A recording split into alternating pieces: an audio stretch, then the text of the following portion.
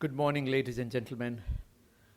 Our chief guest, Dr. Narottam Sahu, Ms. Gopi Trivedi, Mr. Jatin Trivedi, all the esteemed speakers for today's summit, the registered participants, invitees. It's a great pleasure to welcome you all on this 16th IP Summit, which is organized under the auspices of the Y.J. Trivedi AMA Center for Intellectually Property Rights. We are honored to have Dr. Narottam Sahu, our keynote speaker today, whom I'll introduce in a while. And as many of you are, he's a veteran for developing science and technology and taking science to the masses, including children and the society at large. Everybody here in this hall, we have a lot of students. We know that intellectual property rights are one of the most important possessions or elements of business that includes, of course, SMEs, startups, and so on. So we will leave that to the experts. This annual summit provides an avenue for professionals and students to gain latest developments in the area of IP laws. It has provided a great opportunity for the law students to interact with national and international speakers on the developments happening around the world in this field. Of course, Gopi will be briefing about today's summit, and Jatin Bhai and Gopi and the entire Y.J. Trivedi team has, thought out some very relevant topics for today, and at the same time lined up a great line of speakers that include Mr. Anubhav Kapoor from Ford India, Mr. Munish Sudan from Tata Steel, Mr. Gregory Loader from Clark West, USA. He's been coming to this summit for many, many years. Dr. Anurag Gupta from the Atal Innovation Center, that's with the Niti Aayog, and Ms. Lakshika Joshi, who is the head from Capgemini Engineering. And thanks to all our distinguished speakers who have kindly agreed to participate and address today, and not forgetting Gregory from Clark West, who is also the co-sponsor of this event. And I'll introduce briefly Dr. Narottam Sahu. We have a small change in the program as he has to attend another summit. So immediately we will have his keynote speech, and then Gopi will be telling us about the other sessions. Dr. Sahu is advisor and member secretary of the Gujarat Council on Science and Technology, which is known as GUJCOST. He's a scientist by profession and science educator by training, who has taken science to the common people. He has been recognized for his commitment to public engagement and for igniting a sense of wonder among the people about the world by unveiling the interplay between science, engineering, and society. He holds a PhD degree from Utkal University, that was in 1999, and he was also senior scientist at the Gujarat Science City since 2001, and currently he's mandated with giving a new dimension for the promotion and popularization of science and technology in Gujarat. Before working in Gujarat, he was a postdoctoral fellow at the Homi Bhabha Center for Science and Education at the Tata Institute of Fundamental Research, Mumbai, for 2 years. During this period, he devised some interesting science education and communication modules for dissemination of science and technology amongst children and the general public. And it is his knowledge and background that we see the wonderful exhibits and the style at our very own Science City, which we are indeed proud of. Dr. Sahu's innovative efforts towards science communication, motivational research, innovation management, governance, and policy development have made significant impact, leading to growth and development of the science and technology ecosystem. He believes in the practice of constant learning and applying new ideas and technology with the aim to achieve new standards of excellence. He has been, conferred with various awards that include, for his work in lignin chemistry, Dr. Sahu was bestowed with the institutional prize, that's the gold medal of the Institution of Engineers in 1998, and other accolades include the Young Scientist awarded by the Department of Science and Technology, Government of Orissa in 2000, and the BC Dev Award for Science and Popularization in 2014 by the Indian Science Congress. Dr. Sahu has been interested in research innovation and has 45 research publications to his credit, besides developing several gadgets, prototypes, and science galleries.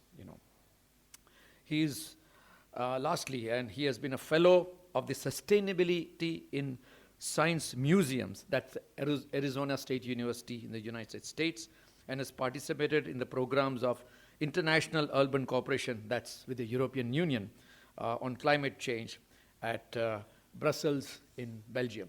So on behalf of all of you and AMA, I'll welcome Dr. Sahu with the flowers.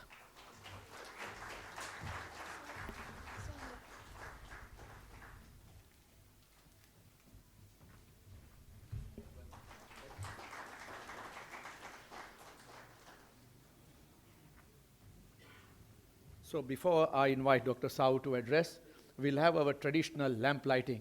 So Jatin Bhai and all the speakers, please come up on the dais, please. So we'll have the light.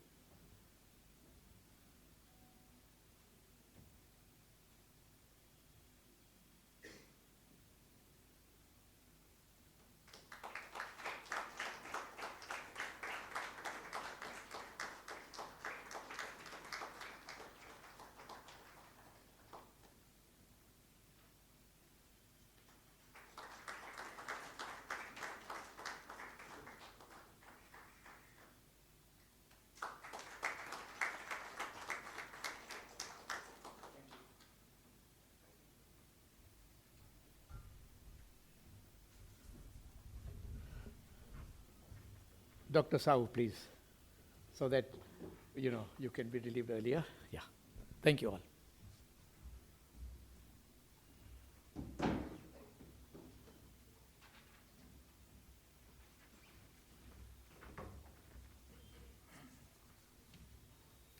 Good morning, everybody. Respected Dr. Divyas Radia sir, the president of a very prestigious institution and instrumental in promoting all types of policy changes, guidance, activities of this Ahmedabad Management Association. Madam Gopi Trivedi, Governing Council of AMA, all our patron, Sri Yatin Trivedi sir, Dr. Padmin Bush sir, specially invited guest from abroad, Dr. Jarjari Moyer sir, Nidhi Buch ma'am, all the stalwarts of intellectual property rights movement, and all the executive directors, Sri Umesh Dikshit sir, all the members of AMA, and all the enthusiasts in IPR, and all the forward-looking process and practices for our new India mission of Honorable PM. It's a great pleasure for me to be here on the 16th Annual Intellectual Property Summit 2023, organized by YJ Trivedi and AMA Academy for Intellectual Property Rights. It's a wonderful opportunity.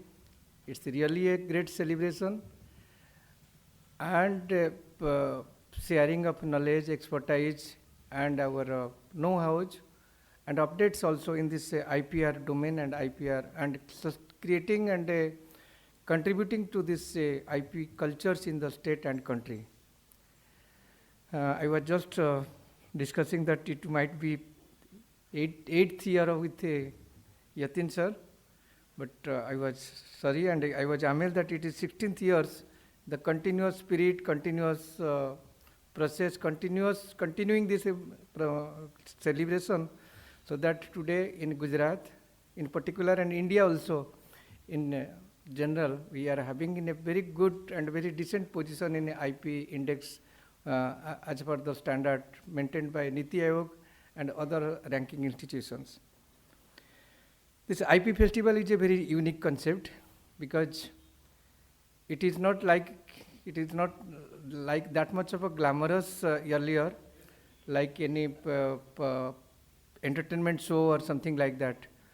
And it is not, we can show that IP is this much, this is bright in color on this thing or something like that.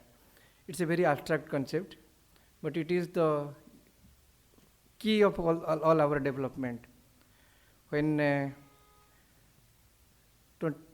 12, 13 or 13, 14 or 15, 16, if you can see that India was something 42% of IP registrations and things. Now on 2022 and these things with Honorable PM's mission as well as the drive and all these policies, renovations or the implementations, now we are having 68, 70% of registration. So it's a more than 50% achievement we can say. And it is all achievable, possible through these types of festival, these types of sharing, get-togetherness, contribution, commitment, and keeping our younger generation up to date on this domain.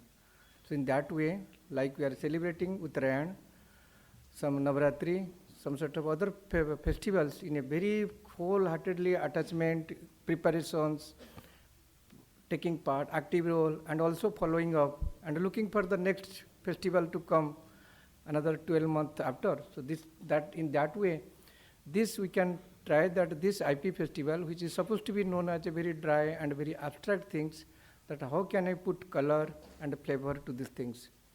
I'll just give you a small example. In fact, I am very much honored and very much thankful to the organizer. This program we have finalized and I was commitment because I thought that it's a good time to discuss and share our thoughts and learn also how best we can add to our state policy practice so that we can have accelerate this movement. So this is a wonderful movement started by YJ Trivedi and AMA Academy, but that is a definitely a bigger role also, or supplementary role also by the state government or national government to take it further, because it is initiated, they are the domain expertise, but with the government practice for policy, it can be having a broader outreach or a wider participation altogether. So, but today we have another program. We are hosting this 30th National Children's Science Congress. It's a program for 10 to 17th years, and all across the country, 10 lakh students, they participated, registered. So they presented their papers at the district level, and these 10 lakh students, mostly 60% are the rural, so they have to identify a problem. They have to work with the local resources. They have to present their paper in local language, not like that we have to force them. And they have to also present their paper at the state and national level in the local language. Suppose if he has Tamil student, Tamil Nadu student will come, he or she has to speak in the Tamil, so that her flow of her thoughts and expression would be very more simpler, not like any jumbling or not like some blockage of mindset or something like that. So that program is now entering to 30th, and Gujarat, Guj Coast and Gujarat Science City is proud to have it for our children. But the very interesting part is like that, 10 lakh students registered at the beginning, 850 students come to the national level. So there was a district level competition, state level competition and national level competition. Suppose 800 students are coming to the national, if you are having this, and this you can say that best idea. And the children are the creators of all such good and fresh ideas, because they are non-biased like us. They have not worked, but they are focusing to the local problem. And they very interestingly and very seriously they have worked. And that is a stepping stone to their career and future, being a scientist. And they are, by that process, they are also learning how method of science works. And this is not less than a candidate or like a full-fledged scientist who are taking a new project, or in fact a PhD scholar also. So 850 students coming to the top national, 30 years, you can multiply it with how many numbers of ideas we are having, or how many bright students they have participated in this thing. But for our surprise, in fact, we with all our partners here, last 2020, we have started that in Gujarat, we have a quota to send 26 students, child scientists, after our district and state level. So similarly, so these 26 students, we called them as child scientists, they will be a part of 850. So 2020, we are trying to register these 26 ideas and groom them and seeing them what are the responses are coming from the patent office.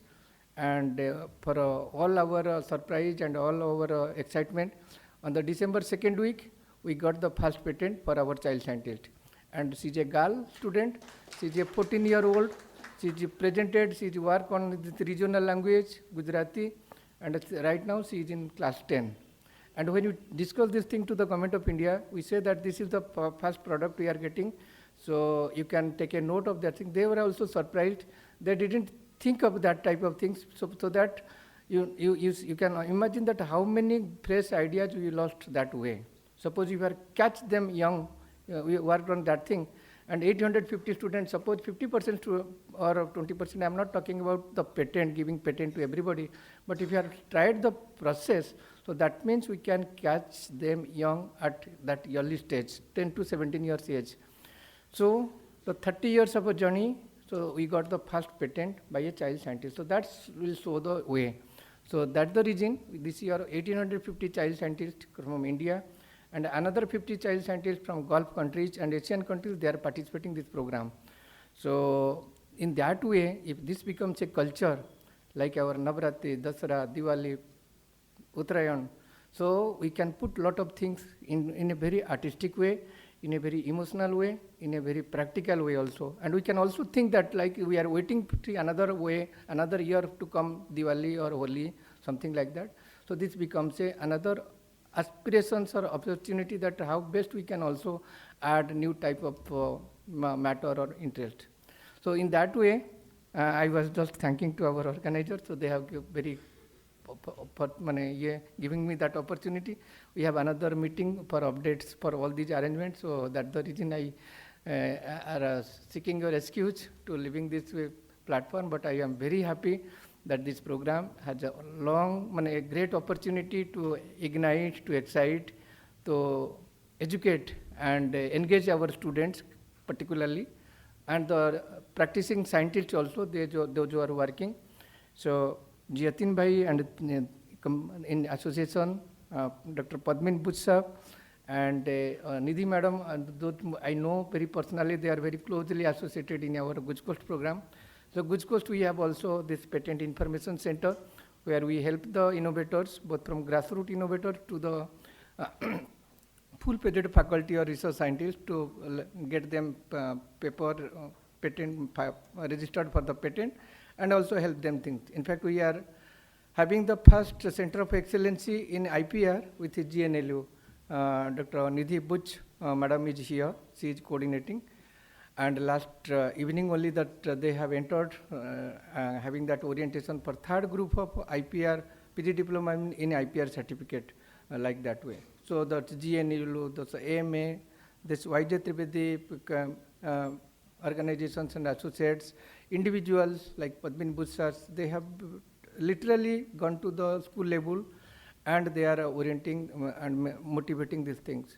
So if these things will be coming in a regular way, in our regular practice, I think it will be nobody will be tell that IP is a very hard, very abstract and very dry subject. We can also think like every day, whatever we are eating, whatever we are doing, whatever we are seeing, whatever we are practicing, every point, every action, we can see that what the new IP is there.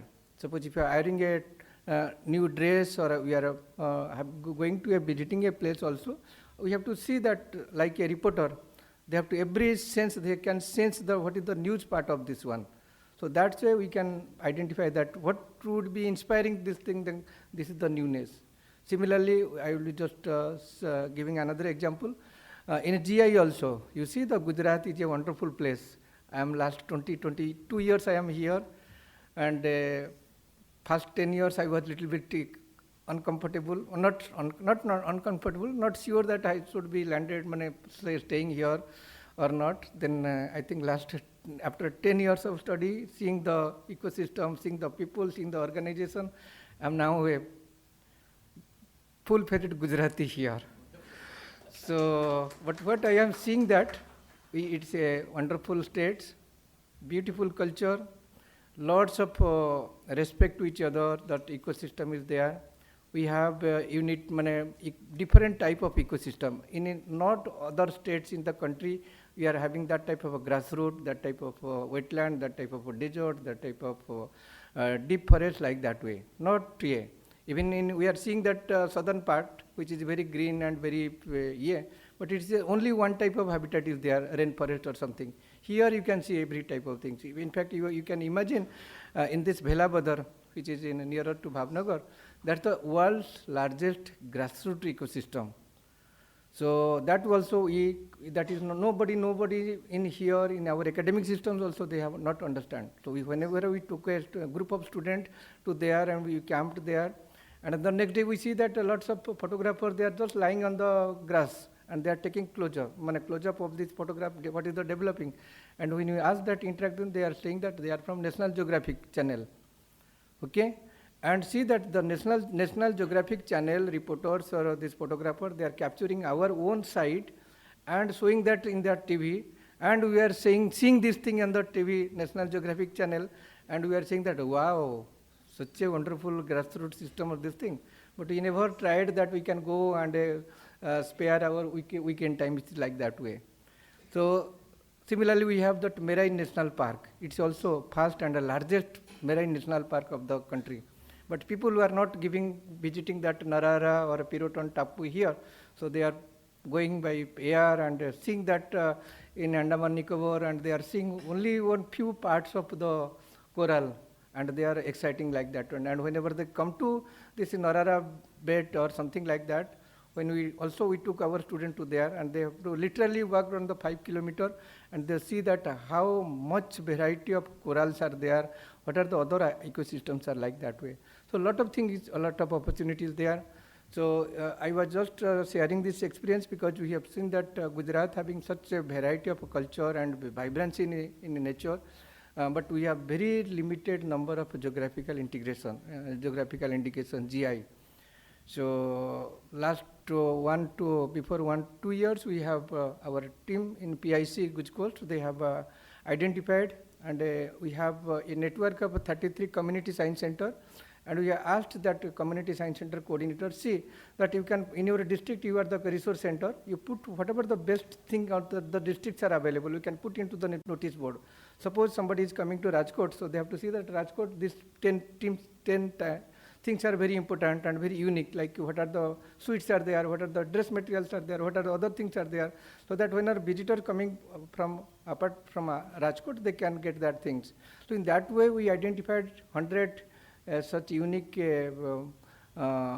geographical indication in a district wise. Then we come down to 0 down to 10, we can start 10, and we are filing one by one. So our first file was Pethapur printing block, which was with lots of communication, explanations. So that was also given that GI tag, 15th GI tag in 2020. So we took this craftsman to Delhi, defend their queries, giving the presentation with the 25 members of that committee, and we got that things. Then this year also, we have through with this Ahmedabad Matani Pachadi. So it was also a very old art and craft.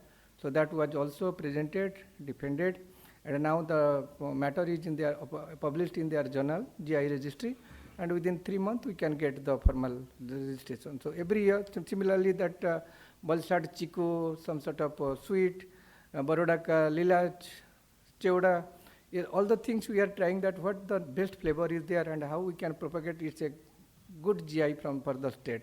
So all these things should be happened, and our team is facing lots of problem. When you are going to this craftsman, and there are only few, 10 people or 15 people, they are there to continue generation. If they are not taking there, so there will be no other person to take that art and craft further. So now it's everybody's duty that how best we can motivate them, how best we can give that government stamp on for GI or something like that, or arrange some sort of financial support. emotional support for them so that they can take that art and craft will be a carry forward for our future generation. Otherwise, our children we can't see that these are our strength and these are where our opportunity at this times or something like that way. So patent, design is also like that. Ahmedabad, Gujarat is the capital of we can all new business and entrepreneurship things. So if we can put that thing also, we can have a good true number of IP registration that side. So patent, GI, copyright, design, all the things needs a lots of movement, lots of initiatives and lots of inspiration for every sector in the life, starting from the family, small family to the college, campus or something like that. We can get a sizable number of registration, and by that process we can finally got whatever the best things that can be registered on that domain. So it's a very consultative effort. It is not like only one person, one organization or something like that way. But best part is that I like this one. This was designed and packaged like a festival. It's a IP festival. So that we can add lots of flavor to this one. And that's the way this one-day program, after 2 years of a pandemic situation, this has been designed in a very physical format. And I was happy to see all these stalwarts on this field. So they will be sharing their ideas and their innovations and the updates also in the domain, so that our students, particularly those who are interested in this IP academic curriculum also, they can contribute and they can be there.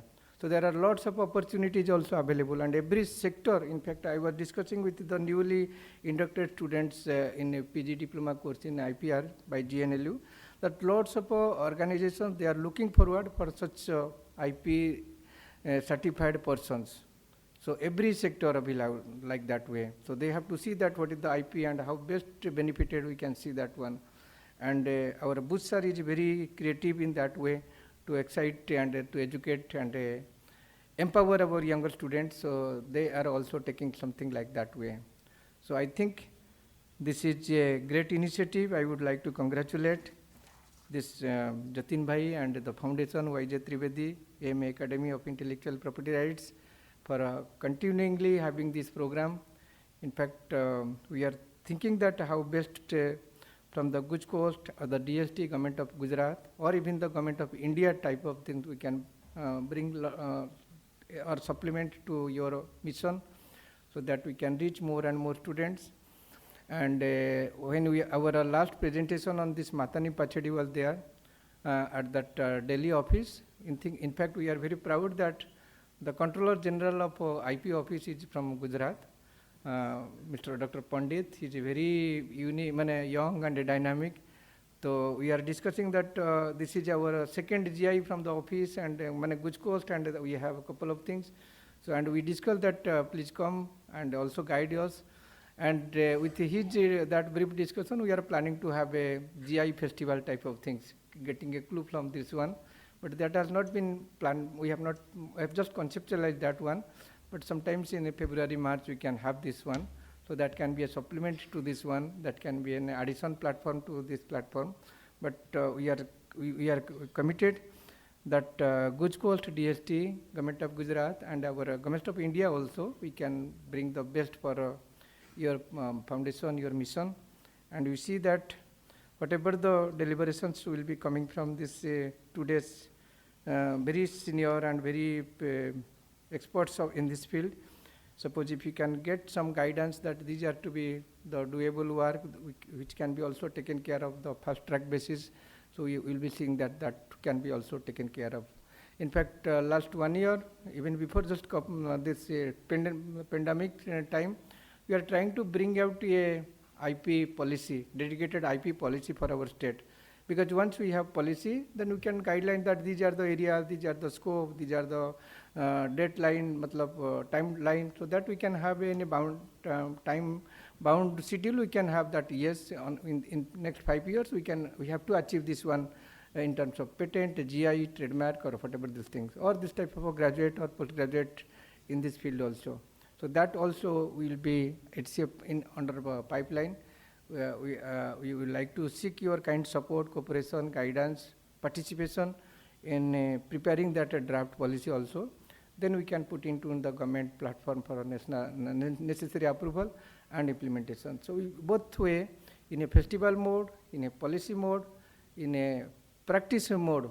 So all these three things we can take care, so that we will be having some sort of, see the best part of this IP culture in our state, and we can be proud of our own creatives and our innovations. With this word, I thanks YJ Trivedi AM Academy of Intellectual Property Rights giving me a chance to grace this program and sharing our thoughts and ideas before you. And I am looking forward to carry out all the recommendations that would be evolved around to this today's meeting, and having a very concrete list of activities or follow-up, so that by the next program would be like this way or that way. So we will be very happy to support that one also. So thank you very much, and I am wishing this program a grand success, and I am looking forward for your active participant, not in today, but in this mission, so that whatever the background mission and vision set by this YJ Trivedi AMA Foundations, so that we can carry forward. Thank you.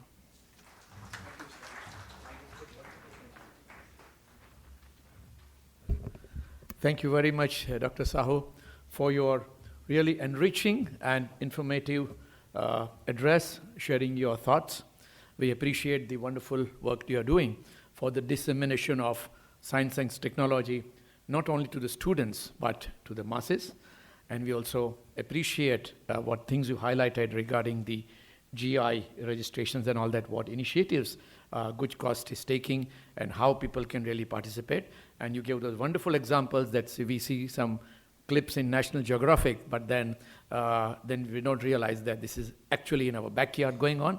So let's all of us take this great cue and be aware that we have lots of wonderful things in Gujarat which are relevant to science, technology, evolution, our history, and where GI and other things, patents can be applied. So as requested by you, sir, you can go for the Children's Science Congress. So all the best, and thank you very much for gracing this occasion and sharing your thoughts, sir. Thank you.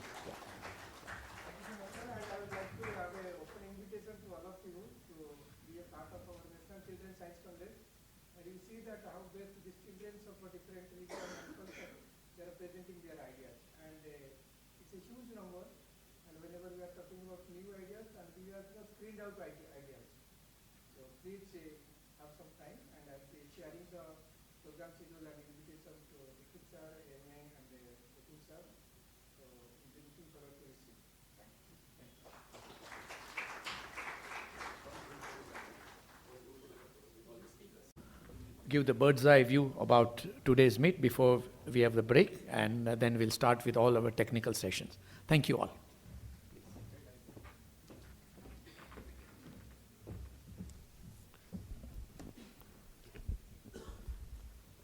Thank you, Radia sir. Our chief guest, Dr. Sahu, has set the tone of innovation, creativity, IPR rights, and what the mission is going all around. I'm really happy to be here amongst you all after 2 years of offline events, and glad to be, in person amongst with you. And that's what I was sharing with other speakers, that, we are glad we are all alive. We are all survived. So, pat on our back, and we can be happy for that too. So with this, welcome you all once again to 16th IPR Summit. And I was going through a few, developments in this field very recently. So the advisor to Prime Minister, Shri Amit Khare, has very rightly said that the people have to be creators of knowledge. People, meaning thereby Indian citizens, need to be, creator of knowledge and not just borrowers, as the country as a whole aspires to become a superpower in intellectual property. So with this, I think we as a citizen, we all need to contribute in one or other way in the field of intellectual property. That's what the motto is. And we all know that a strong IPR ecosystem plays a very, very crucial role in the advancement of the country. And with that, a nation can become a job giver, yeah, not only job seeker. So the whole perspective would get changed when intellectual property would be, fused in our daily activities. See, under the initiative of government's Azadi Ka Amrit Mahotsav, that is 75 years of the independence, a national intellectual property awareness mission, that is NIPAM, was launched on December 8th, 2021. The mission was to spread awareness amongst the stakeholders, the young students, the institution, with a number of 1 million receivers. And the deadline was 15th August 2022. With a great joy and pride, as again a patriot, I would like to share that that mission was completed before time on 31st of July, and 10 lakh students were, touched upon with the subject of intellectual property rights. Now, we'll see the day soon, then it would be converted into the productive actions. With this, we really congratulate the Intellectual Property Office, the Office of Controller General of Patents, Design, Trademark, fondly CG PDTM, the Ministry of Commerce and Industry, for such thoughtful vision, and then the required efforts to make it happen in such a short time. And they have they have touched upon some 3,600 academic institutions. It's really a huge number, and that too in those gloomy days of pandemic. So wonderful efforts. And we have gathered today with more or less the same mission. We have been gathering for last many years with almost same vision, but glad to be contributing a little bit toward that national interest. And the ultimate purpose of any such conference or any such summit or gathering or awareness program is to ignite the minds to think about intellectual property, protect it timely, and make the best use of it. And those uses are so varied. We're going to learn it from the experts, the stalwarts who have all the way come from different towns, different cities of the country, traveled. They're going to share their experiences, and we're going to touch upon some basic subjects to very contemporary and advanced subjects in this field now. So next thing which is prevalent these days is the sustainability. Sustainability is in the corporate priority, even in the political priority. The global agenda is all around sustainability, how to make products which have less carbon footprints, less effects on the society, and we go ahead with a greener and better future for the next generation. In that entire domain, lot of developments have happened which have brought in new technologies, new stakeholders have come up. So patents have played a pivotal role around it. Because having patent in place only, you can fetch the fundraising you can attract the interest of other stakeholders, and the marketability is also ensured. Not only patents, even trademark, copyrights, designs, and trade secrets have also parallelly going along with this sustainability ideas and innovations. Those ideas are around newer fuels to newer materials, to new mechanical arrangements, to new electronic circuits. So various disciplines of sciences are engaged just to solve certain problems called sustainability. And with that, a completely new set of thinking have come up, but at every angle, the intellectual property rights are there to protect those ideas and motivate those stakeholders to go ahead for a longer time. And fundamentally, the patent information must be made available so that the newer research would come up on basis of whatever has already been done. And globally, a lot of efforts have been made by different countries to even involve intellectual property office, that is WIPO.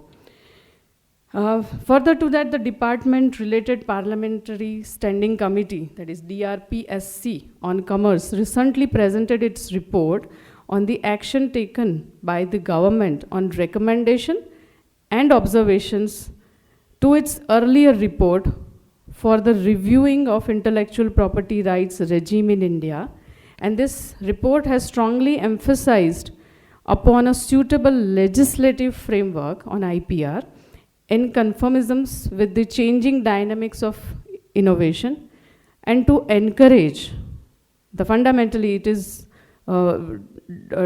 designed to encourage the financing and commercializing of IP assets in the country. Our speakers are going to throw more light on it in the coming sessions.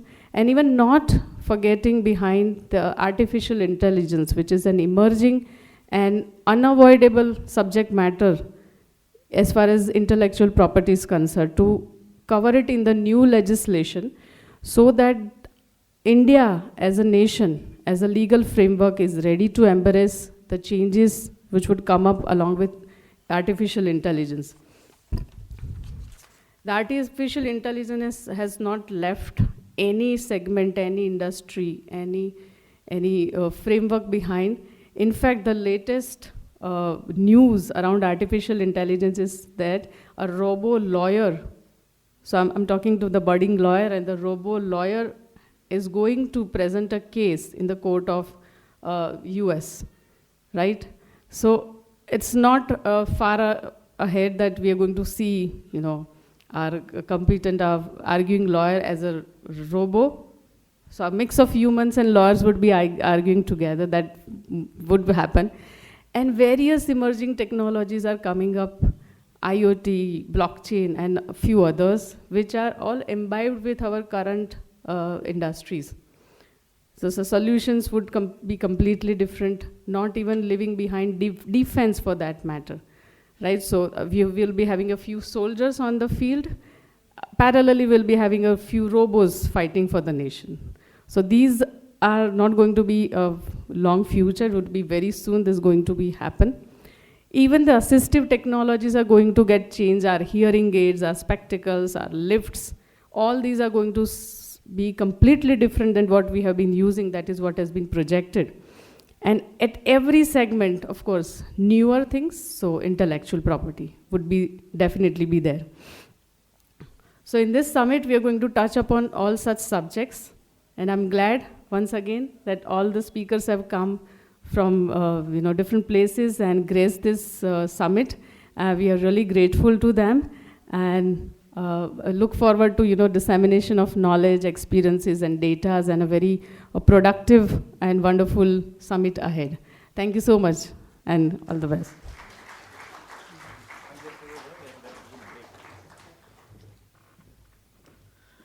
Thank you, Gopi, for giving a bird's eye view of today's theme. Of course, the sessions we will be learning much more things, but in line with what Gopi said, that how the world has been changing, not only changing our lifestyles, our lives, the way we work, the way we teach, the way we learn, and these implications we have on business, especially on IP, and with more challenging things. This is a paradoxical part. On one side, science and technology is making our lives easier, but on the other hand, there are other challenges like, copying stuff, plagiarism, which is common in universities, and the newest, I will not say spoil sport, but the challenge is what you must have all read about is Chat GPT, which even the faculty members of renowned universities are finding very challenging, because this is a tool which immensely is helpful on one side, but then, when it comes to academics, when it comes to pure research, writing about original thoughts, these are certain challenges. Anyway, we will leave these all to the experts. It's nice to see a lot of students amongst us, and many of you are aware about AMA and its activities, And you can gather, this folder given to you has something about our open programs. And January has been a very vibrant month. Besides this talk today, there is a wonderful talk on digital payment this evening. And most of these programs are open to all, so you can all participate. Coming days, we have the Event Japan Festival, which starts with an art show today. And next weekend, that's 28th, and other days we have other, 28th and 29th, we have performances and all that. So you can get all information from here. Thank you for participating. We have, since Sahu Sahib have left earlier, we are breaking little earlier, but let's make sure. Yeah, so say 10, 15 minutes, yeah. So instead of that half an hour, let's give ourselves a quick coffee break for about 10 to 15 minutes. Let's make sure that we are back as fast as possible so that we can have more time. In fact, with students, I will encourage more Q&A, which the speakers will be happily sharing with you. So thanks a lot for your attendance, and let's break for tea. Thank you so much.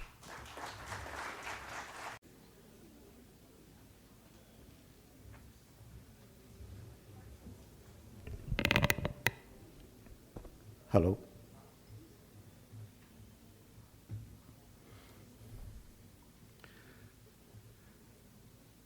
I would again say good morning, friends, because we are still in the first part of the day and session 1. I'm sure you had quite stimulating and appetizing morning session, the opening one. And we are all ready for sumptuous session 1 before you have a sumptuous lunch.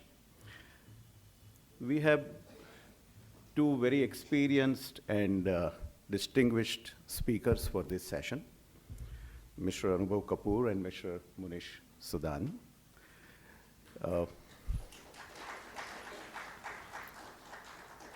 Both have extremely rich experience in the realm of IP, and this experience spans from not only IP from the legal perspective, but also from the business perspective. Both go hand in hand, and extremely lethal combination both of them possess. Friends, the theme of this session is extremely interesting. Intellectual property itself is a very interesting, evolving, and to an extent I would say a mysterious asset class. It is intangible in true sense, and just like, as they say, our Atman, you can all experience it every day, everywhere, but very difficult to realize where it is. But it is there, omnipresent, prevailing everywhere. For a long duration of time, and you're all, I guess, you are students of IP, and you have studied it in great detail. So for all a long duration of time,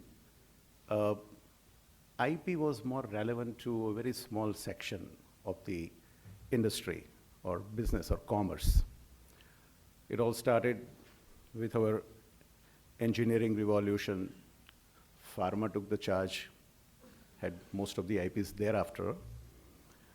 But then, with the information technology and telecom revolution, the expanse of the IP increased.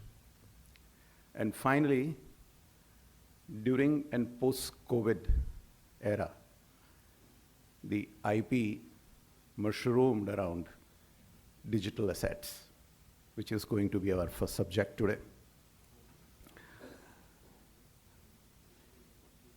These digital assets evolved out of the new business models. So the challenge before the industry during this period, more particularly even pre-COVID, COVID only added fuel to the fire. But with advent of digital technologies, the new business models, and we all have experience, micropayments, pay-per-use, pay-per-view, subscription, membership, and all sorts of things, P2P lending, MOOCs, fragmented content, bundling, unbundling of the things. All these business models evolved. The traditional businesses didn't have time and resources to completely innovate, build new product and technology.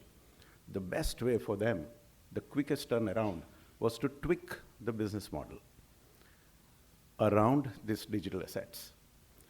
And that makes our first topic of the day today extremely interesting, which is the influence of IP on the business models in digital age, which our learned speaker, Mr. Anubhav Kapoor, is going to be addressing. Speaking about giving some details and background of the speaker today, Mr. Anubhav Kapoor is a director, legal affair, Ford India. I had a very brief conversation opportunity today morning, and he is overviewing some of the finest intellectual property of this company built around the automobile industry.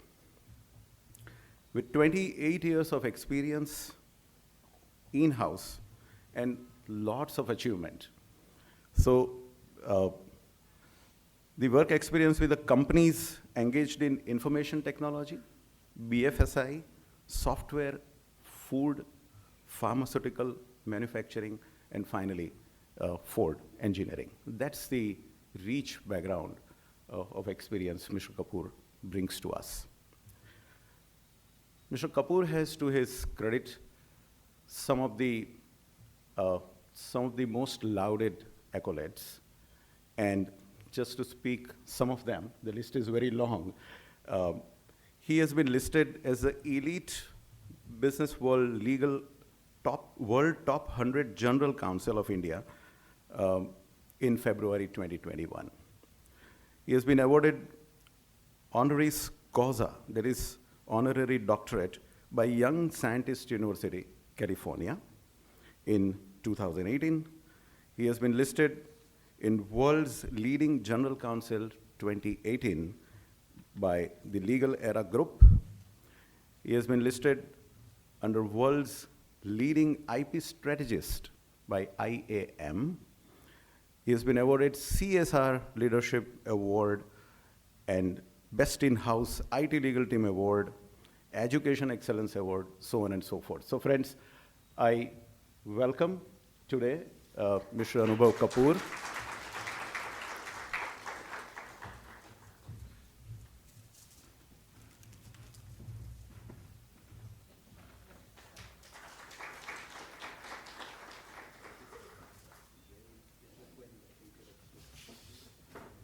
And also, I invite Mr. Kapoor to give his address. Thank you.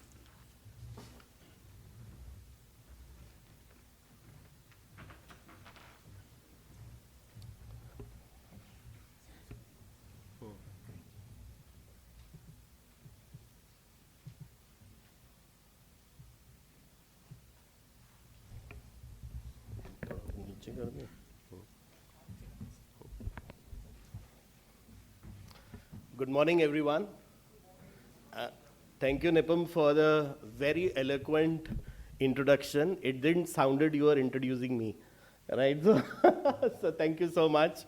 And I'm very pleased to be here once again because I think AMA has a very rich legacy of hosting this program for the last 15 years, which is very commendable, right? The whole, this is part of the institution building and creating awareness. So very pleased to be here and this morning and sharing some of our thoughts. And probably since I'm discussing about the digital age, I don't have probably all the answers for you today, but I will try to kind of take you to realms which we are now thinking, right? So that you can think about which way the law is progressing or could progress in the future, right? Given all the developments that are happening in the digital age. Because the reality is technology is moving at a pace where the law is struggling to catch up, right? That is the reality, right? The judiciary is struggling to catch up. The laws are struggling to catch up. We are having cases or instances which we haven't thought about before, right? The situations have become extremely complex because of the technology, the boundaries. The law traditionally has been designed on jurisdictions, boundaries, right? Technology takes away all the boundaries, right? So how do you implement law, right? So the struggle is not only with the users, but it is also all pervasive with the regulations, with the judiciary, with the people who are using it and who are also suffering the technology, right? So it is, and therefore, we are also moving at a pace and we are catching up. It's not that we are still struggling. All the countries are at a different stage of catching up. And I think this is the whole journey of the digitization of the countries, right? Say India itself is very progressive. It's adopted a number of digital kind of initiatives, right? But we'll discuss all this as we go along. But just to start with, let me give you some overview, right? Nipam touched upon the different models and in terms of how I think every area we can think of has been touched by technology, right? But at a broad level, right? The digital models as we define it is any business model which uses or leverages technology to produce goods and services and obviously do business, right? So there are about 6 or 7 broad varieties of business models that have emerged over the past like 10, 15 years. I wouldn't say more than that, maybe 20 at the max, because India saw a IT revolution in 2000, 2001, right? And after that, like all these models have developed, and these are not just business models for name's sake. We have seen these companies grow, become profitable, and earn wealth at a speed we have not heard of in the brick and mortar world. Say, for example, when the first LinkedIn got sold for $20 billion, it was just 50 employees sharing that profit, right? And 3 years ago, when Tata's took over Jaguar, it was for a 13 billion deal. For a company which was 200 years old, and they sold the entire city of Coventry, and it was just 13 billion. And this guy, LinkedIn, doesn't have his own office, doesn't have his own chair. He just has a software, and he still gets $20 billion, right? So this is the paradigm shift of technology that we are seeing, because the valuations are skyrocketing based not on what exists, but what the future potential of business could be, the future profitability, what the business can earn, right? So many of the young people wonder, the companies are at a loss, but still the money is chasing them, right?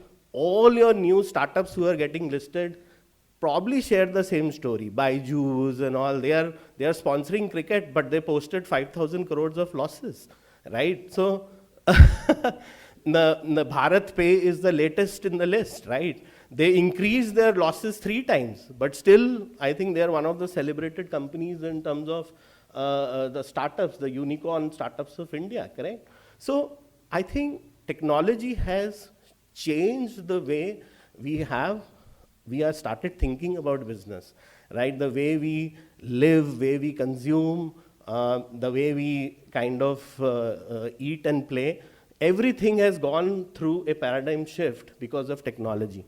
So quickly touching upon 7 business models, like first is the e-commerce or marketplace, right? Marketplace is basically, the examples are Amazon. You all have used Amazon. It's just a virtual platform where you have goods and services by different manufacturers. It's like a shop, right? You put it virtually, people shop around it, and in the process, the platform makes certain amount of commission or money, right? And this kind of brings the but users and the consumers together on a common platform where the sale and purchase can happen. Now, obviously, there is a limitation. If the suppliers are more and the purchasers are not there, this platform probably will not flourish. But that's not the case, because what we saw in COVID really was the other way around. People stopped going to the market because of the restrictions, and subsequently, I think everyone got lazy also, right? Nowadays, they don't even want to go, right? It is become such a easy thing to order online that it has become part of our life, right? I think this is where the e-commerce marketplaces evolved big time, right? And COVID only promoted them. The second was on-demand kind of services. Now, this is a interesting model, right? On-demand was people wanted things instantly, but didn't want to acquire asset, because there's a cost to the asset. Say, for example, you want to, it's like a hotel, right? You want to stay at best of the places, but you don't want to own the entire property, right? You just want to go, pay for what you use, and move on, correct? So Airbnb, great example. And also it reduced the cost of enjoying those assets, because there was accessibility to the asset, but not a purchase of the asset, right? And all the ideal assets, say for example, Airbnb, they use the spare room you have, right? That's the model they operate in. So they started making money. Uber was another example. Spare capacities, people who want to drive, they use their car when they were not using the car for themselves. Things like that.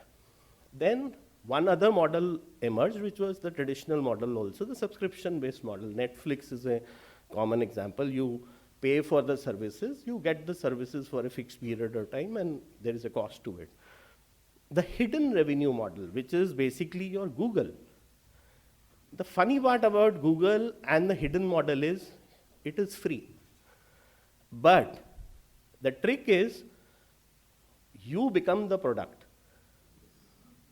right? You unknowingly become the product, but what they are tracking is your behaviors, your preferences, how you are purchasing, and that's the data they are gathering and making use and in other ways and making money. Plus, they push all the advertising to you. They make you show and kind of prompt you based on your behaviors or your net activities. There are journey maps, there are personas, there are various tools that the technology companies are using, which kind of, they know that this is what you're looking for, and this is, at the right time, they will prompt you, right? When you are, say, going into a store, they'll show a deal going on chocolates because they know you like chocolates. So the conversion of that thought into sale is much more probable, right? So you become the product, right? In hidden revenue generation. Facebook is another one, right? We always put like, right? Because free है वो तो एक अंगूठे में ऐसे like कर दो बस, but that like is being analyzed several times, which converts into revenue models for several other companies. Open source is Linux, Red Hat. Here, you give something free, you take no cost to you, but they start charging you for services, hosting, so everything allied to that, right? So that's their model of making money. Ad supported, we discussed, Google, great example. You push ads, peer-to-peer, and two-sided marketplace. When the demand suppliers, they bring it one place. Uber, Airbnb. Freemium model was another one, which is like, they give you a chota hathi free. You take the chota hathi free, see this is a good elephant, it can ride, but if you want a bada hathi, you will have to pay for it, correct? So they give you certain portion of the software free, you like the software, you like the services, but if you want the full services, you have to subscribe and pay for and buy a license for those services. So these are various 7 or 8 categories of new business models that were heavily dependent, or they could not have existed if the digital platforms were not there, right? So basically that is sum and summary of the business models. But what prompted them? Like, none of this business model is out of the world. Nothing is based on fundamental research, like we researched a molecule. These are all existing needs which were enabled by technology to be done in different ways, which was creating a value, correct? So, and that's the beauty of the digital technologies, right? Say, for example, let's take a high-tech example, right? The whole technology of doing digital twins. How many of you have heard about digital twins? Say, for example, digital twin is nothing. You have a piece of machinery, you create a soft image of that machine. While it is running up in physical environment, you simulate that environment on a PC, right? And in the process, you do a predictive analysis of where the defects in that machine are, how is it performing, how it will behave differently if the simulation is changed, right? And where are the scope of improvements. Now, this is a great tool where you could reduce the training cost, you could reduce the maintenance cost, and it gave rise to new revenue models of predictive maintenance and analysis. Imagine a airline turbine or jet engine, what we call, right? Now, the planes of, say, an airline are in the air for almost 20 hours a day, right? Because that's how airlines make money, right? There is no time for the airline to bring the plane down, get the engine away, and see what is happening in that, correct? In fact, GE at some point started selling that you don't have to pay the full price of the jet engine. You only have to pay a part price. Rest is based on how much you run the engine. Correct? It was basically a running model. This is how they made the money because they were so confident on the technology. And that's the airline, right? Business as well.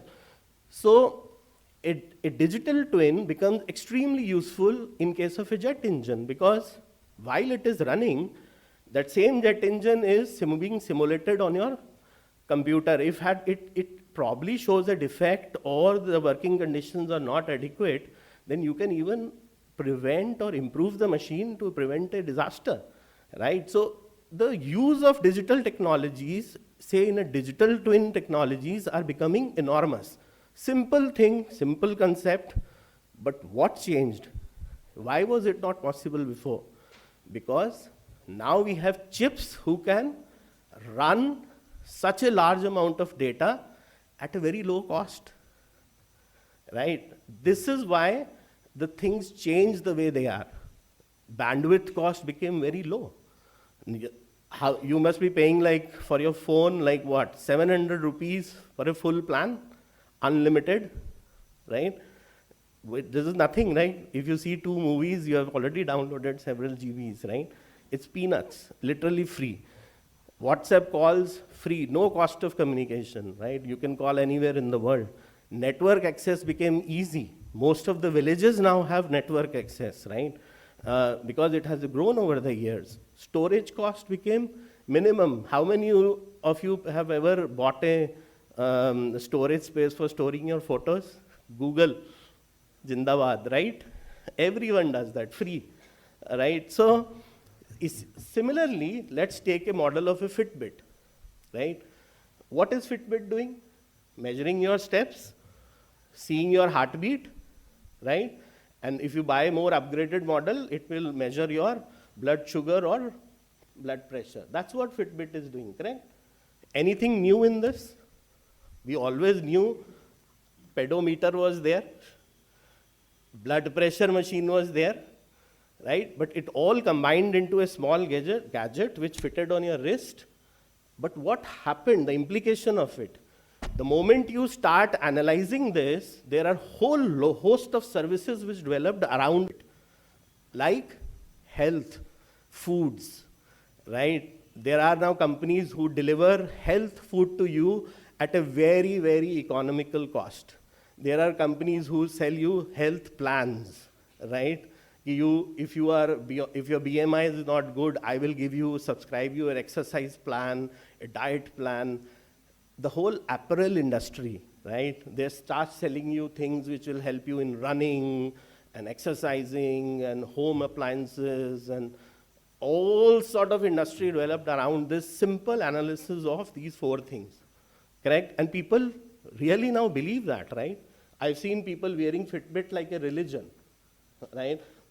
They don't go out of the house without that. And it's a simple watch. So I think what is the magic of digital is the low cost of the digital infrastructure and availability. Now, it is also a very powerful tool because it enabled new entrepreneurs to come with new business ideas, and this can change the world, right? And that is probably the crux of why these new technologies are important, right? I'm sure you would heard of all these big names like robotics, 3D printing, big data, AI. I think these are subjects in itself, but these are big influencers in why digital is happening the way it is. And the organizations have to adopt these technologies to be future ready. You can't ignore it. Companies who were not digitally savvy could not survive in COVID, correct? Companies who were digitally progressive, they could easily switch to work from home, do WebEx. Their business didn't get affected. In fact, some of them, I know they even diversified into other businesses while this COVID was going on. It was an opportunity for them. But also this digital technologies has the potential of changing the world equilibrium. Lot of developed countries can now use the low-cost infrastructure and accessibility to digital to change their fate and become developed or developing countries, right? And that's the potential of IP and the digitization that we are really thinking about now, right? And so therefore, I think the key questions that leads us is, what role does IP have to play in this transformation, right? Because here we are talking about simple technologies combined in a certain fashion, but that is unique, correct? If you are used to an iPhone, it is very difficult for you to change to an Android. Why? Because you are used to a certain interface, correct? And it's a combination of how your phone can be arranged for use. That's unique. And anything which is unique and proprietary can be IP'd, correct? And that's where the power of IP in digitization starts coming in, right? So we really have to think what is the new role of IP, because traditionally this was not there. This did not exist. Now, how could even countries have accessibility to this digital technology? Because there is a cost of digitization. You got to have towers, you got to have networks, you got to have phone in every hand. That's how you will become popular, right? Many developing countries still don't have it, correct? And how do you change that? What are the elements of innovation ecosystems now, right? Traditionally, we used to have research lab, the brick and mortar. Now, research is going on in every home. In fact, Infosys and Wipro had to issue a notification to their employees, please stop moonlighting. You understand moonlighting? Yeah? Has it ever happened before in last 200 years of human history? It has never happened. Why? Because technology has become low cost, accessible, and accessible from everywhere. You're sitting at home and doing innovation, and you can create your own IP, and so therefore, this is a real catalyst for promoting IP. And the second advantage, which is big advantage that we see a shift and which is relevant for IP, is the shifting value chains, right?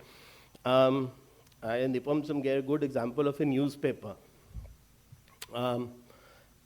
I have come from a generation where I saw my father waiting for the newspaper, right, in the morning, right? वो 7 बजे तक newspaper वाला नहीं आता था, तो he used to be at the gate, right, waiting for the newspaper to come because he had to be fed with the latest news that is happening around the world, right? How many of you wait for a newspaper now? You still wait, huh? There we have someone. So I think that, that is part of your old habit, right? But the whole newspaper industry has transformed, right? We have moved to a big digitization business model in newspapers. Similarly, movies, music. Pehle you have to. I still have a large collection of cassette. I don't know if you have even seen that, right? Then, yeah, cassettes. My mother has been telling me to throw it. I have not thrown it, right? It's a. And then we had this VCDs coming, VCDs, right? Then we saw an era of MP3, right? Then DVDs came. Then suddenly one day I see a Blu-ray, right? And now, any music, anytime, any movie, anytime, anywhere, any device. That's the reality. Which is the easier world to live in? The first one or the second one? Second one, right? What enabled it? But tell me about the IP. The copyright law didn't change. But you are still able to play any music anytime. Why?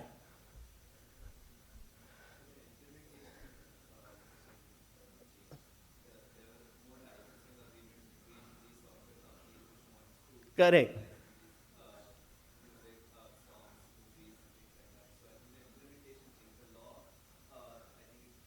Law did not change, but the way those licensing agreements were executed, at the back end technology was playing a facilitative role, right? Similarly, movies, right?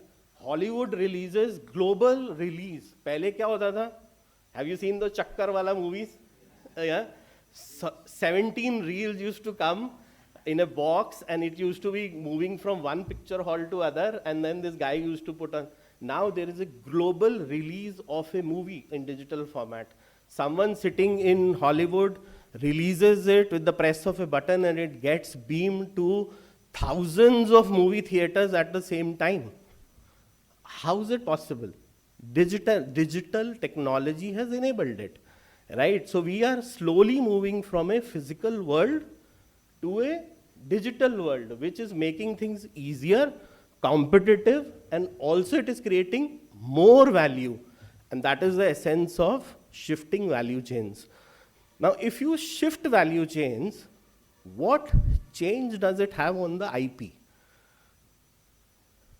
Right? Now, you have a model where you have a global release. Do you think the infringement will become harder? In a physical movie, it was prone to be copied, right? Because you have to, 2 months ago, send all those boxes to all the theaters, right? That is not the case now. Now, if you have to copy a movie, you have to sit in the front row of a theater, put your mobile phone on, and that's how you get pirated, right? And in the piracy sites, they tell you, mobile version, right? It has become even harder and harder to copy. Is it advantageous to IP? Is it stopping piracy? Yes, correct, in many ways. Music licensing has become easier, simple. The people who are producing movies or music are getting their money, and people are enjoying the music. Still, the licensing cost is coming down. So it is better, right? So it does have influence on the entire IP world that we all talk about, right? But on the other side, when we come to judiciary, we will see how complicated it has become, right? Okay, so this slide, don't go through this. All I wanted to show you is that this is not a buzzword, right? This is the reality that is going on, and it is happening on several fronts. There are almost 200 key terms here, right? And all this are, each one of them is a science and a subject in itself. Sir, please prompt me on the time, huh? Yeah. Okay. Now, some of the interesting things I can tell you. I think the influencer category is very important, because this is where digitization has played major role, right? It is the personalization of services, right, that has created new business models. The health industry has become totally revamped after digitalization, right? Cyber security, urbanization, social imbalances, gender shift, mobility has gone through a transformation itself, right? Tesla is a great example. They sell cars online. Could have we imagined 10 years ago? But forget Tesla, US and all. Let's come to India. Paytm. 4 years ago, if I went to a bhajiwala, he would only take physical cash, and he will tell, boss, this note is not good, right? Muda hua hai, ispe kuch likha hua hai, type of. Now, when I go now, he refuses to take cash. He says, no, please Paytm me, because that is easy, because he saves time and it is easier. He doesn't have to keep the change as well. Could have we imagined this even 7 years ago, 6 years ago? In our lifetime, this change has happened in a country like India. 1.6 billion of us have changed in about 3 or 4 years' time, all because of digitization, right? So and will it have impact on the IP? One of the questions, can QR codes be IP'd? No. Why? Good, that was a trick question. So let's come to the core challenges now, right? So I think the first challenges are relating to patents, right? Let's cover patents. Now, what has happened to patents? The first case was filed in, which we popularly call as the Devos case. In this, AI invented a instrument, right, or a method which was related to a hardware. And this invention was filed with the registries in US and Europe for a patent grant to a AI system, correct? So this was the first invention where the inventor was a AI. The courts rejected it. And the simple reason was the law globally says that an inventor can only be a human being. An AI system cannot become an inventor. That's how the law is written globally. Now, is this a future we can sustain? Right? Now we are seeing more and more AIs now inventing and helping us in innovation and creation of new products and services. But the law still does not allow AI systems to be patented. And for right reasons. Not that the law is, because can you punish a machine?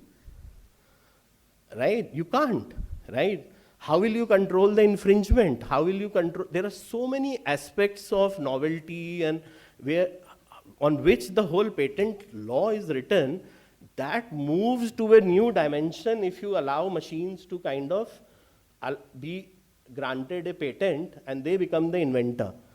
Now, that throws a very big question that if the future is all digitization, if we are going to live through AI systems in our everyday life, does the patent laws now require to be changed? Does the inventorship norms require to be changed? The enforcement, how will you do the enforcement norms? Will the laws be required to be written in a new way, right?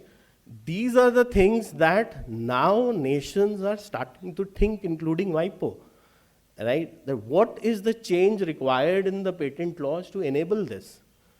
Because this, while the current law does not allow you, but the future, if you continue not to allow it, the technology will go again, right? The laws will not catch up, and you will have people innovating through AI systems. In that case, how do you even protect the whole regime of AI, right? And there is no valid reason except for the law to stop that also. So this is where the changes are happening and the future we see. Let's touch the trademarks, brands and designs, right? Briefly, what is happening to branding and trademarks? Anyone knows the name of the son of Elon Musk? Huh? Yeah, but what are the letters? XI03 or something like that. Yeah? How many of you have come across such names? Yeah? Will you want to keep the name of your children like that? Probably yes. Because that's the future. Correct? So, anyway, so can such names also become the trademarks in the trained names in future? Yes. The way we use social media, everything is possible.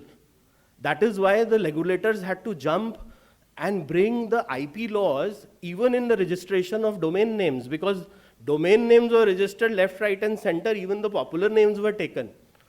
Right, and that gave rise to the entire whole area of another dimension, which is like phishing and what do you call, where you have to buy the domain names, which is actually yours, right?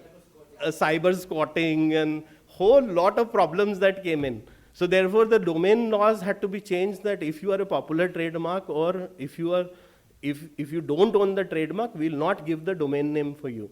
Right? So all this problem started, it was unheard of, right? The whole regulations had to be changed to enforce that.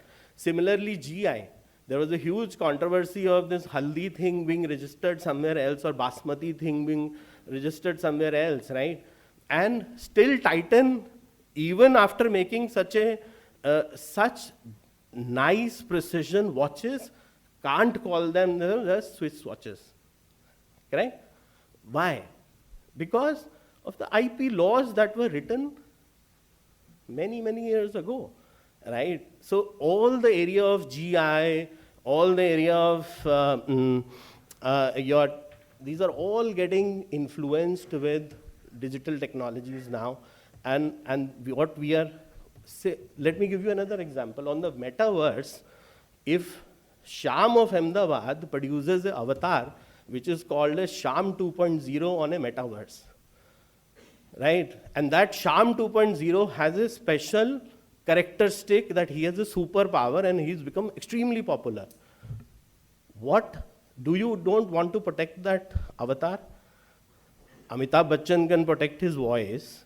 He can protect, Shah Rukh Khan can do Ravana and do a patent of his game. Then why would Sham 2.0 cannot protect himself? He would want, right? Because that throws a future potential. Because if Sham wears a watch, Sham can promote any watch, and the money goes to that Sham 2.0. Why can't he do that? Right? That's the new world. But if Sham 2.0 commits a crime on metaverse, who will punish him? If he does an infringement there, who will punish him? Will Sham, the original Sham, take the brunt? Can he be registered as a separate personality or a separate unique trademark, and that too in an AI platform? Those are some of those real issues that we are seeing. And if you see, I don't know if you've come across this term as NFT, which is very popular in the fashion industry, right? Basically, these are virtual fashion designs which are worn by they are also physically present, but they are also virtually present. So if you can buy them on the internet by paying money, right? And there has been real cases filed in courts now where NFTs of famous brand like Gucci or Versace have been copied by others and launched virtually. So these guys are fighting a legal battle that how do I protect that virtual fashion trademarks now, right? So these problems are not remote, they are not in theory. They are happening on the ground and people are fighting them in the courts. We still have to see which direction the whole law will move, right? We are still bound by the old principles of IP, but definitely we are seeing a change there, right? So all your UIs we talked about, fonts we talked about, icons we talked about, the square things that you see on your phones, they have a distinctive feature. You identify those apps along with that, right? So they are absolutely subject of branding and designs, right? So it is IP everywhere that you see in the digital world. Let's come to copyright, music, the way we are producing content. Now it has thrown, again, there are new players which are emerging. Now content can be created in 2-3 ways, right? One is content which is created by the creator. Second is some content which is created by the user itself and hosted. Your YouTube videos, right? It's very simple to take a clip and upload it. Your reels on Instagram, right? Big influencing, the way people are using social media, it has a big effect. So are they all copyrightable materials? They are, right? So they are subjects of copyright. What if someone misuses it?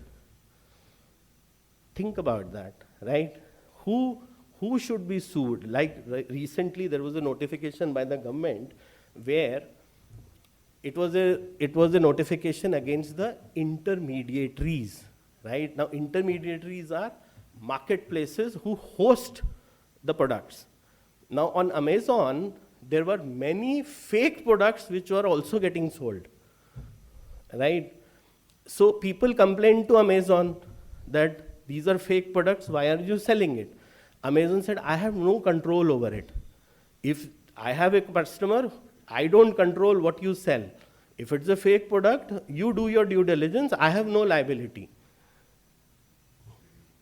Correct?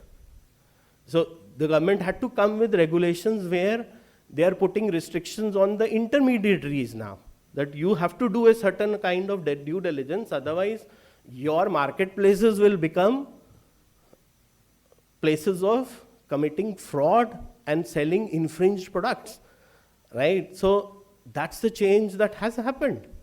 We are seeing it happen in the last 4 or 5 months when the new intermediary guidelines came in, right? So similarly, IP enforcements, I think online copyright, piracy, trademark, they have all created new challenges. The challenges are, it is very easy to copy now. You stop one thing, the other comes. It's become extremely easy and low cost. How do you stop that? Correct? The courts are still struggling. The laws are written in siloed ways of jurisdiction. The enforcement challenges are still there. But you can host a site in say country X, sell the products in country Y, and by the time the enforcement agencies reach you, you are disappeared, right? So these are challenges where we are all struggling right now, and this is more so in developing countries who do not even have the laws right now to cope with that, neither the infrastructure where they can deal with this kind of stuff. Especially if you see the cyber crimes that are happening in India, they are on a rise right now. Especially in COVID, the statistics says the cyber crimes rose as high as 12%, right? Because people started using more and more e-commerce and platforms, and that's how it happened. Similarly, judiciaries are now exposed to more complicated cases which was not under the traditional law. So and so forth, right? So I think summary of it is that yes, IP has digitization has had a very big influence in the IP world, right? All aspects of IP, whether it is patents, trademarks, GIs, any other IP materials, the judiciary, the enforcement, everything is getting affected by the changes in the IP world. Not only we require to cope up with these changes, but we are also struggling to cope up in terms of what kind of resources we should train, what kind of training materials we should be producing and investing in the future, what kind of infrastructure is required to kind of deal with such volumes of crimes, what kind of laws are required to kind of stop this perpetuation of a new world of digitization. And that's a real problem. And I think with that, I will conclude the session today. Thank you very much.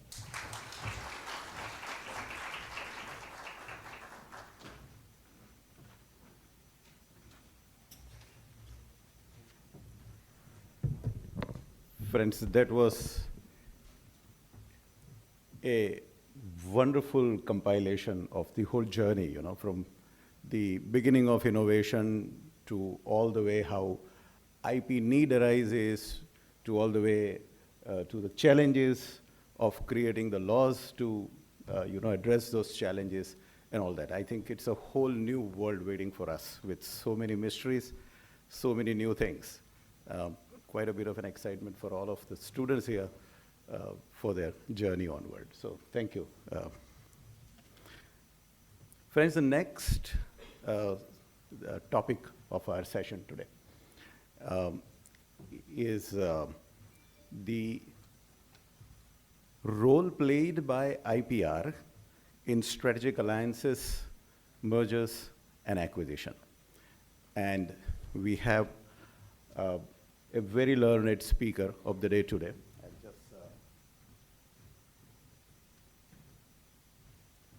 Mr. Munish Sudan, giving a very brief introduction of the speaker today. Munish has 14 years of experience in providing IP asset management solution, technology research solutions, and business and technology intelligence solutions to the specialty chemicals, petrochemicals, material science, FMCG companies. Mr. Sudan has executed over 500 projects.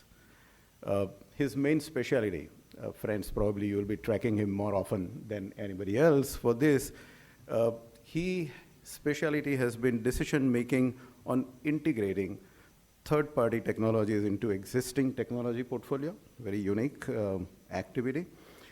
Managing portfolios of companies in specific technology domains, tracking competition activity, and defining IT strategy in consultation with the R&D team.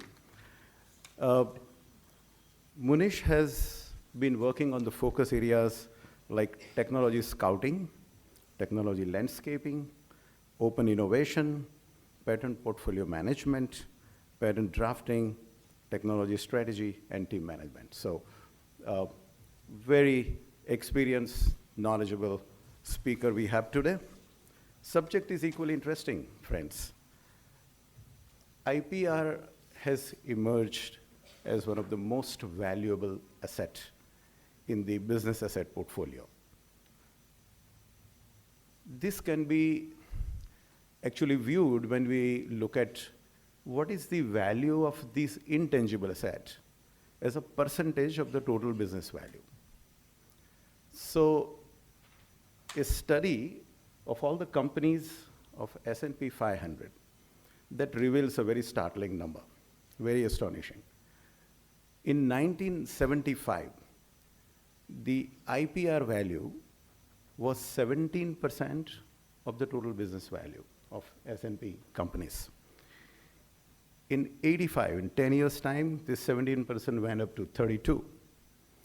And by 2009, it was 81. That means it is IP, which is the basis of any new age businesses. Traditionally, and now same thing is getting reflected in M&A when it comes to valuation. So traditionally, the profit and EBITDA and revenue growth. That has been the benchmark of business valuation. The value of IPR, it was quite underlying this business value, getting reflected in this overall value. Even during due diligences, we all used to focus on the IP risk. So what are the risks arising out of the potential infringement of third-party IP, and cover them through reps and warranties and indemnities. And that was the main focus even during the DDs. However, in last decade, there have been many transactions of mergers, acquisitions, strategic investments, where the value of IP is very distinctly unlocked. The IPs carried by or held by the pharma companies was our oldest case. But then came the library of digital assets, the data amassed by the internet companies, the large subscriber base or viewership base by the digital companies, the user base, the GMVs of the e-tailers. And these completely changed the scape of business valuation and the value of IP during mergers and acquisition. So friends, we look forward to hear some of his own experiences from Mr. Murish Sudan on this very interesting topic of role of IPR in strategic alliances, mergers and acquisition. Thank you. Before that, I would welcome Mr. Murish.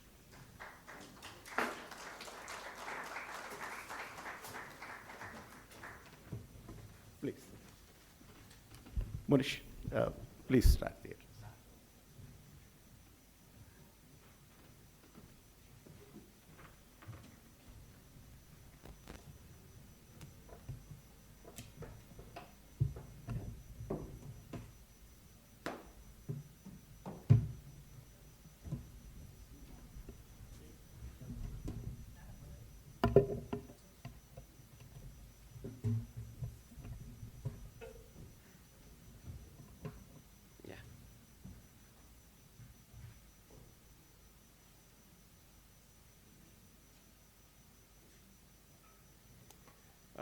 Good afternoon, everyone. After a very different session on business model innovation and intellectual property, I'm going to talk about how the business landscape is also changing in terms of how we are innovating. Okay. One is, of course, we are coming across different business model innovation. So I'm going to talk about that, how IP interface is changing when we are talking about alliances, and of course, the mergers and acquisition. Before I talk about role of IP, we need to also understand how the context around us has changed. And that's where I want to take you back, maybe 50, 60 years back, how generally the innovation was happening. So typically when we talk about innovation, primarily it was through closed model of innovation. Now what do we mean by closed model of innovation?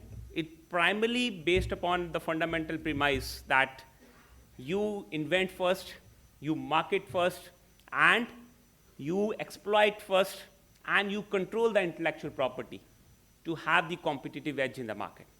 That was the fundamental premise based upon the whole innovation ecosystem was built in. Do you find anything wrong in this system? Actually, it was pretty successful. If you look across the innovations which happened after First World War, Second World War, most of the innovations that we see around actually followed this basic premise of the closed model of innovation. Okay, worked pretty well. Then what has happened? What has changed that we have moved from the closed model of innovation to open model of innovation? Okay, we need to understand what has changed. And few things which we have seen which have changed is the cost of development. Okay, it has changed almost 10 to 20 times, not in one industry, across all the industry. The second thing, the innovation cycles.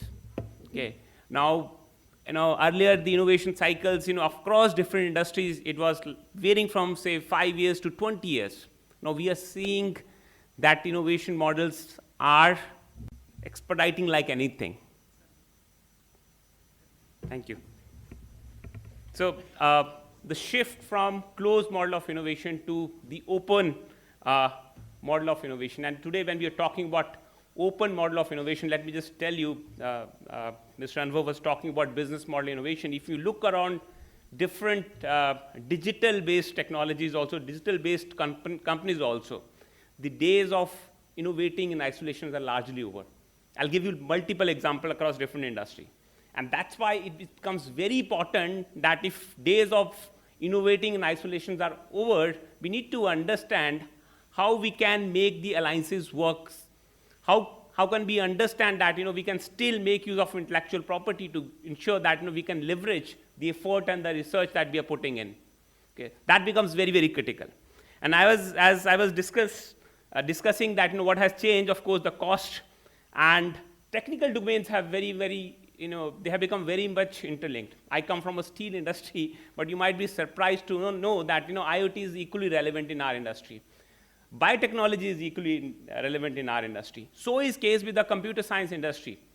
You may be surprised to know, the Microsofts and the many of the Googles and these companies, they learn many of the algorithms based upon how biotechnology mimics, how the nature mimics. Okay, so that's how the learning is coming across, and people are hiring. The companies are hiring from different domains. Okay, so that's a big change which has happened. Another big change which has happened, gone are the days when we used to say that universities would only focus on the fundamental research. They have equally become relevant for the applied research. Okay, in fact, if you look at the Western world, and that's what we are also seeing nowadays with the IITs, one of the performance indicators is how many companies are getting spinned off. Okay, how many technologies are actually getting integrated with the industry. It's a very, very fundamental aspect to understand that how universities and the institute ecosystem is working or performing. Okay, so these are the fundamental changes that we have seen in last few decades. Another big change what we have seen is the venture capitalists. Okay, the emergence of the venture capitalism, which is very, very important, that you take up the fundamental knowledge and convert into the applied knowledge. One big change, and we all need to be happy knowing that, is that no more innovation hotspots are concentrated to United States or say Germany or the France of this world. Asia has emerged as one of the biggest hotspots of the innovation. Okay, China has already displaced US in terms of the number of patent applications coming up. Okay, we are in the top 10. Okay, as a country, and this shift is happening very rapidly. Asia is emerging as another big hotspot of innovation. Okay, that's a big change. And when we talk about alliances, what we actually achieve is that we have access to complementary resources, so that if I do have a material science knowledge, I am working with somebody who's bringing me this computer science knowledge. Okay, and together we can make a difference.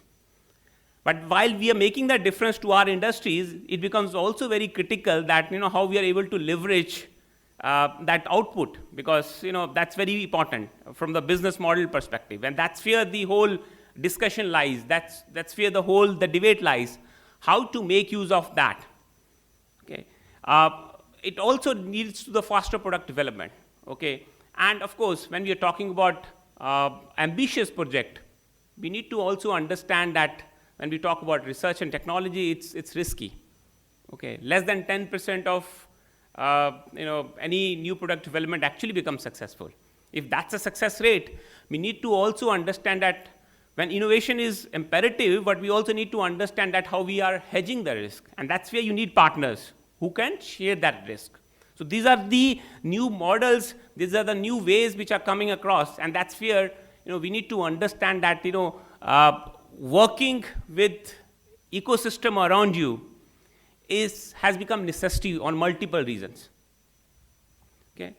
And when we talk about the open innovation model, actually it relies upon basic premise that there are innovative people who are there outside my company also. And can I find a mechanism to bring them to work with us and leverage the collective effort? Okay, that's a basic premise. And it actually believes in that you don't need to innovate yourself. You can also combine your expertise with others. Okay, and here IP is just not a mechanism of controlling. Here IP is a mechanism of facilitation.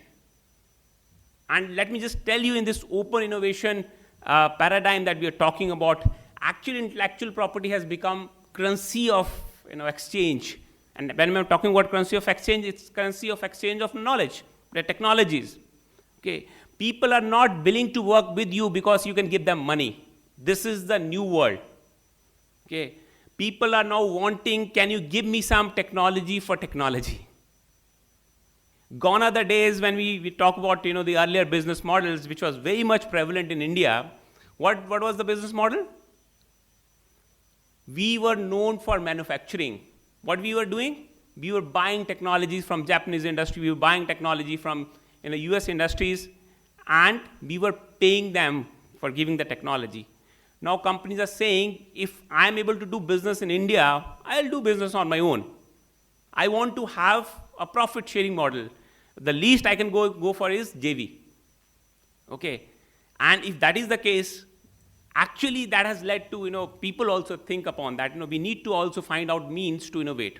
So it has become necessity to innovate because you're not getting technologies for money. You need to have technologies for getting access of technologies. If you see large technology consortia which have been built around, they have been built around only on this basic premise. You have to have something to offer.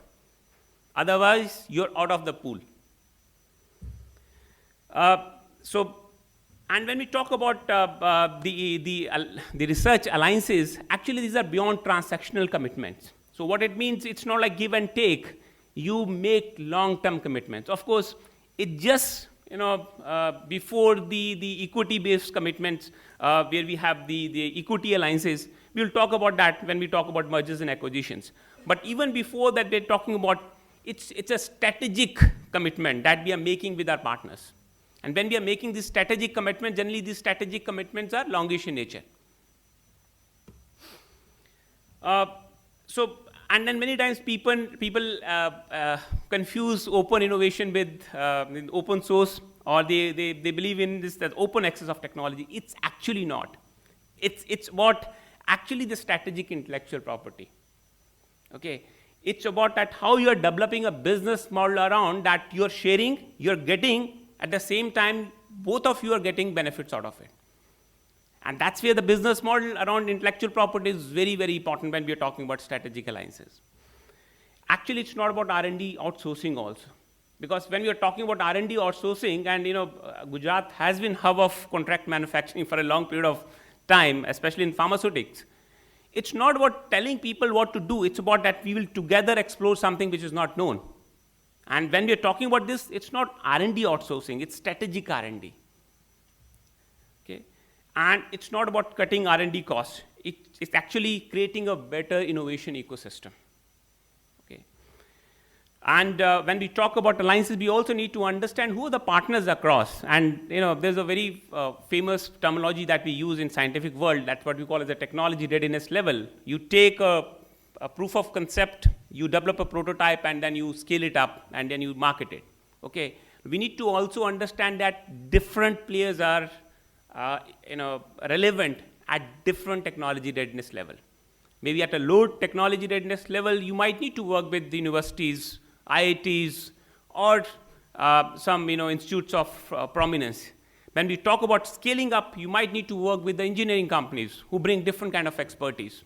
And when you are launching these products. So understanding this value chain is equally important, because that's how you would also understand what are the IPR implications. And let me also tell you, the IPR implications across this technology readiness levels are very, very different.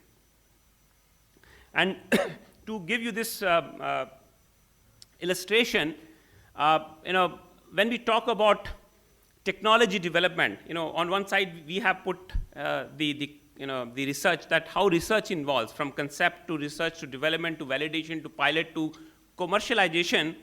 And along with that, I've also put another line which is regarding the potential value and complexity. Now, if we are having different alliance partners across the value chain, we need to also understand that the IP implications are very different. IP implications are going to be related to patents, related stuff more when we are talking about the fundamental level. But as we go more and more upscaling, it's going to be related to know-how.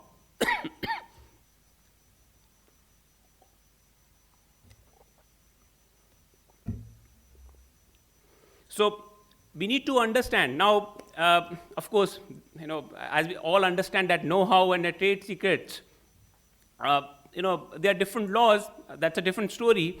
But again, how to make that accessible, how to make those know-hows and trade secrets available to your partners is a fundamental concern. And then we have different type of alliances. You work with some company on a project-to-project basis. You work on a theme basis. Nowadays, sustainability-related theme is very, very prevalent. So people are coming from different zones, from different type of industries. They're coming, they're pooling in resources so that they get some benefit out of it.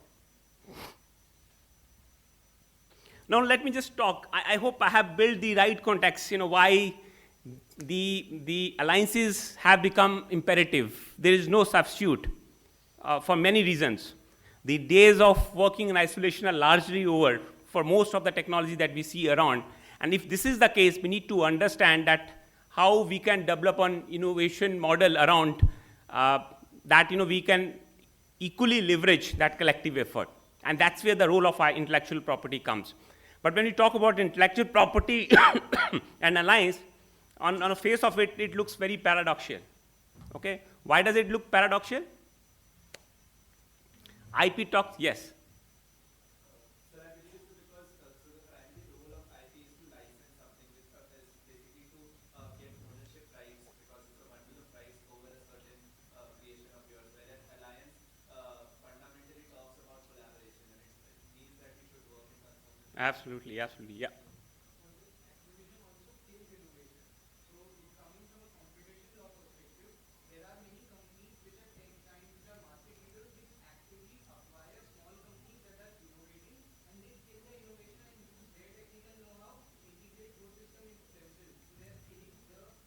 Absolutely. And the fundamental premise of IP when we talk about is to foster the innovation. Another very simple example I would say give by the definition itself. When we talk about intellectual property, we talk about excluding others. When we're talking about alliances, we are talking about including others. Okay? But having these differences all together, IP plays a very, very important role in facilitating the alliances. And that's where we need to understand that typically how alliances work. So generally alliances work, you start looking for your needs, where you need to have alliances. Okay? And then you scout for those alliances. And you get those alliances in the form of, say, formal alliance in the form of a JB, or a contractual alliance in the form of a, say, joint development. Okay? And then, of course, you will manage those alliances. Okay, that's a typical model. Any alliances that you will see around would work around. Intellectual property has a role across all these 4 stages. I'll tell you one by one. Okay, when you start looking for the right partners, how would you find the right partners? You need to understand how those partners are positioned competitively. What is their IP strength? How their IP strength is complementing with your needs. Which are the white spaces that I do have on a technology front, which my potential partners would be able to fill out. How would you do that? You do that through IP benchmarking, through IP intelligence. Okay, even when we talk about carrot and stick licensing, that also fundamentally works on the same principle. You look for the potential players you can go after. similarly, you also do the similar level of assessment that how you can identify the partners of your interest. Then comes that how would you make them work with you? If you're bringing a partner with you, you need to understand that you are thinking of creating some benefits out of it, right? That's the very basic reason you are going for any collaborations. You need to also understand that when somebody is coming with you or somebody is willing to come with you, how is he going to benefit out of it, right? So you need to create win-win situations. And as it looks simpler, when you actually get into the negotiation tables, it becomes very, very difficult. At times difficult that need to maybe say no to enter into some potential collaborations with you. Okay, but that's the role. That's the role of IP strategists, to come up with the business model which are potentially suitable for all the partners. If you have one partner, okay. If you have multiple partners, again it becomes more trickier. And then you have to manage. By managing, what it means is that once you get an outcome, how you are able to exploit that outcome. That's equally important. So there are three distinct phases when we look from IP standpoint, when you're getting into alliances. What each of your alliance partners is bringing on the table, okay, first thing that you need to understand. The second thing is that how is the IP ownership decided when you have started working together. And the third is, how are you going to exploit the intellectual property once your alliance is over? Whether it's a formal, in the form of a JB, or more structured way, or even in the form of a contractual obligation that you have. Now you need to have answers for all these three questions, because these three questions, these three very relevant information would help you to develop a business model around. Okay, and typically this business model would work around, if you have a academic partner, is easy to sort out, right? So if you're a company X and you want to work with the institute, it's easy to sort out. Why? There is no conflict of interest. Your interest and industry's interests are very different. Academic interests are very different. Academic interest is to make technology get transferred. Your interest is to get the technology. So in a way, it's easier to get that done, because what you can do, you can complement the institutes, you can complement the universities by paying some royalties.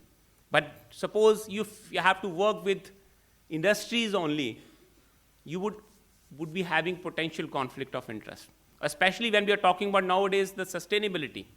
A lot of companies are talking about making consortia, the pools, but a lot of these consortia and pools don't become successful primarily based upon this fundamental aspect, that people don't find a good mechanism that how they would be able to leverage their collective efforts. And that's where the challenge lies in terms of developing an IP strategy around it. Okay. Again, the joint ownership. And let me just tell you, when you work in an alliance, it becomes very difficult who has done what. Okay, because you're sharing resources, you're sharing expertise. Okay, so and often the only solution left with you is to get that predetermined position, that anything comes together, when we are working together, we would be owning it jointly. Okay, and this joint ownership, of course, the understanding in different jurisdictions is very different. When we talk about US, when we talk about Europe, when we talk about India. And that understanding is very, very critical, so that you understand that your business interests are protected. Okay. Am I running on time? Okay. Another big thing which have happened is that how IP can foster the collaboration between a big player and a small player. When I was working as a consultant in my previous organizations, a lot of people used to come as a startup that they want to collaborate, but they're always fearful. Okay, that their technologies would get stolen, or their know-how would get stolen. Okay. IP is the only mean which can make that the collaboration work between a smaller player and a big player. But you need to understand what you bring and what you're asking. Okay. And when we talk about a startup working with a big player, both have many things to complement. Okay. When we talk about big organizations, they are known for brands, they have a big distribution, they have a supplier network, they have a funds. But why? What startup bringing on the table? They are bringing innovation, they are bringing flexibility, they are bringing agility. Okay, they are bringing a culture of flexibility. Okay, and both are complementary to each other. And to make them work, intellectual property is the only mean. Okay, you have. It looks very simple, but I remember when I was new in this field, 2007-8, we had and Mr. Anwar was also giving us related example. We had a PhD student, and he had come up with, at that point of time, it was not as smart as you see now. Okay, so he had come up with a sort of a band which you wear, and it can help you in in measuring your heartbeat when you're running, and of course along with the footstep. I'm talking about 2006-07. Okay, and very good work, very fundamental work. What was the option with him? And then we made some strategy. He was short of funds. So we told him, you file a basic patent application, you get a ICR done, international search report done, get a good report, IPR done, and then take that report to your potential collaborators. It worked for him. He got a very good deal. He got fund to manage his patents, he got funds what he was looking for, and he got the association what he was wanting for. So IP works like a magical tools for small innovators. But if you understand that how you can exploit IP, it helps you in fostering partnership with big companies. But once you have something with you, okay, and that's where the intellectual property helps in fostering alliances. And when we're talking about making alliances work, we need to understand, we need to have some basic knowledge, some basic expertise and capability. And the first and foremost is evaluating external knowledge. Okay, it looks as simpler that by reading 2 patents and 2 articles, we would be able to evaluate it. It's not that easy. You need to develop that knack. You need to develop your models at how you are evaluating and benchmarking that external knowledge. Because when you're going for partnership, it needs time and effort. And if you have to put time and effort, you would want to put that time and effort with the best of the best. Okay, so you need to have that capability of understanding and integrating that external knowledge. Okay, and second most important thing is creating win-win deals. You might be studying negotiation, you might be understanding many courses in negotiation. One-sided deals are not the best deals, and especially in research and technologies. And I can give you practical examples why they are not the best deals.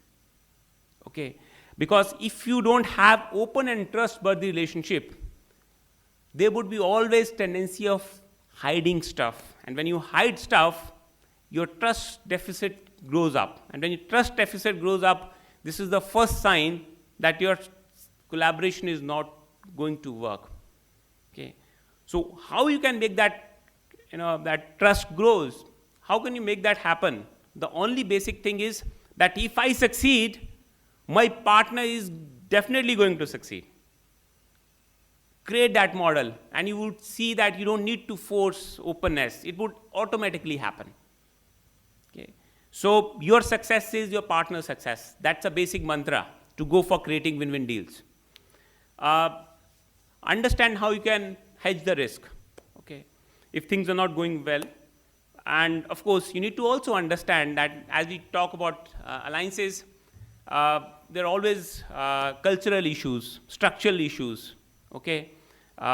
It's very important to understand those. I'm not saying that, because of the cultural issue, you should not work with somebody in Japan, somebody in US, somebody in Europe.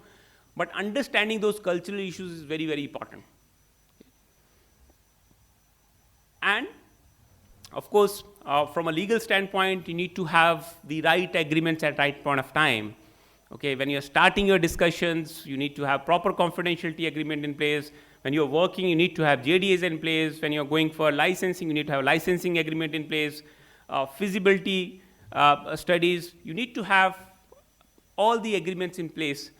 It's very, very important. Keeping things simpler, transparent, and ensuring that, we are working in a very structured fashion. It helps in making your collaboration a success. Okay, but among all this, it's very important that do we have understanding on IP positioning? Because when we are talking about creating alliances, actually fundamentally alliances are for filling up the technology gap. And when we're talking about filling up the technology gap, you need to understand where are we and where we want to go.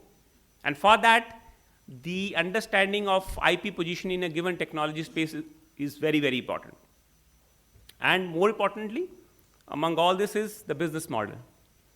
Okay, and in alliances, the business model would always be revolving around the intellectual property. It becomes the fulcrum of your deals. There's few factors which are more prominent from the strategy perspective when talking about alliances, what matters to people. Of course, people want to go where there are technology clusters. So if you want to make Gujarat as a hub of alliances, you need to understand what are the technology clusters which are prevalent here. Okay, similarly, quality of workers. Quality of workers essentially means the quality of people. As it happens, the world has seen that, it happens when you start working in a particular field, the expertise in that particular field grows in a particular area. So it's very important to understand if you're talking of developing alliance in pharmaceutical, which are the jurisdictions, which are the areas in a particular country which are more prominent. Similarly for automotive, because you will get the quality resources there. You also need to understand that, of course, you want to get into strategic alliances, but you can't keep your partners binded to you on a perpetual basis. So you need to prepare beforehand. And they're having very good case studies on Hero Honda. You can study that. It's in HBR.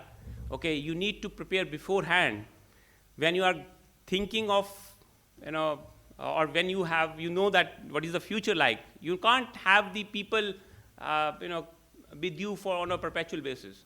So how you are going to separate off and how you are going to make sure that you are independent in terms of your capabilities. And symmetry of resources. Often we talk that, we all need to bring 50-50. This doesn't happen in ideal world. This is a practical experience I'm talking about. Okay, so somewhere you need to understand that maybe sometimes the equation would be tilted towards your side, sometimes towards your partner, but you need to understand what is the ultimate goal. Is that ultimate goal, ultimate objective getting served? If that's the case, you need to firm up your mind. Again, going for alliances, you also need to understand every business has some core aspects, okay, and they need to develop that. So you need to make sure that, you are not compromising on the sustainability, sustainable competitive edge. So you need to understand where to go for collaboration, where to go for alliances, where to keep things closer to your chest to the extent possible. And type of innovation is very important, okay. There are innovations which work in isolation. There are innovation which doesn't work in isolation. And there's a terminology what we use as the autonomous and systemic. Now, what systemic innovation means? This knowledge, when you have to implement in your industry, they will always involve some tacit knowledge, some know-how. And as I discussed earlier, it's very difficult to transfer that tacit knowledge or know-how. So you need to also take into consideration the product, the process, or the innovation around which I'm trying to develop the alliance. Is it autonomous one? Is it a systemic one? Okay, and then you need to take a call. And you need to understand when we're talking about alliances, it's a strategic matter, and when we talk about strategies, more than doing certain things, strategy talks about what not to do also. Okay, you need to be very clear what you should not do, along with choosing what to do. Okay, that's very, very important. And that's where you need to choose the areas wisely, partner wisely, and the domains wisely. Okay, I'll spend some time, we talk about alliances, but I'll spend some time in just giving you an overview of, and this is based upon my practical experience, generally what are the things which you should keep in mind while you're talking about any mergers and acquisitions. I'm not getting into detail because the basic stuff which everyone knows, that you need to do due diligence, but there are few things which people generally overlook. They look, I would say, obvious, but they are not actually obvious. They are very, very critical. The first and foremost thing I have seen is people treat all the IP firms equally, irrespective of the domains of acquisition or merger. This is the biggest mistake which happens. Okay, if you're talking about a merger and acquisition in consumer industry, the trademarks would have all different kind of importance compared to many other forms of intellectual property. If you're talking about a manufacturing industry, the trade secrets and the know-how would have altogether different implications. Okay, if you're talking about high-tech industry, patents would have altogether different importance. Now you need to figure out which industry you're talking about, and then you need to give extra emphasis on that. This is on a very, very fundamental level. Okay, so when you're talking about acquiring a target, what is the domain of that target? How you're going to integrate, which domain it belongs to, and which form of intellectual property is going to be more pertinent. Because acquisition is not from the perspective of getting a document signed and getting a formalized and getting definitive agreement signed and moving on. It's about creating that value with the synergy. And that value with synergy would only happen when you create that synergy. And creating that synergy, you need to understand what are the product and processes which I am going to integrate, which I am going to manufacture, which I am going to get control of. And as it happens, many times the companies, when we're talking about acquisitions, they diverse some of the business in some of the jurisdictions.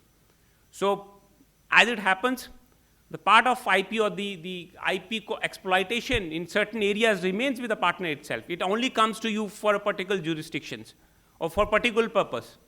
Okay, so need to have that holistic understanding.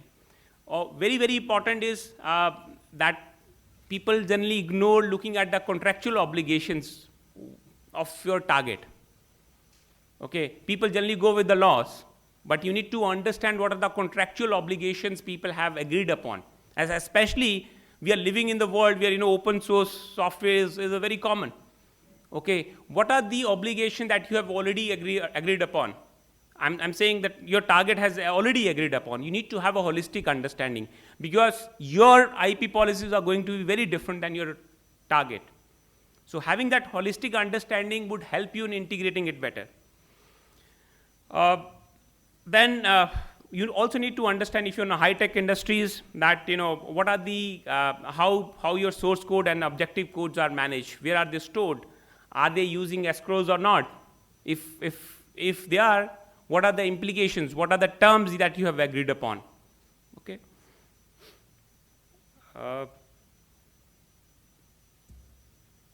Yes, another very important.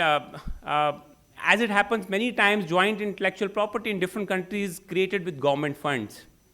And when you take government funds, the fundamental implications of taking government fund for developing intellectual property is that it should be used and exploited for the nation itself. But when you acquire that target, it would have an implication because the acquirer might be sitting in another country. Okay, so how do you tackle that? So these understandings are very important to create any antitrust issue or the competition law issues later on.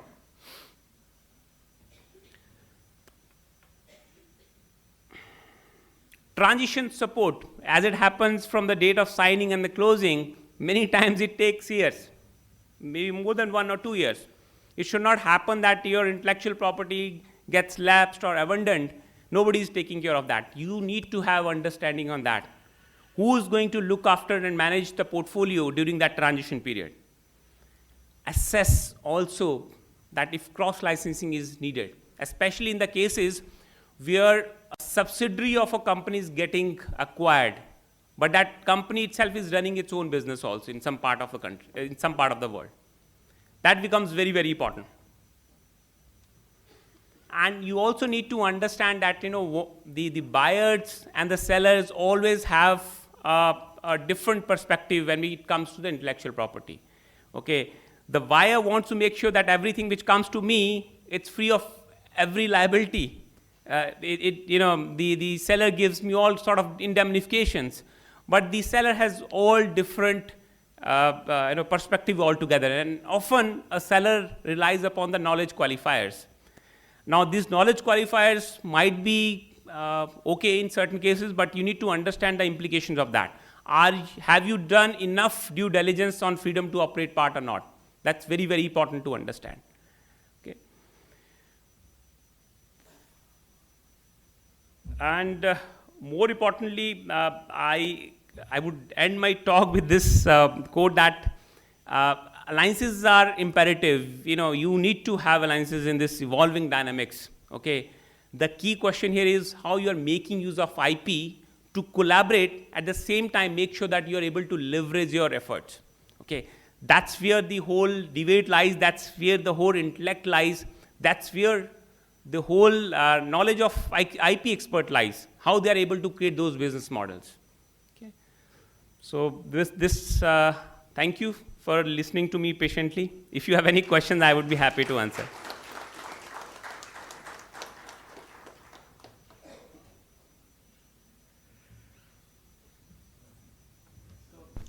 I think we have some time for the Q&A. It was a very absorbing address by Manish. Very complex subject, encapsulated in a very short time. I think each slide of Manish deserved probably a full session at some point of time.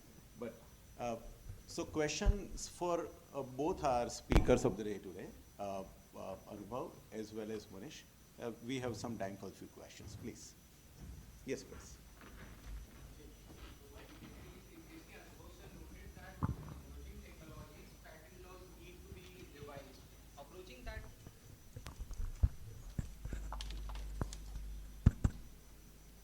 As previously noted by Anubhav sir, that patent laws need to be revised. So approaching that from a different perspective, currently products can be patented for up to 20 years in India. But currently, like in the emerging technological world, where any new technology becomes obsolete too early, everyone is jumping ship to move to the newest technology.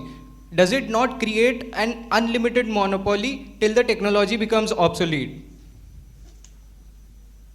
So is your question on the need of doing IP on emerging technology, or Reduction of the time that we should Yes. reduce to get the patent? Yes. Which one of? The previous one or the later one? The latter one, right? That you should increase the speed at which the patenting should be done. Reduction of the time limit for which a patent is granted. Okay. Why do you say that? As I said that previously. Does it hurt to have patents for a long time? But think about a pharma, right? Molecule takes like 6 years. They are into greening of molecules. So the law can't be written only for digital technologies, right? The law has to be written for every aspect of business. So why do you say that? So for instance, if we could make extra additions through way of Information Technology Act, which had cross-cutting implications on several other legislations, could we not do the same to patent legislation? So you are saying that basically the patent life of technology patent should be shortened. Yes. I can debate both ways. You tell me what is the merit of that. The merit of that is that for other technologies which are rather conventional. Give me an example, no?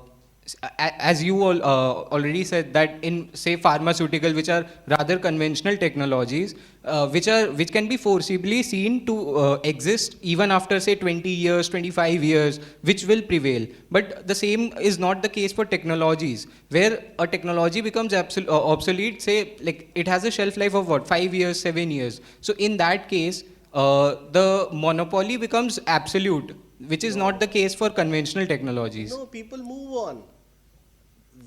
You have a patent which is 20 years, it's okay, because the new technology emerges, correct? That technology is lying there for 20 years, but nobody is using it.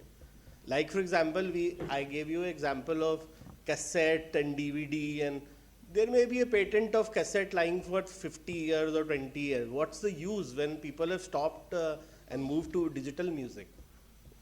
Right? So that is what, before that change takes place, would it not make more sense to allow more people to join in and take advantage of that opportunity? The opportunity to develop cassettes.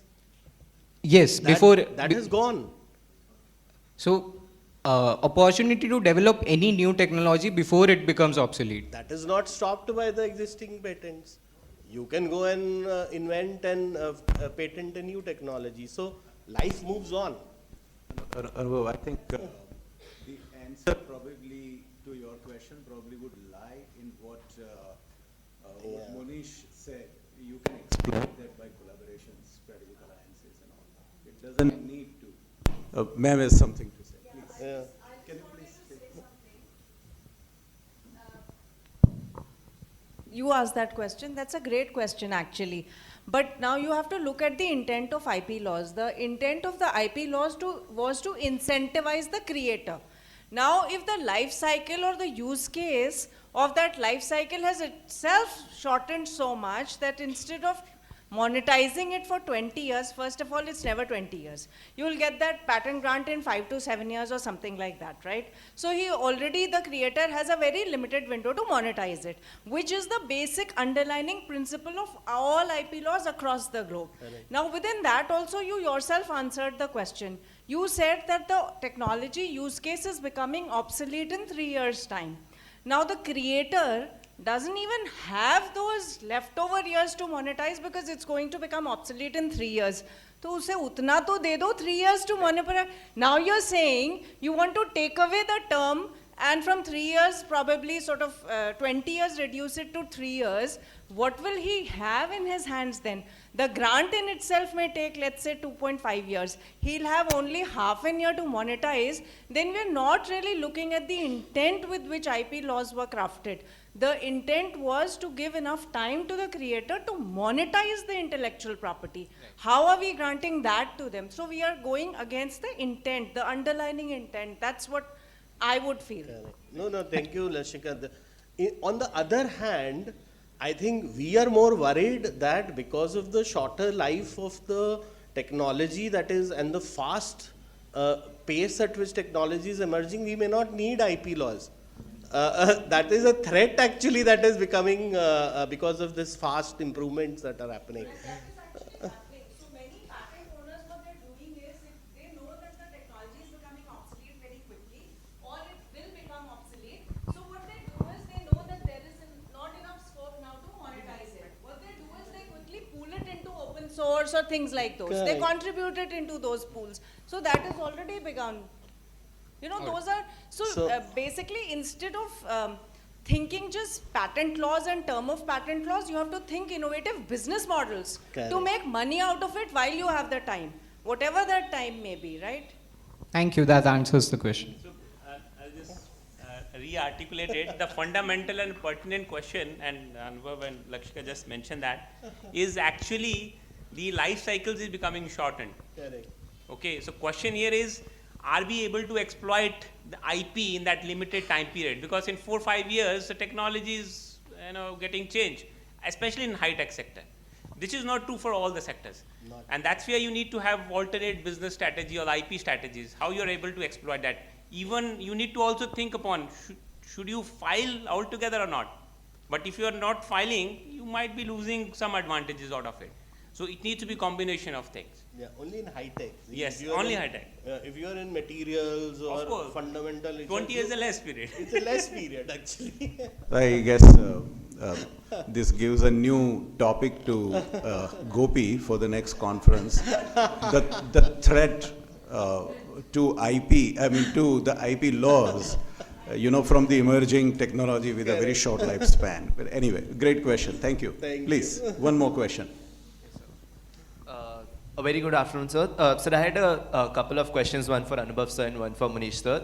So from Anubhav sir, I wanted to ask you, sir, given the fact that you sir, focused on the your topic was focused on digital technologies, sir, how important do you think is from an academic perspective a multidisciplinary understanding? Because so from what my limited understanding is that lawyers don't know technology and engineers don't know law. So sir, the problem is, for an example, if I may say so, sir, in India, like licensing software or developing an IP protection framework for software is not something which is in line. So there might be copyright protection for the literal part of the software, and there's no thought given to the non-literal elements.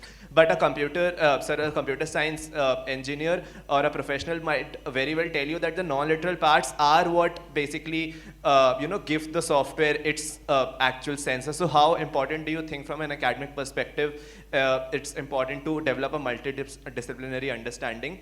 And sir, to Manish, sir, it's a two-pronged question. Yes, sir. Thank you. I think this question is best answered by Mrs. Butch. So, right? In fact, we were sharing during tea time that Gujarat is the first state where IP has been introduced in the engineering curriculum. Correct? So it is progressive thinking. In fact, in Japan, kids are taught about IP at a kindergarten stage or at a primary stage, right? Yeah, maybe not the law itself, but the whole concept, correct? So, Mrs. Booth, please add, you started a third batch of masters in IP.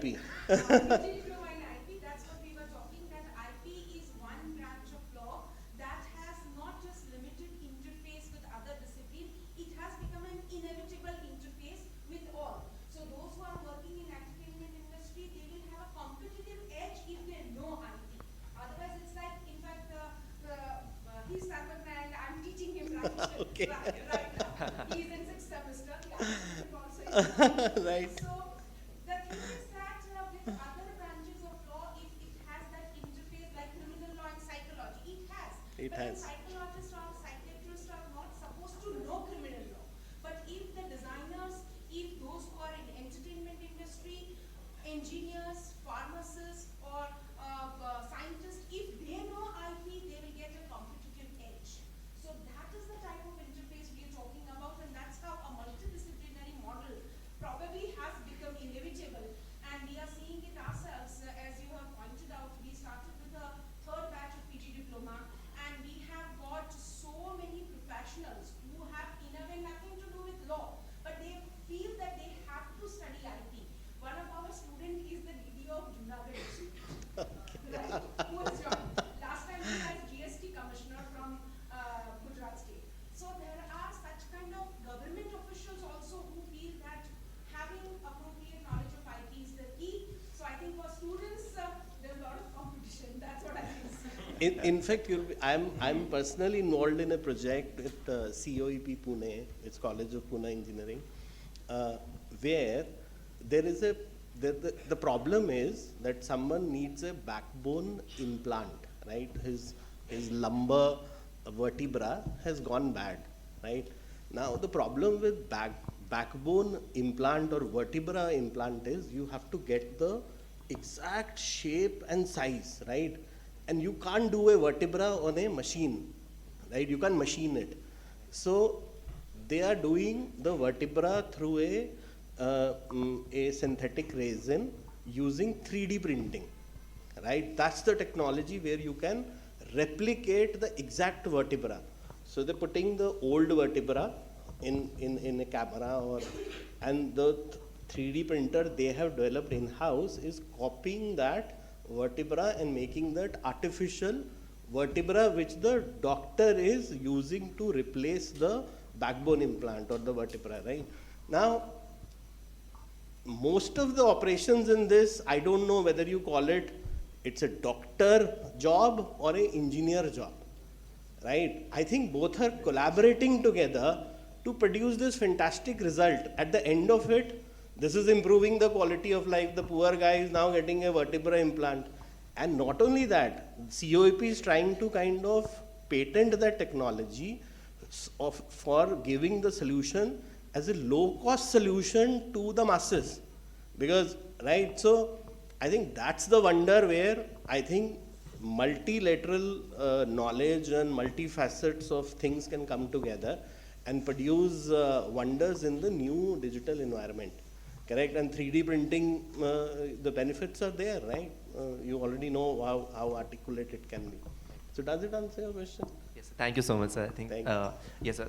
So question to Manish, sir. So I wanted to ask you, sir, since, sir, IP fundamentally is something which is jurisdictional in nature, but, sir, when we come to mergers and acquisitions, sir, in a globalized economy, it is, I think it's becoming the norm that you actually go ahead and acquire companies from other jurisdictions. So in that particular scenario, how does IP enforcement work, since it is, by nature, it is jurisdictional, and there might be a difference in understanding on basically how enforcement of a particular IP instrument or IP rights work in different jurisdictions.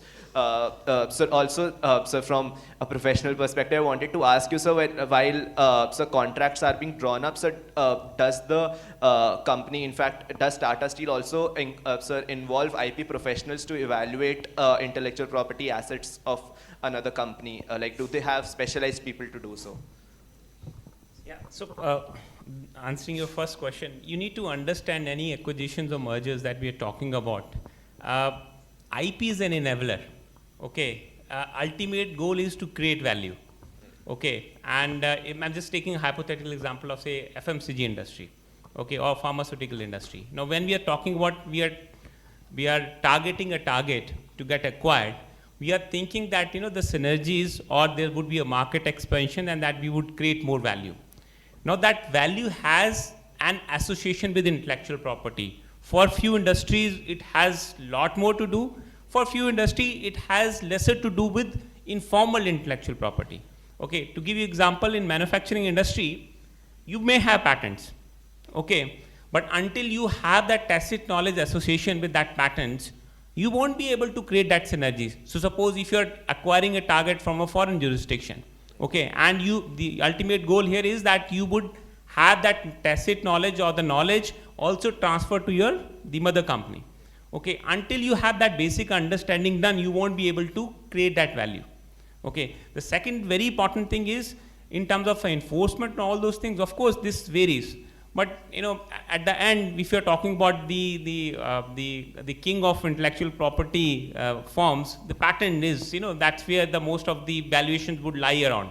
If you are not a consumer good company, wherein the trademarks plays a very important role, you would always do that due diligence when you're targeting a particular company, that whether I would be able to create that value, how is the enforcement going to happen in certain jurisdictions? Is it just going to be leverage based upon the manufacturing, distribution and supply chain, or am I able to create a value proposition based upon the intellectual property competitive edge? So that is a part of the due diligence itself. You need to figure out that, and that's where you need to have understanding how the enforcement on different IP forms works in different jurisdiction. Okay, second, of course, when you go for acquiring any IP assets, you need to have opinions of the professionals who understand that. It's just not that patent numbers or the trademark numbers. You need to have the business understanding, what those numbers mean to you. Let me just give you a very practical example. I'll give you a product name. It might, even you are an IP expert, you know all the things. It might take you another 2 months' time to figure out what are the underlying products until you are in that particular domain. Okay, and that's where the synergy lies. It's just not about IP professional or the people who are drafting the contract. Even the business become very, very important. Okay, because they people do understand, and that's where the synergy lies. Synergies create the better value proposition. So working in isolation won't give you the value that you might be looking from acquisitions. Thank you so much, sir. Thank you, so friends. much. I think there are quite a few questions. I see the hands getting raised. I think it's the time to break for the lunch. I can assure you that you will have plenty of time to meet our speakers, have your questions discussed.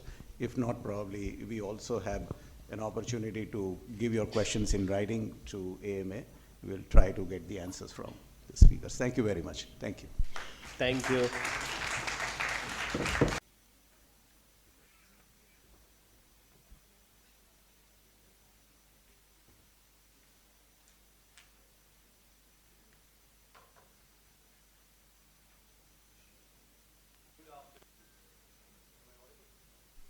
Hello? Yeah, that's good.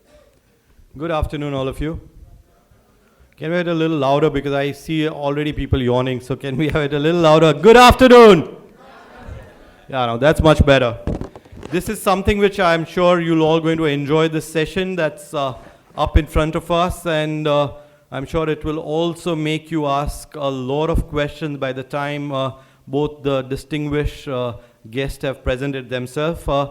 I'm Alpesh Parekh. I'm on the Governing Council of Ahmedabad Management Association, and it's my privilege today to be introducing both of these guest speakers. First and foremost, I would like to call up in front Mr. Gregory Maurer. He's the partner Portland office clerkist. Gregory is a US patent attorney and IP boutique where he has been prosecuting software patents for over 25 years. Before that, he was a software engineer and a teacher, so he brings in a lot of combination of his technical knowledge and his knowledge with education to his work field. And he has presented many a times internationally on patent prosecution, and he has a particular interest in the future directions of AI, that's artificial intelligence. Greg, can we have you up on the stage, and can we felicitate you, please?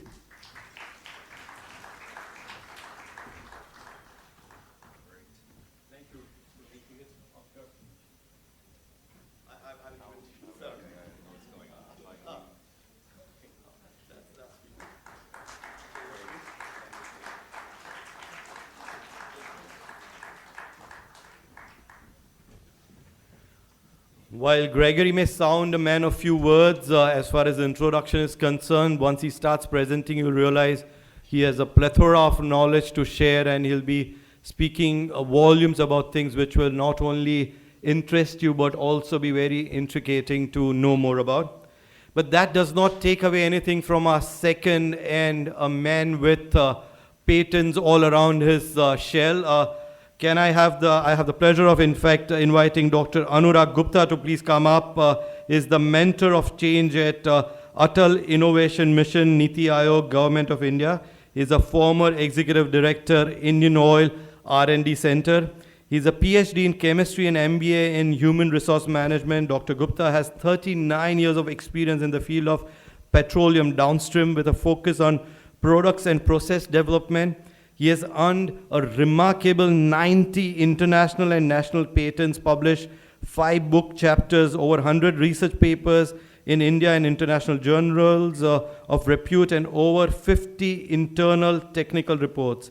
Until December 2014, he was associated with Indian Oil R&D Center as executive director, a senior management position at Indian Oil Corporation. Obviously, as we all know, IOC is among the global 500 listing. He has extensive experience in petroleum fuels, lubricants, alternative fuels, including biofuels, adulteration, abatement, and environmental projects related to improvement in ambient air quality. He is an expert in strategic product and process development, resulting in tangible improvement in organizational profitability, expertise in design development of the state-of-the-art research quality control and performance evaluation laboratories, strong organizational skills and proven credentials in overcoming challenges, solving complex problems, and successfully leading large business critical projects. He has been a keynote speaker at various world-renowned organizations and societies. He has worked extensively with international partners and industry leaders across the whole continent: Europe, North America, Australia, Middle East, Asia. He's an exceptional team management skills, have proven experience in driving organization-wide change management, and his current thrust research area is CO2 research, waste management, conversion of waste plastic into wealth, technologies for COVID-19 solutions. Let's welcome Dr. Anurag with a big round of applause.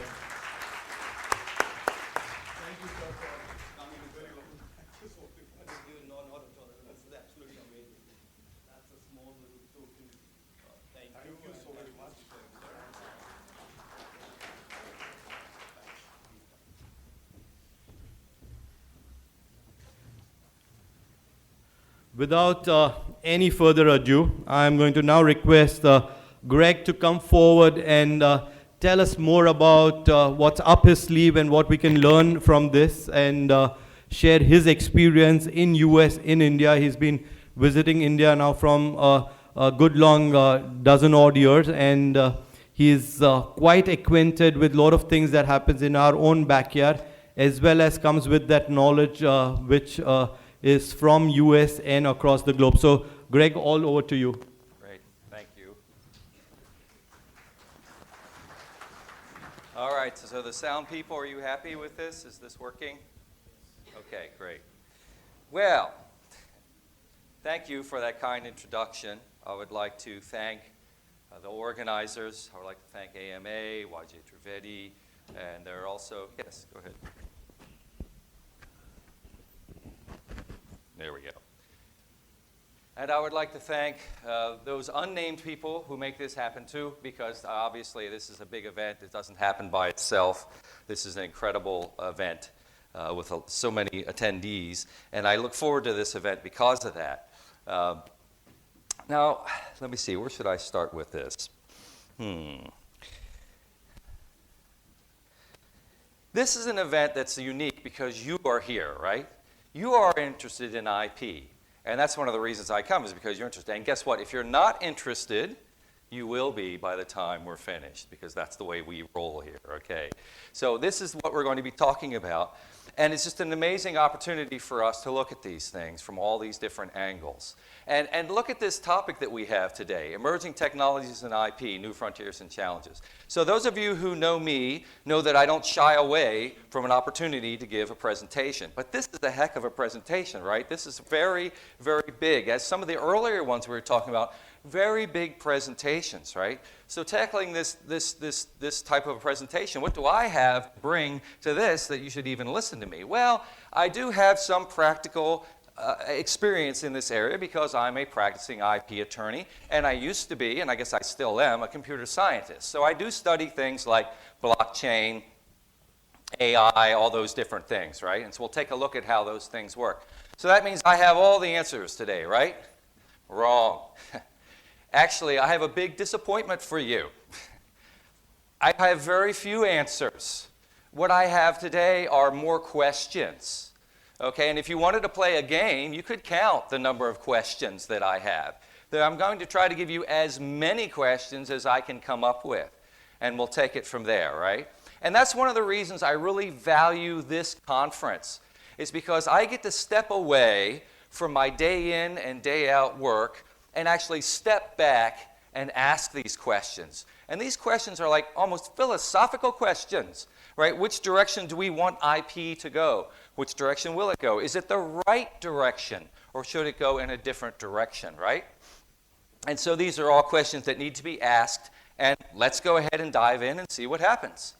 I license all my presentations under Creative Commons, so make as many copies as you want, because that's the idea here, is to get the knowledge out. That's what we're doing today.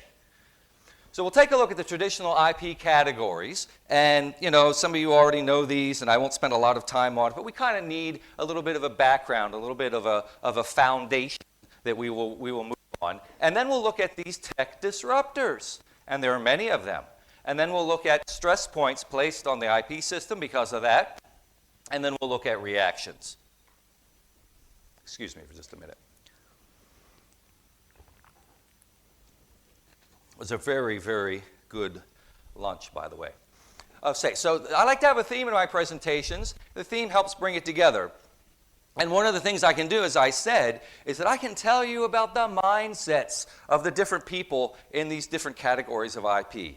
If you get a room full of trademark attorneys and you get a room full of copyright attorneys, they have very different ways of looking at things. Now, I'm not saying that you shouldn't try to do both. In fact, it's very actually a good growth for you to understand more than one, because there are synergies between them, absolutely.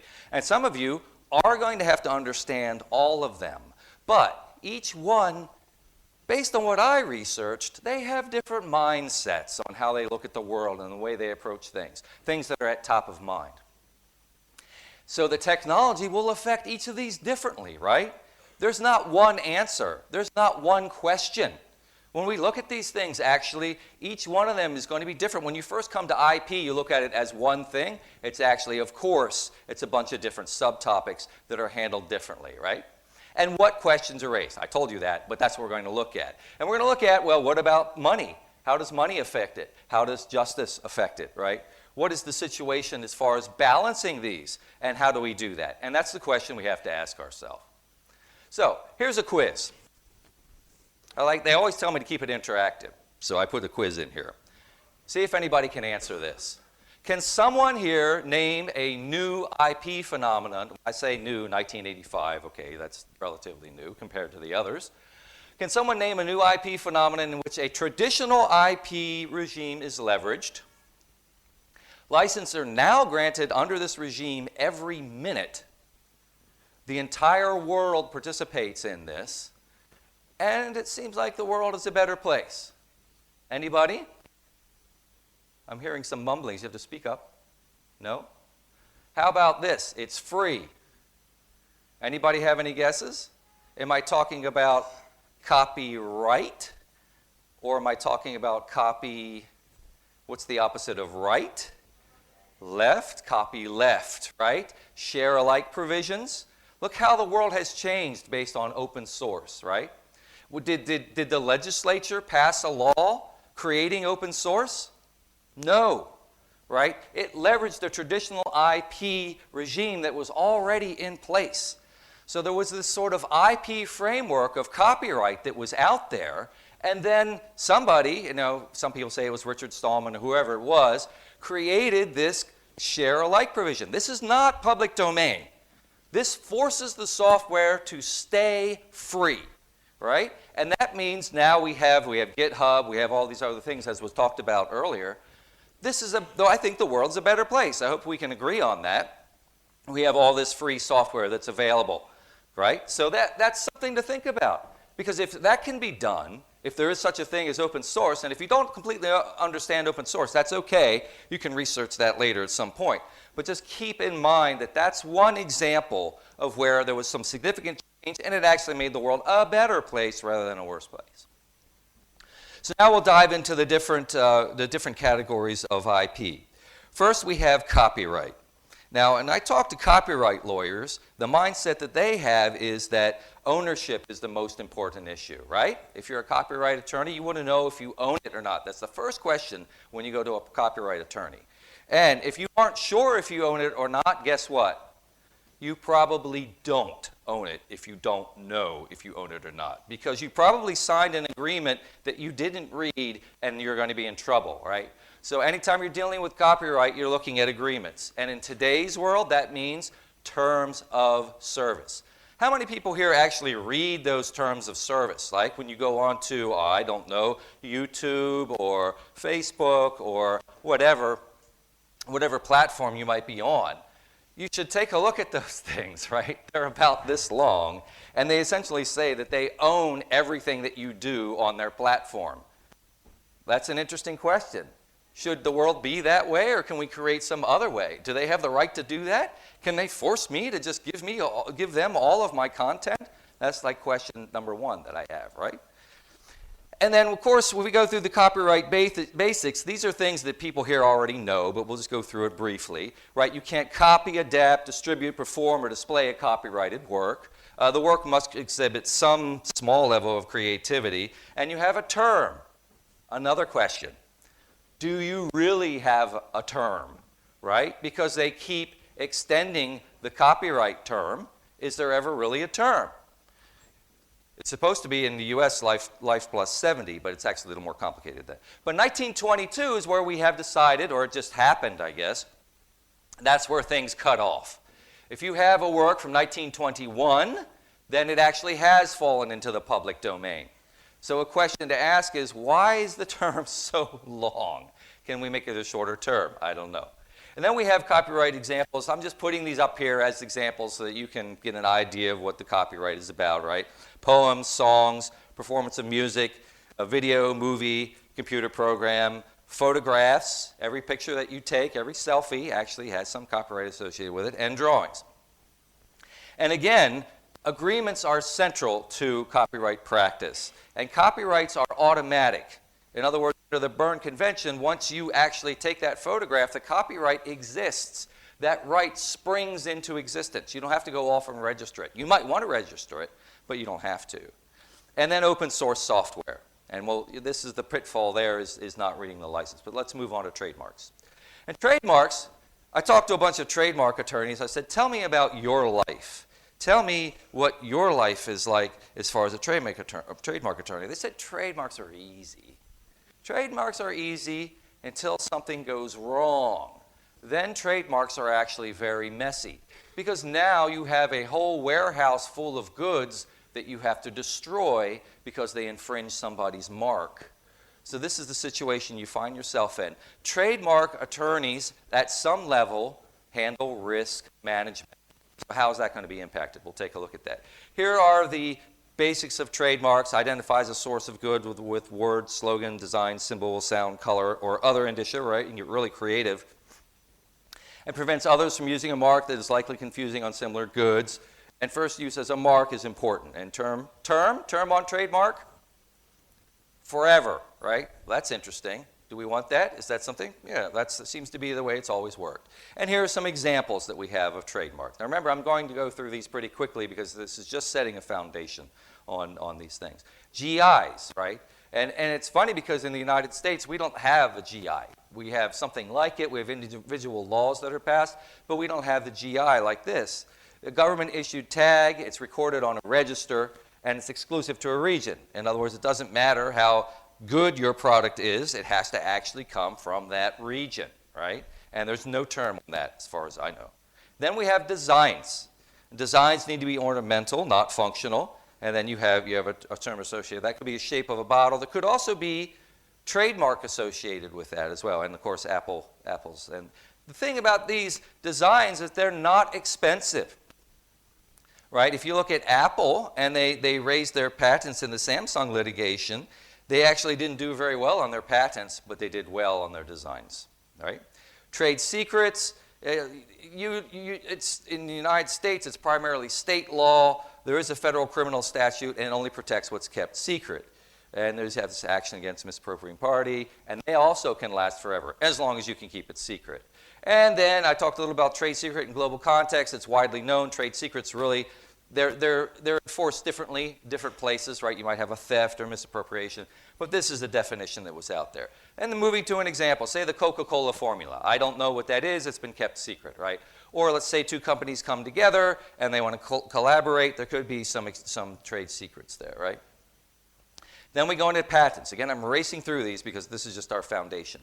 Patents are expensive. When I talk to patent attorneys, and I'm one of them, it turns out that it's expensive to build a portfolio of patents. And so a lot of what patent practice is about is maintaining cost, controlling cost. You know, you get into it because of the technology, and the technology is interesting, but you quickly learn that they're expensive. So that's another thing we'll talk about. They cover technology plan. It's a public document.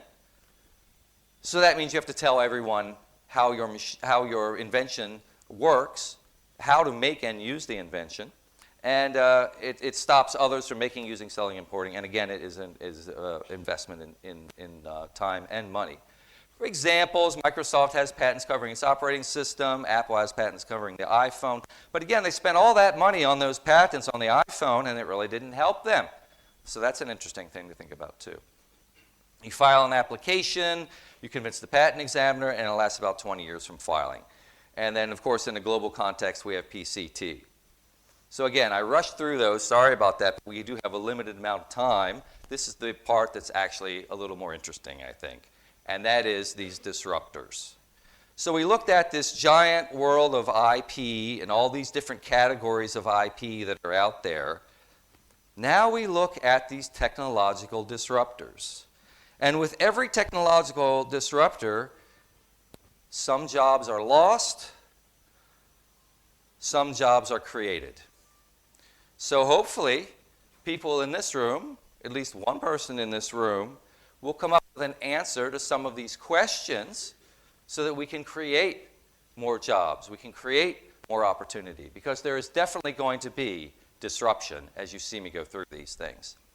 And you know, I could have gone through more, but if you look at this list is ridiculous. You hear people saying that our world is not the same. All it would take is one of these things to disrupt your world, to disrupt your business, to disrupt your practice. And look how many we have. We have 10 disruptors. This is where things start to get interesting. And I know some of you will even complain that I didn't list them all. Where's the Internet of Things, right? I mean, there are more. These are significant disruptors that are going to come in, changing our lives. And some people in this room, you're just very accustomed to these. But the law, as has been said earlier, can't keep up. Can the system keep up? Let's take a look. Let's ask some questions. And again, I have questions. I don't have answers. I will leave it to someone in the audience over the course of maybe the next couple years to find the answers to some of these questions. So everybody's a publisher. The old system is that the content creator had to go to a publisher and was at a negotiating disadvantage. I know because I was there. And I used to get calls, and someone would say, hello, you're an IP attorney, aren't you? I said, yes. I just wrote a book. What should I do? I want to publish my book. What were the options back then? The options were, number one, join the Authors Guild, because you're going to be going up against these giant publishing corporations who have a negotiating advantage over you. And you need somebody to represent you. So you need the Authors Guild. That was the first thing I'd tell them. Then they would go out, and I would say, hey, how many books have you done before? Oh, this is my first book. Well, guess what? You're at a big disadvantage, right? The publishing house would say something like, well, let's see. We're going to have to invest a lot in actually manufacturing and distributing your book. So you think you're a good author? Yes, I'm a very good author. Okay. Well, the first 5 books, we're not going to pay you for those because it costs so much to publish your books. When you write that 6th book, then we'll start paying you. And what are you talking about? That's ridiculous. Oh, we'll pay you some costs and we'll give you an allowance and a little stipend, but you're not going to share in the profits until much, much, much later, right? So then they go to the other publishing house, and the other publishing house says, oh, yeah, they're terrible people. They're taking your first 5 books. We only take the first 4. And this was sort of the disadvantage that you were in, right? So, but now, is that the situation? Absolutely not, right? If I want to publish my book, I can just hit a button today and it's published in the next 10 minutes. Anybody in the world can look at it within a couple seconds, actually, right? So what does that mean to copyright? That's a disruption, right? We have new ways of distributing works. We have a micro audience, right? We have a patronage system, right? Instead of me having to go to Simon & Schuster and try to get, millions of copies sold, I might be okay just having 30,000 people look at my channel every day, especially if they're giving me 100 rupees a week or whatever it might be. I can actually make a pretty good living at that if I have 30,000 people doing that, so I can have a smaller audience. Does that mean now that the patronage system is stepping in and replacing copyright? Right? I don't care about my copyright anymore. I just want to have followers. I will generate my content, and they just support me. And some of the best works in the world were generated under patronage, right? So is that where we're headed? I don't know. Diversity and expression. It used to be I had to go to Simon & Schuster, and they could tell me, well, that book is a little too XYZ for us, we're not going to publish it. Now you go around them, right? You publish it yourself. Is copyright still relevant? Yes, for establishing authorship, right? Because somebody could still steal your thing and run off with it. But the question is, could maybe blockchain replace the copyright registry, right? So I come up with something, and I register it on the blockchain at 11:53 a.m., and then at 12:05 a.m., someone starts tweeting it out. Well, guess what? I can prove I was first because I registered it on the blockchain. So maybe this is what copyright looks like. Maybe the Copyright Office the registry is replaced. And maybe we have just one central copyright registry. Maybe I'm wrong. Maybe we have more copyright registries actually that refer to some centrally coordinated chain, or maybe it's a distributed chain. I don't know, right? But it looks like at some point, registration of work should be done on the blockchain, right? And then new business models. And we heard this earlier, right? Instead of selling a product or a service, now you monetize attention, right? And so the copyright is now I'm joining a platform instead of distributing. But that, as we'll see later, can cause some problems. What happens when you get deplatformed, right? So we'll see. Cloud.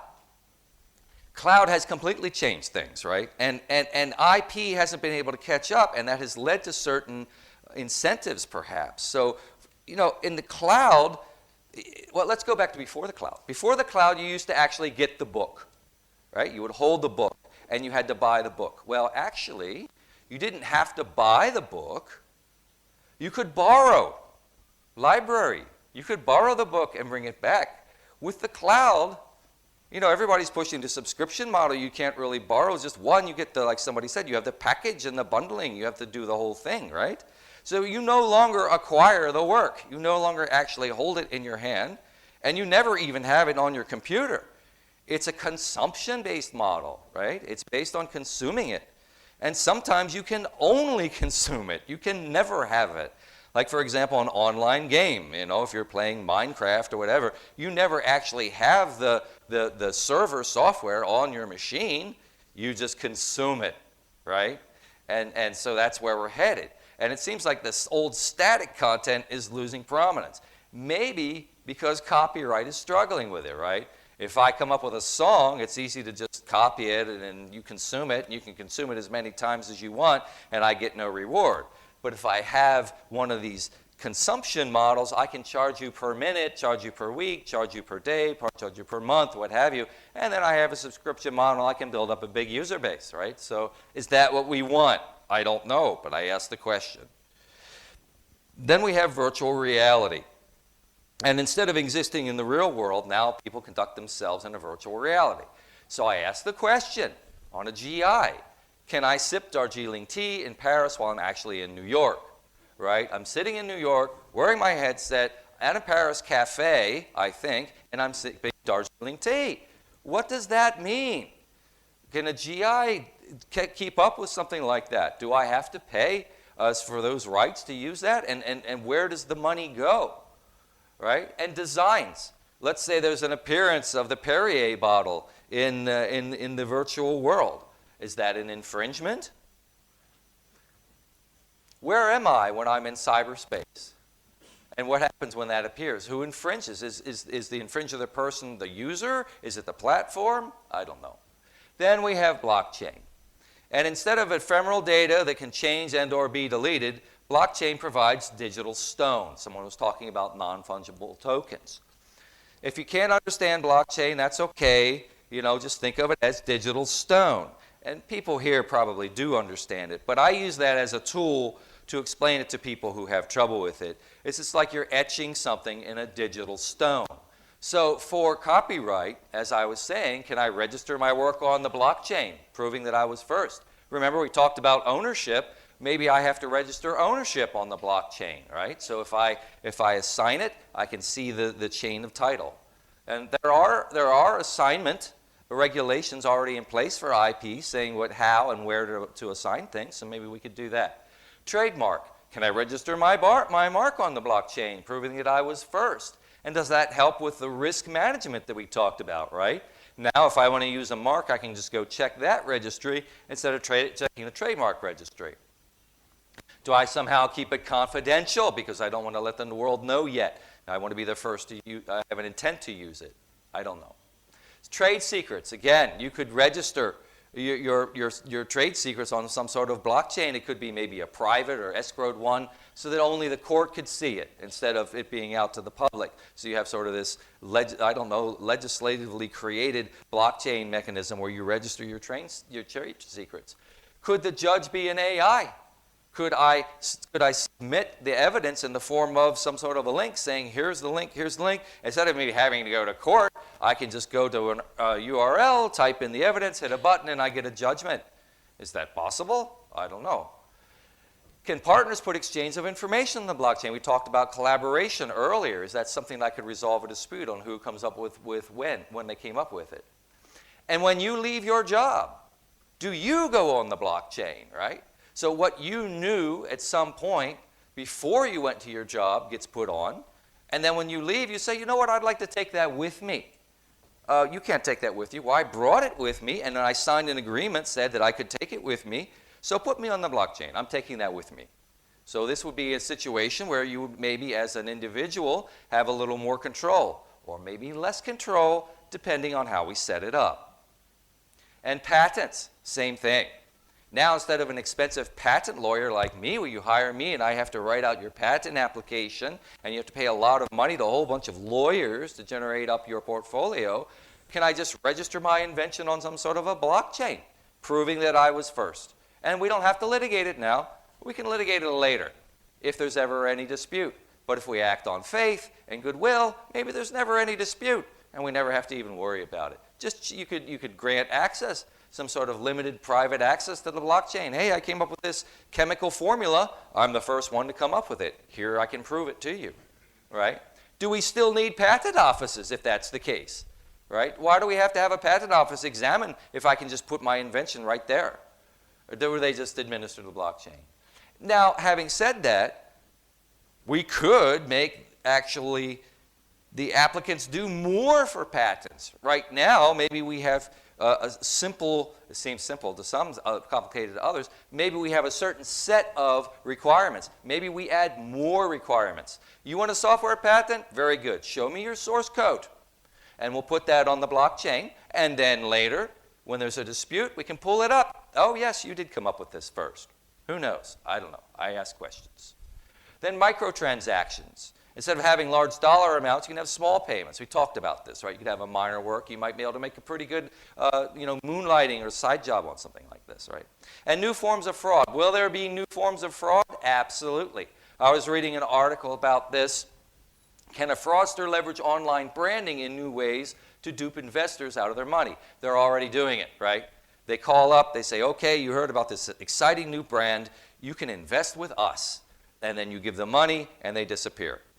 Well, could we solve that perhaps with a blockchain thing where we say, okay, here's who owns the brand, and here are the licensees and the licensors. Here are the folks who are actually authorized to license the brand. And then the investment company calls me up and says, would you like to invest in this? And I say, that's funny. I'm checking the registry, and I don't see that you're one of the companies that's authorized to do this. So I'm not investing with you. Is that an IP thing? Is that an investment thing? I don't know. I ask the question. Then you have deplatforming, right? And this is a situation where a platform can just take somebody off for a reason X, Y, Z. And then they don't have a living anymore, right? You used to wake up every morning and put together your video, and you had your 30,000 followers, and you're making a pretty good living. But now you wake up and you get that terrible email that says you're gone.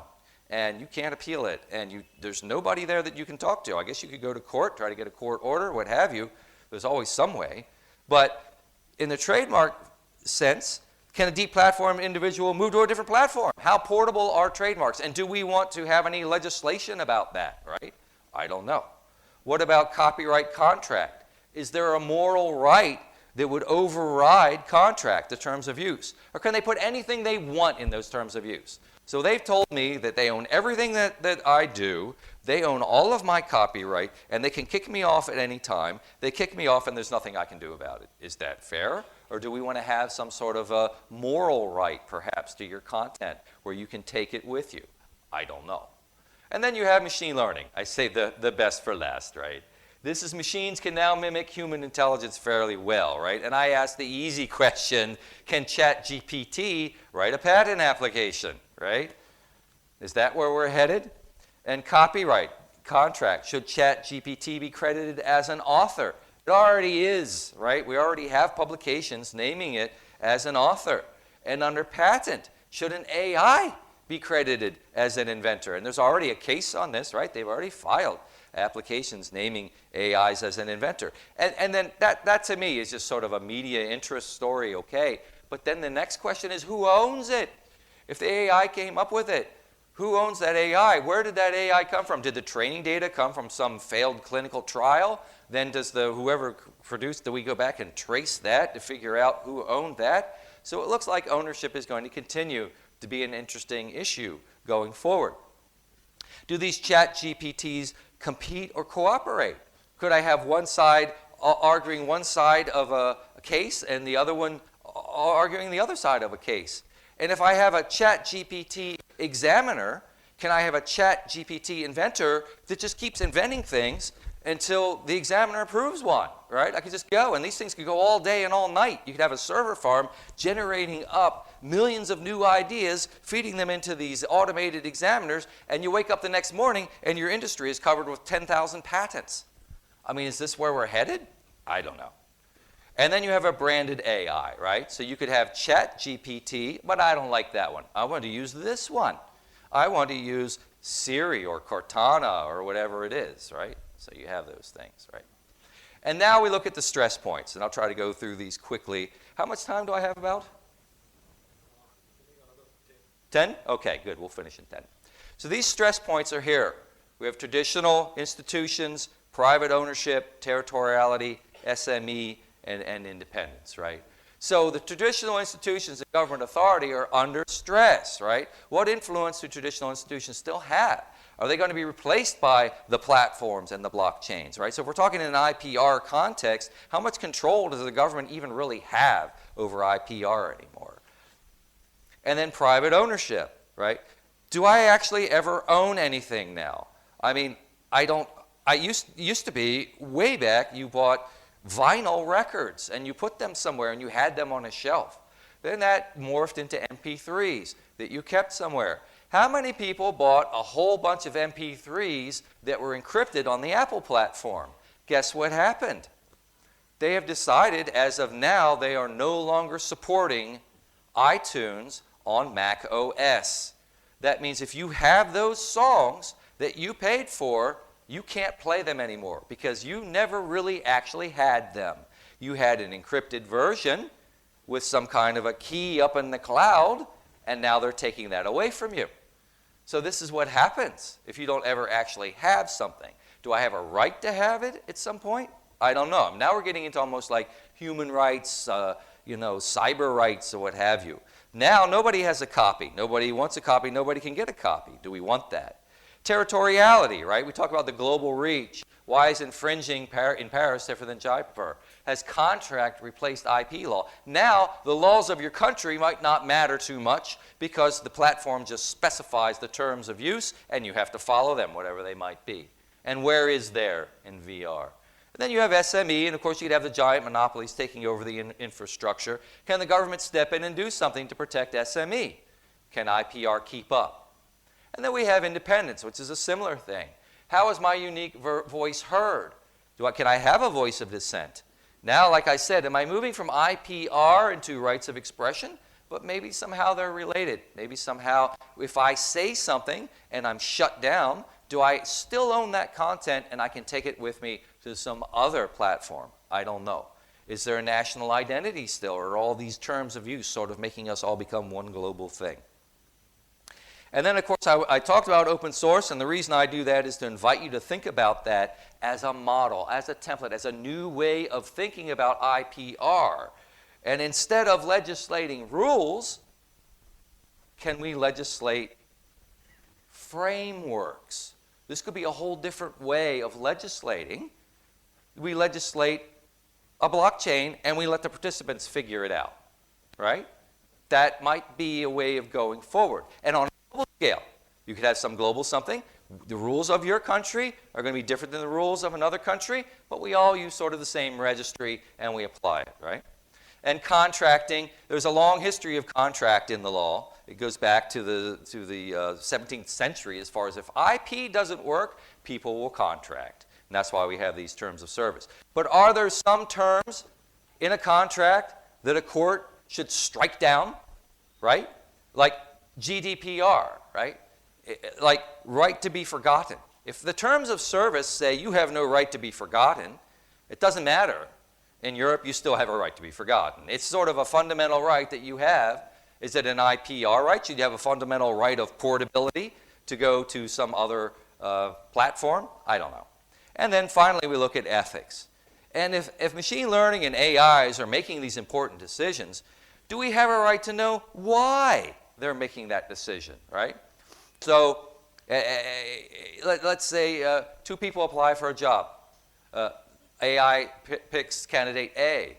Does candidate B have the right to ask why? Can we ask that AI? And this is an area I think that's going to be of great growth moving forward. And what relationships does this have to IP? Some of you will say, well, maybe IPR should step in and try to help negotiate and broker some of these issues. Traditionally, and I'm citing a case here, the Juicy Whip case from 1999, this was about a deceptive invention. And the accusation was, you can't get a patent on a deceptive invention. It's not morally correct. Well, the court actually held that where patents, you can have a deceptive patent. Once they deceive somebody, then you can sue them for deceiving somebody. But the fact that a patent might allow someone to be deceptive or is inherently deceptive doesn't matter to patent law. Is that what we want going forward? Or do we want some areas of patent law, like we didn't say much about 3D printing, but let's say you try to 3D print, you have some sort of technology where you can 3D print nuclear weapons. Is that the kind of thing that we want to put in the patent system, or are we going to stop that? I don't know. So anyway, we have other questions that we can ask, but at the end of the day, I just wanted to thank you for your time. Great. Yes. I don't know what he wants to do with his yet. Great. Thank you, Greg. With all these questions, I'm sure we're all baffled at what's next. But what I do understand, one thing is that on a very lighter note, all those who are practicing IP, us as clients, you just increase the fees we'll have to pay now. Because for all these problems, you're going to end up charging us more. But nonetheless, a big round of applause for Greg. I mean, this is so interesting to know that a very simple IP has so many meanings, so many ways one could look at, so many things which we could question ourselves that what could be a solution, what could be the right answer, and how we could actually do that. And perhaps we have one gentleman who's going to now be presenting to tell us exactly how we can monetize IP while solving complex problems with very simple solutions. Can we have a big round of applause for Dr. Anurag Gupta to please come up and present?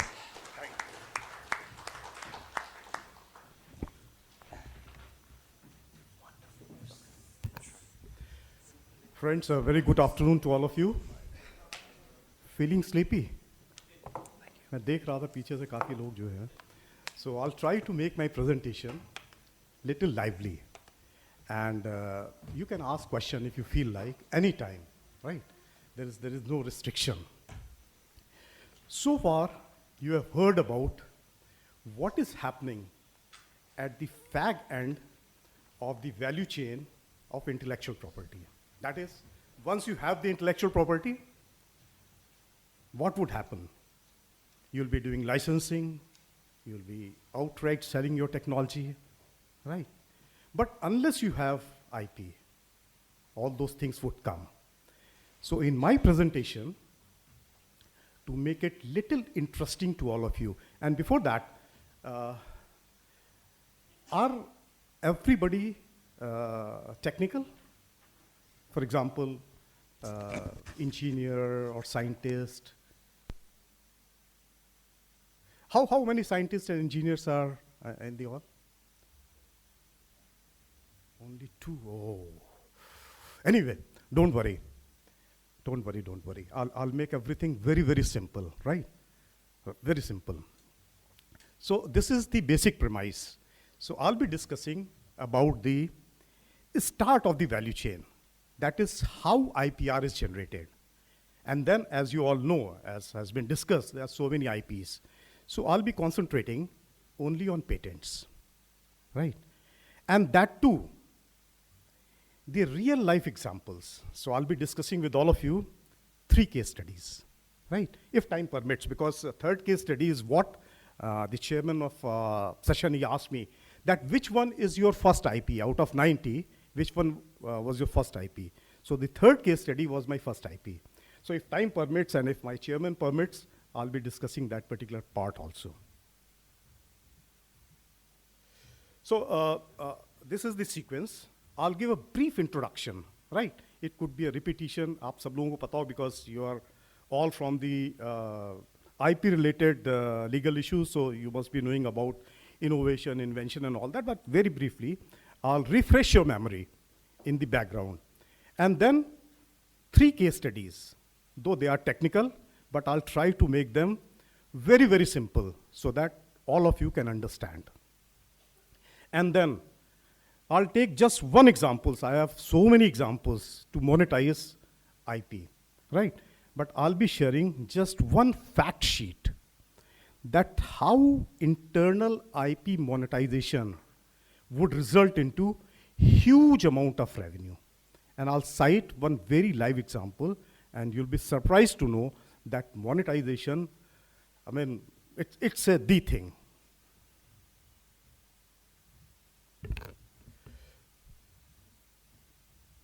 So all these 3 case studies, they are based on innovation. They created intellectual property, basically the patents. They are related to the refineries, right? Don't worry. I'll not load you. I'll in a very, very simplistic term, I'll tell you what exactly is the refinery and what are the streams which we have used for innovation. And finally, monetization of IPR, which is the crux of this particular presentation. This is the definition of invention. As you all know, it can be defined as the creation of a product or introduction of a process for the first time, right? Underlying principle is for the first time. This is known as invention. And innovation, there are numerous definitions, and this is the one which I like most, and I have taken from the slides of Gopi Trivedi ji. The process of translating an idea or invention definition I have already given to you, into a good or service that creates value. If it is not creating value, it cannot be termed as innovation. So this is basically the definition. You need not write anything. If you want, I can share all these slides with all of you. Why I'm discussing these things with you all? You see, I have 34 years of industry experience and 5 years of academic experience. So I have seen there is a huge gap between industry and the academia.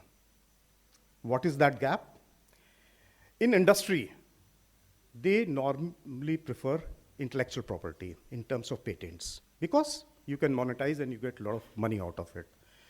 But in the academia, especially in our country, right, they prefer publication because when at the end of the year, they fill their APA or APR, right? Number of publication would get them promotion and all that. And it is easy also. I mean, you write a paper, send it to different journals, and in one of the journals it will get published. Patent, you need, some sort of skill, then you need to interact with the patent attorney, and it's a little time-consuming process. So what is publication? Publication is the act of making something generally known.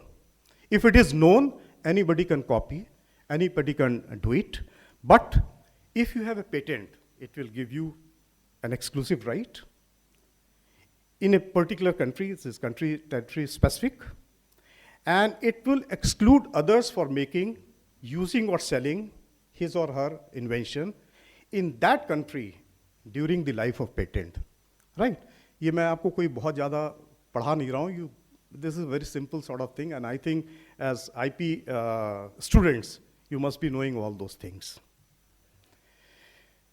What is difference between publication and patent? If you have some invention and if you publish, what would happen? You'll not get any monopoly, right? You cannot commercially exploit. Anybody can else exploit that particular thing. And that means you publish and perish. This slide is also courtesy Gopi ma'am. But if you have invention and you go in for patent, you'll get legal protection for 20 years. That means you got monopoly on that particular invention. You can do further R&D. That means if you file patent, you can prosper. So that's the difference between publication and patent. This is very interesting slide. Patent is basically converting Saraswati into Lakshmi. Knowledge, wisdom into money. But please mind it, both Saraswati as well as Lakshmi, they have got their own importance. And what is that? Saraswati, or the knowledge, it will give patent, and those patents will give national and global recognition. It helps in career progression. And one very important thing is, one patent can get you more than one publication. So if you go in for, if there is some innovation, creativity, and if you go in for a patent, then one patent can get you more than one publication. Whereas if you go in for publication, you'll get just one publication. So that's the beauty of patent. And Lakshmi, as I've discussed with you, the invention can be monetized, and you can earn huge amount of revenue. So I'm not belittling both these devis. In दोनों की बहुत importance है. But patent is what? IPR is basically converting Lakshmi into, Saraswati into Lakshmi. ये तो patent वगैरह. And industry, as I've told you, they prefer patents because they want to commercially exploit those patents. So this was just a general overview about publication, IPR, and patents, right? Then very briefly about what are the refineries, because all the three case studies, they are related to oil refineries. There are basically, these are different refineries which are there in our country. There are total 23. And they are approximately processing about 250 metric tons of crude oil every year. And I'm pretty sure that you all know, but I would like to share that India is a net importer of crude oil. We are importing about more than 85% of crude oil of our requirement. So we are net importer of energy. And these are the refineries which are there in our country, across the country. This is the schematic representation. So there are two types of refineries. One making fuels. Fuels means which is being used in propelling all the vehicles, petrol, diesel, kerosene for lighting purpose and all that, right? LPG. So there are one set of refineries which are producing fuels and LPG, and second set of refineries which are producing lubricating oils, which are also being used in the automotive and other industries for the lubrication purpose. So these are two distinct types of refineries. There is a third type of refinery, which is a combination of these two. Those refineries, they are producing fuel as well as lubricant. And in India, CPCL refinery, which is in Chennai, is the classical example. So very briefly, no technical, nothing of that sort, right? One refinery producing fuel, second refinery producing lubricant. There's a third type of refinery which is producing both fuels and lubricants. And how they are doing, how they are integrating, they are taking the residue from one of the distillation columns and processing to get the lubricant. I'll not go more technical because फिर वो ज़्यादा हो जाएगा. So three types of refineries: fuel refinery, lubricant refinery, and a combination of these two. Now, coming to the case studies. Now, in all the three case studies, what you will see that the problem was very, very complex. But we could find a very simple solution with a very, very low investment.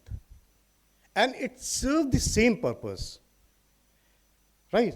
As if we have taken a very complex solution for the complex problem. I'll explain you in a very, very simplistic term. But when we talk about providing simple solution, it is the toughest challenge. If you want to solve it through complex route, it may not be that tough, right? But if you want to find out a very, very simple solution for a complex problem, it's a toughest challenge. So these are the 3 case studies. One is how to make good quality mineral turpentine oil, MTO. I think you all must have heard about this particular thing. It's not very technical. This is being used in paint industry as a solvent and in dry cleaning industry for dry cleaning purposes. The basic requirement of MTO is it should be water white. There should not be any color, right? And as I've told you that India is the net importer of crude oil, so the budget of procuring crude oil is very, very high. So in order to cut that sort of budget, it is always done to buy cheaper crude oil, which are not that good. And then you refine, process, and the product must meet the Bureau of Indian Standard specification, and it should be used for various purposes, like for propulsion of vehicles or for dry cleaning purpose and all that. So as a sequel to this, this is a complex refinery, and they are producing different type of solvents, and MTO is one. Don't look at other blocks. Just see at the solvent part of it, right?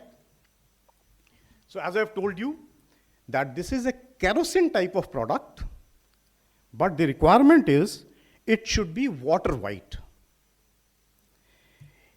We imported 2 types of crude oil, one from the Nigeria and second from the Persian Gulf. These are the cheaper crude oils. The disadvantage of having this type of crude oil in our refineries is that it has more of nitrogen and sulfur. These are the 2 components which are responsible for imparting color to the distilled products.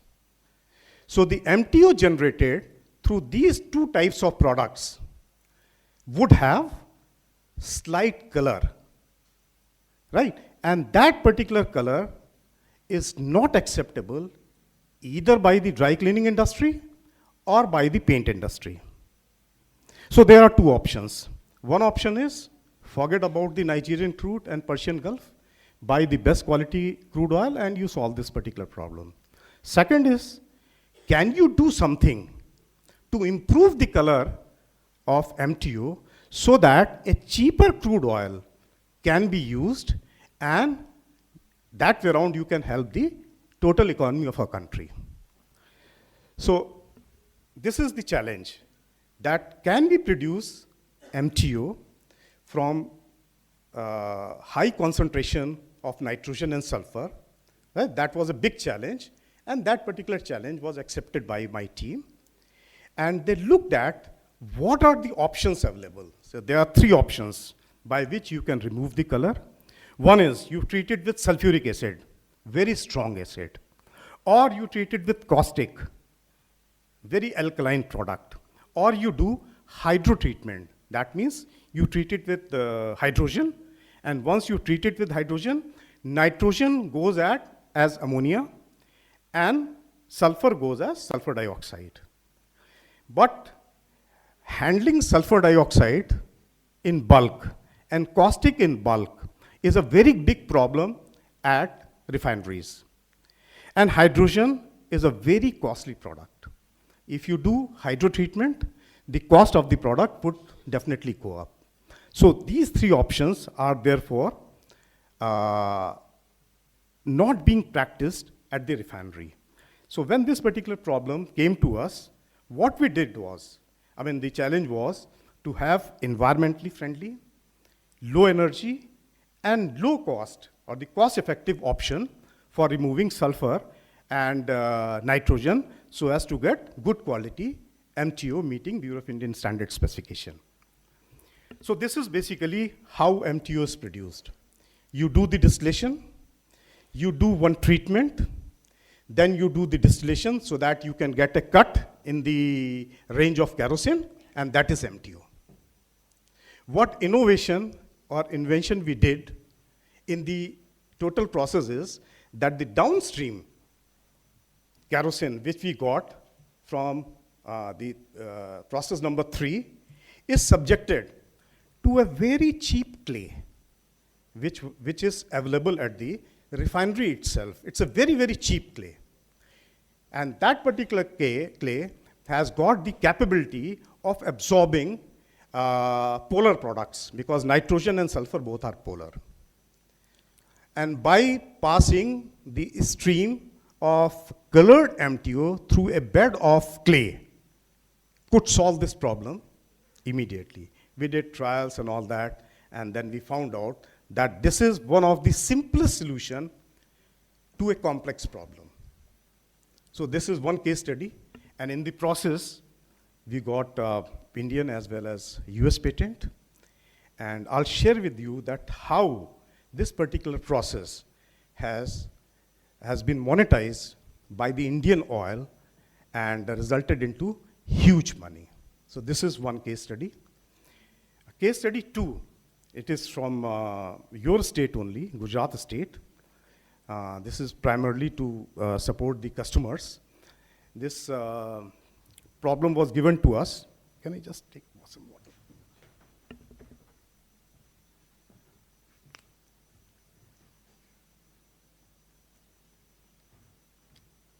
You all must have heard about the Nirma. Nirma ka naam suna apne na? Huh? So Nirma, they started a plant in Baroda, next to our refinery, wherein they wanted to make linear alkyl benzene, which is being used as a starting material for detergent component, because they are pioneers in detergents. So what they required a benzene of a certain quality and purity. And their requirement was that benzene should not contain a harmful chemical which is known as dioxane. Bhul jaiye dioxane kya hota. There is some harmful chemical. Gujarat refinery, which is there in Baroda, they are also producing benzene. But in their benzene, they have huge amount of dioxane, right? So if somehow dioxane can be removed, that benzene would be acceptable by the Nirma.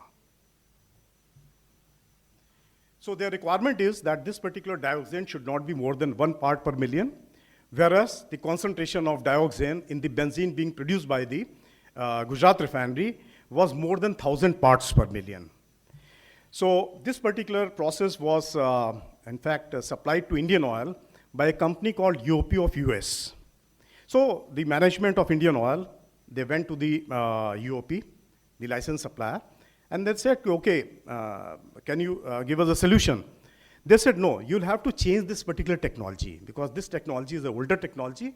This technology cannot produce benzene of a required quality. So the investment was to the tune of about 500 crores. So then Indian Oil thought it's a good business on a long-term basis. Let us invest 500 crores. But then, at the same time, they posed this particular problem to R&D Center of Indian Oil. And we said, okay, give us 15 days time. We'll try to look into this particular aspect and see what best we can do. We studied the formation of dioxane in very detail. And we found out that if we can improve the extractant which is being used for making benzene at the Gujarat refinery, the problem can be solved. So this is one-pronged approach. We also found out that if two components in the extraction, that is ethylene glycol and diethylene glycol, can be removed because they are the precursor for making dioxane, the problem can also be removed. Third thing is, we found that dioxane co-boils with toluene. So if we cut down the concentration of toluene in the benzene, the problem would be over. So now we came to a solution with three-pronged approach.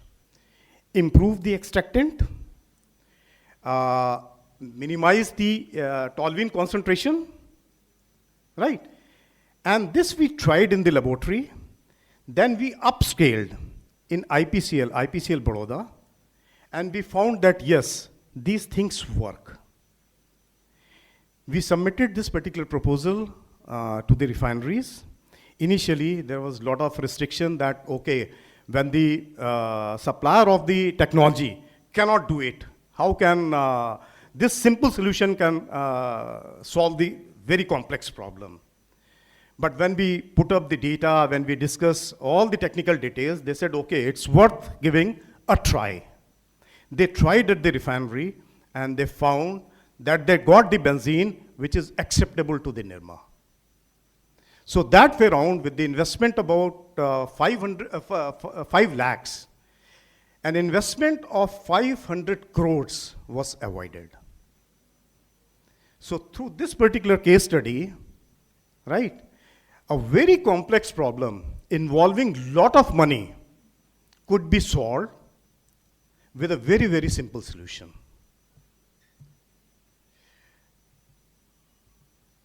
Here also, we got both Indian as well as US patent. It was implemented at Gujarat Refinery, and till 2014, they have been producing benzene with the investment of just 5 lakh rupees as the cost of one column.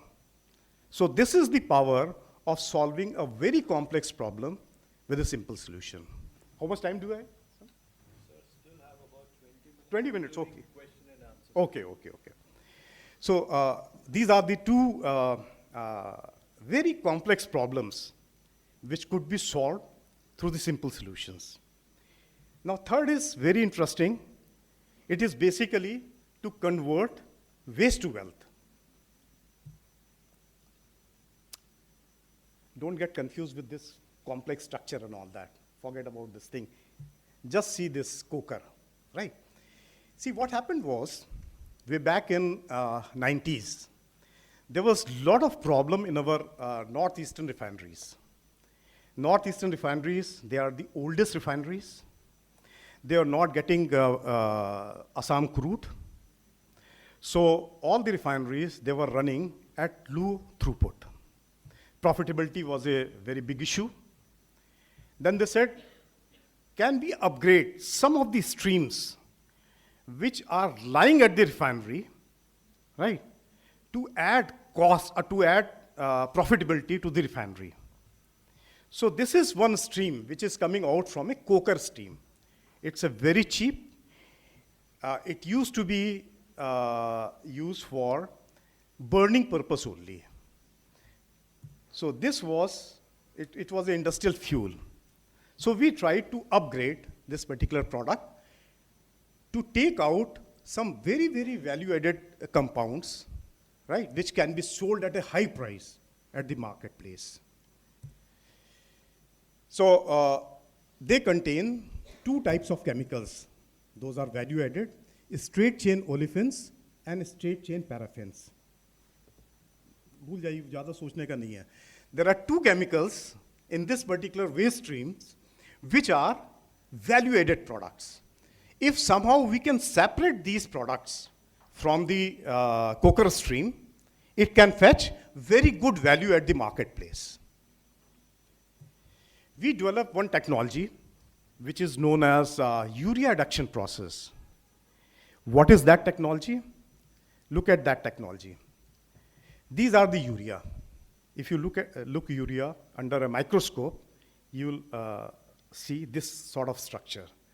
This sort of structure with certain cross section of the gaps within the matrix of urea, right?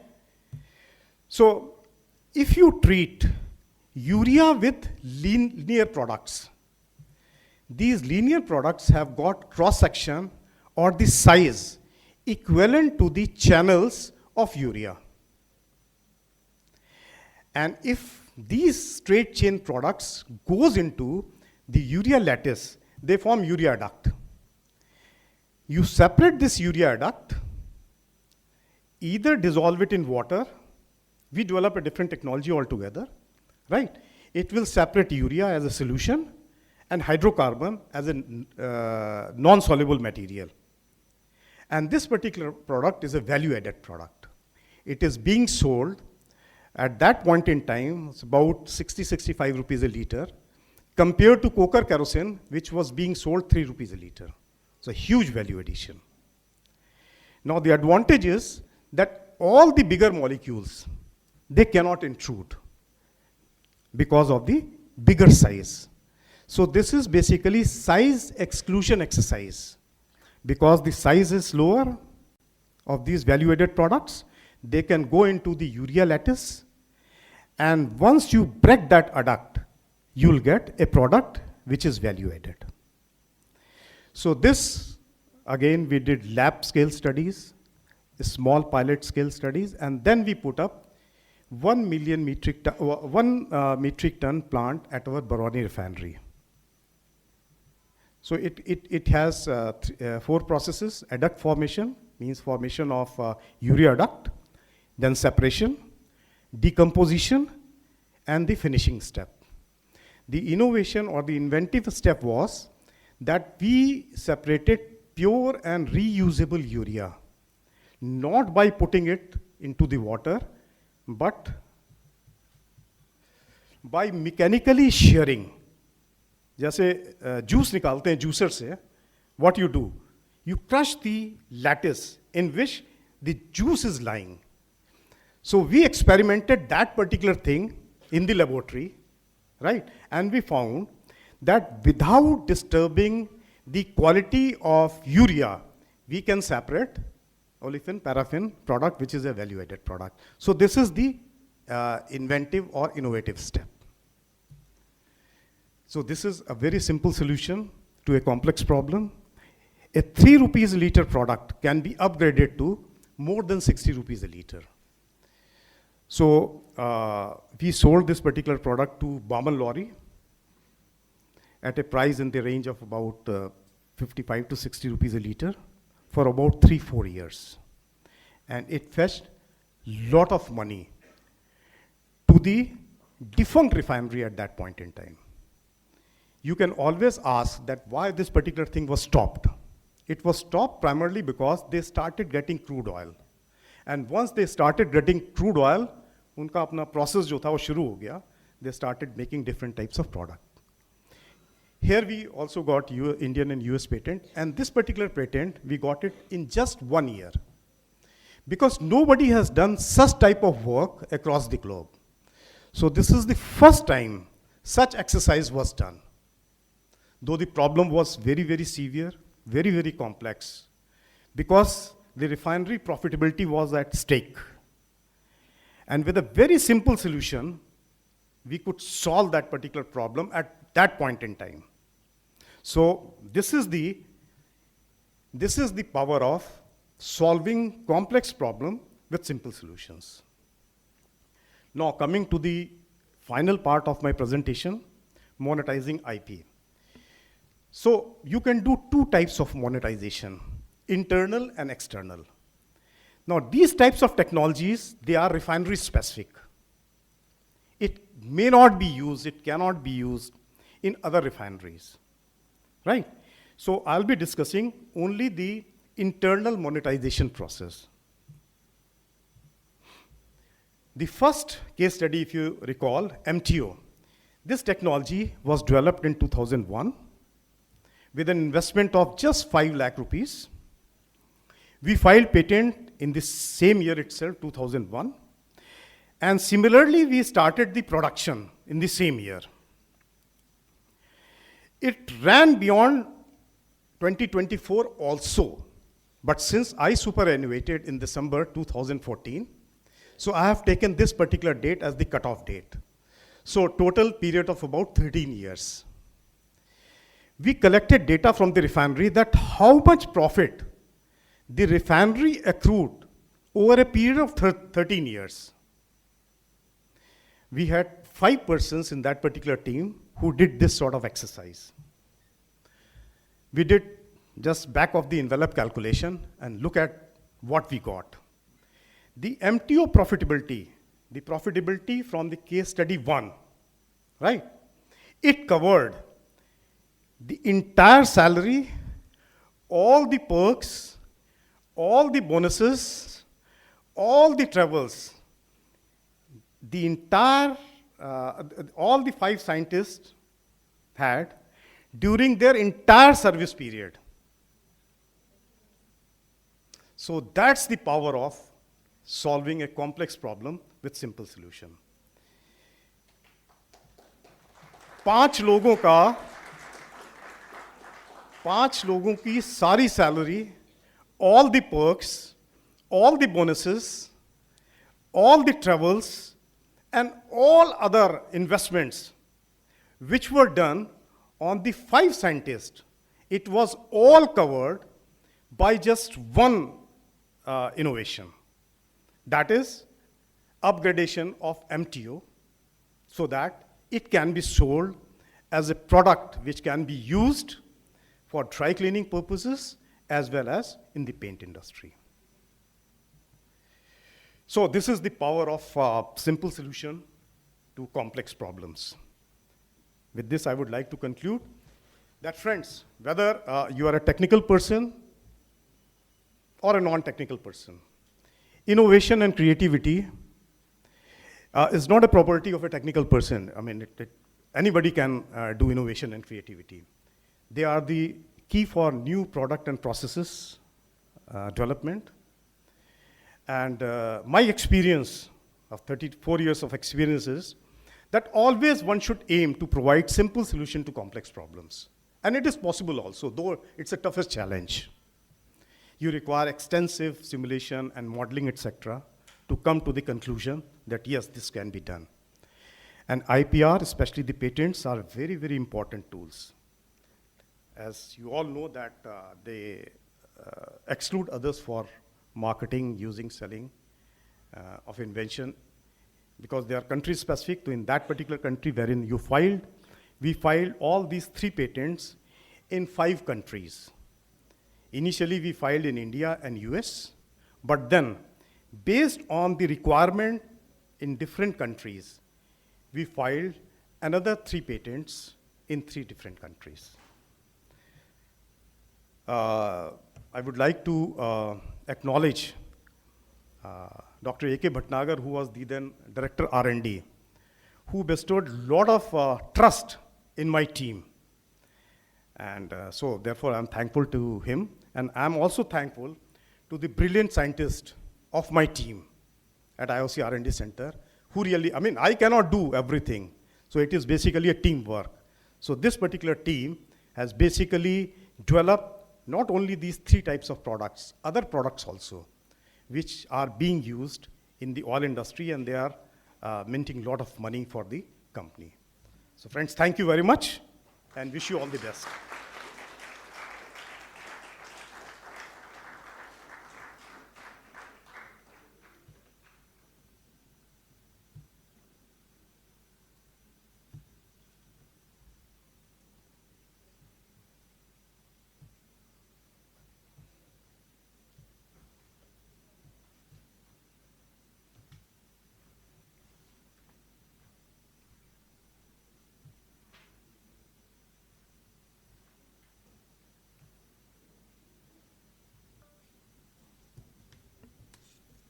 Thank you. Thank you.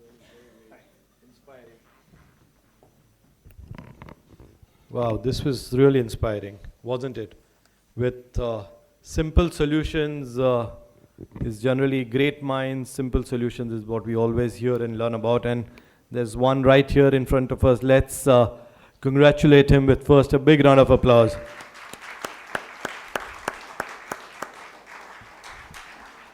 Solutions at times are just around our back. We just don't see them because they're right behind us. And this is how great minds think about it. With this, I open the floor for question and answer. If you have any intriguing question, please go ahead. The lady. Sorry, apne mic pass karjo na. Thank you. Sir, you both could use these mics too.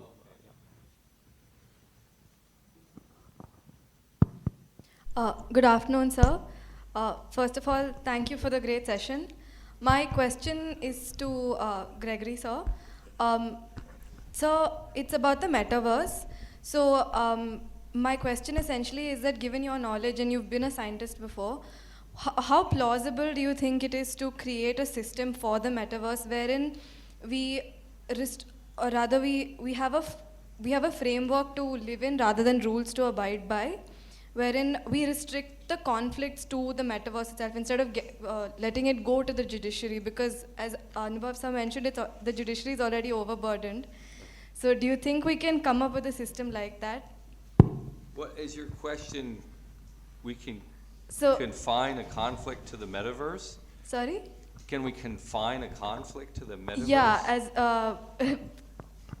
Yeah. She has an ambitious question asking that if we have metaverse, and when we do everything out there, we're replicating everything out there, then why bring conflict back out to the real world? Why can't we just leave it in the metaverse. to the metaverse and solve it yeah. right there? Is there a We way say- we could devise something which could help us in resolving or even having virtual courts and Yeah. figuring it out how that It's happens? probably unfortunately, it's probably going to go the other way, right? It seems like people just like conflict. I don't understand why that is, right?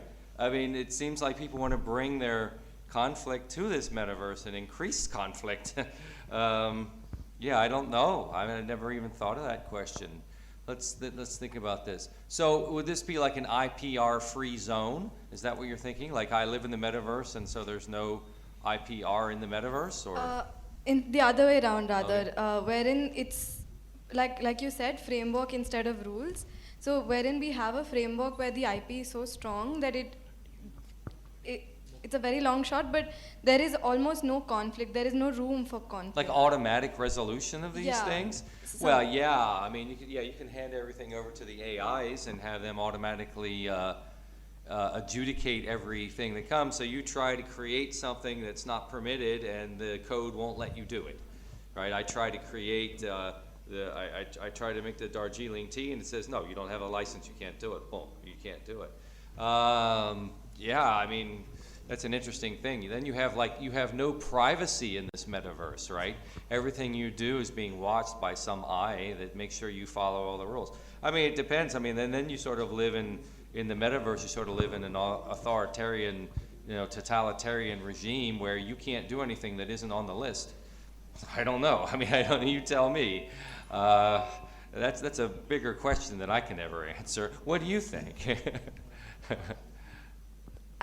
So the reason this question came up is because when you say metaverse, it's already very restrictive, right? Because it's virtual. Yeah. So, I mean, of course, you can say that on the other hand, it opens up a lot of opportunities, but at the end of the day, it's not physical. Right. So, if it's already a prison-like structure, you can devise a systematic prison, is what I was. So we look forward to you doing that for all of us. Yes. Well, and the thing is, here's the big question is, will you have a choice of which metaverse you can go into, or do these things sort of all go to a singularity and you don't have any choice? I think that's a big question. Thank you, that was really interesting and intriguing. Why don't we create two metaverses, one with IP and one without, and let's see what happens. Go ahead. A very good afternoon to the panelists. As she said, thank you so much for a wonderful session. My question is to Gregory, sir. So you mentioned about a possibility where patent offices might become redundant because of uploading inventions on the blockchain, and then they can be automatically formulated. But looking into the near future, I think, sir, with respect to the blockchain, I think it came to disrupt the economic, like how we understand money. But then we've seen how, like the FTX debacle, for example, happened, and what happened with Sam Bankman-Fried. And so I think that with respect to like how cryptocurrencies were supposed to function on the blockchain, people don't have a lot of trust on if something is not, say, backed by the government, or they are not backed by an authority. So, sir, rather than thinking that one system would make the other redundant, are we looking at a more collaborative system where basically uploading inventions or registrations on the blockchain can actually serve as just better evidence for the patent offices to resolve conflicts. So are we looking at more tech-savvy lawyers who actually understand how the blockchain functions and can use it as an evidence rather than automating the entire process, because that doesn't seem sustainable to me in the near future? Like, what would your comments be on that? Well, I mean, hopefully the users wouldn't have to understand how it works. I see it as a good point that you would want to have some government authority behind it, otherwise it might just disappear, or somebody might, could be fraud involved or what have you. So it makes sense to have a governmental supported blockchain, but I don't know. Yeah, there probably is still a role for an attorney, of course. There are legal issues, but the question is, for example, could I simply have a registration system and then I can, right away, I have my registration within 24 hours or 2 weeks or what have you. Now, maybe that's not such a big deal anymore, right? It used to take 3-5 years to get a patent. Now you can get a patent in a year, maybe. So maybe, with all the reduction of the backlog, it doesn't matter. But we had a question earlier about how things become obsolete so quickly. So speeding up that time of examination can be very important. And so maybe we have a different category. Instead of replacing patents, we have a utility model, like Germany has or something like that, where you just register the thing, and it's a low-cost alternative to the patent.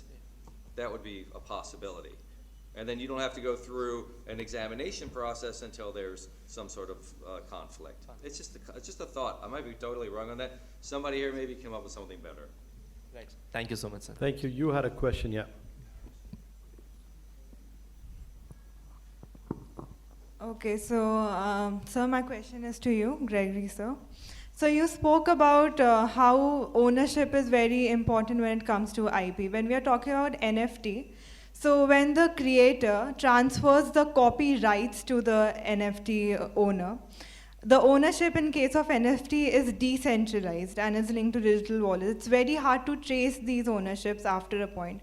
So how do you prevent the infringement of copyrights in days when people are simultaneously taking screenshots and creating JPEGs and PNGs of these NFTs? Yeah, okay, got a couple questions there, it seems like.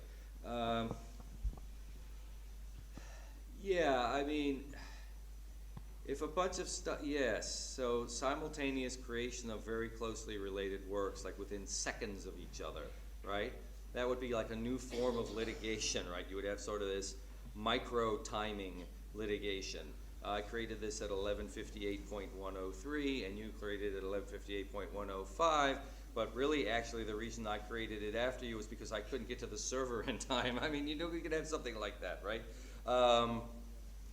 But I don't know that I fully understand the impact of your question. I mean, what I was trying to get at was that you could have a registry, just like you have with a patent. You could have a registry for your photograph or your poem or your music or what have you.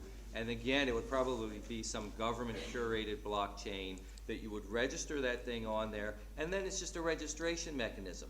I suppose there could still be exceptions in the case of a fraud. Let's say you have your poem written there, and you go to bed the night before, you register it, someone breaks in, takes the poem and posts it on the blockchain. So the blockchain wouldn't necessarily be the end of the story, but it could be a shared registration system that maybe lowers the cost for everyone. There still could be opportunities to challenge it based on fraud or some other inappropriate, whatever it might be. That would be my best answer to that. Thank you. I think you've explained it very well, because it's such a complex way one could look at it, and I think somewhere or other you picked it up from Dr. Anurag to simplify it. So your answer was very well simplified to make it easy for people to understand. Anyone has a question for Dr. Anurag right here, because probably we are running out of time. We can probably take one, maximum 2 questions. Anybody has, or even for Gregory, anybody has a question? Yeah, you could go ahead.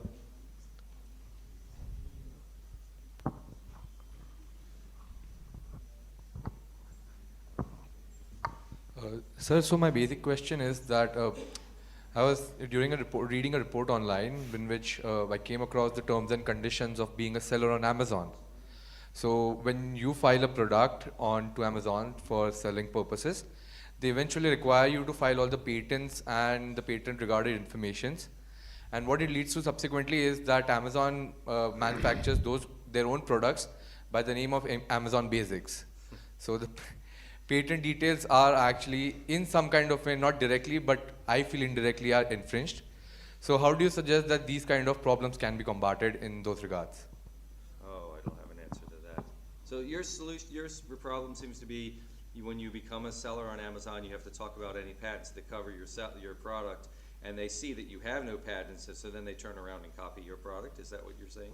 No, sir. So when you file all those patent details with them and all the structures and everything, they somehow make changes to them and subsequently come up with products which are then sold under the category of Amazon Basics, which are then relatively cheaper, but they're like somewhat the same thing. Are they infringing or not infringing, do you think? He's saying they're infringing, if you're correct. But just by manipulating the product just little enough to probably be on that gray line where I see. So in other words, is what you're I telling assume the he's trying to patents- indicate. They design around your patent.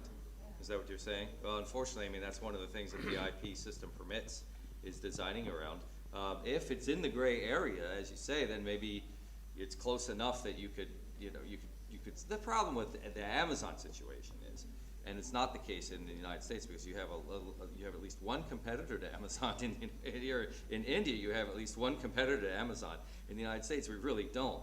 Amazon tells you what they're going to do, and you pretty much, you have to follow those terms. Having said that, maybe you can figure out some other way to differentiate your product or what have you. I don't know the answer to that. Thanks, sir. Yeah. Thank you, Greg. Thank you, Dr. Anurag, for this lovely post-lunch session. I don't think it could have been more livelier than this post a scrumptious meal. You kept all of us awake and saw to it that we were almost grasping a tummy full of information through this wonderful presentation by both of you. Thank you once again for being here today at AMA and being part of the Intellectual Property Summit 2023. Can I request Jatin Bhai and all the panelists who've already presented or presenting after this for a group picture up on the stage, please?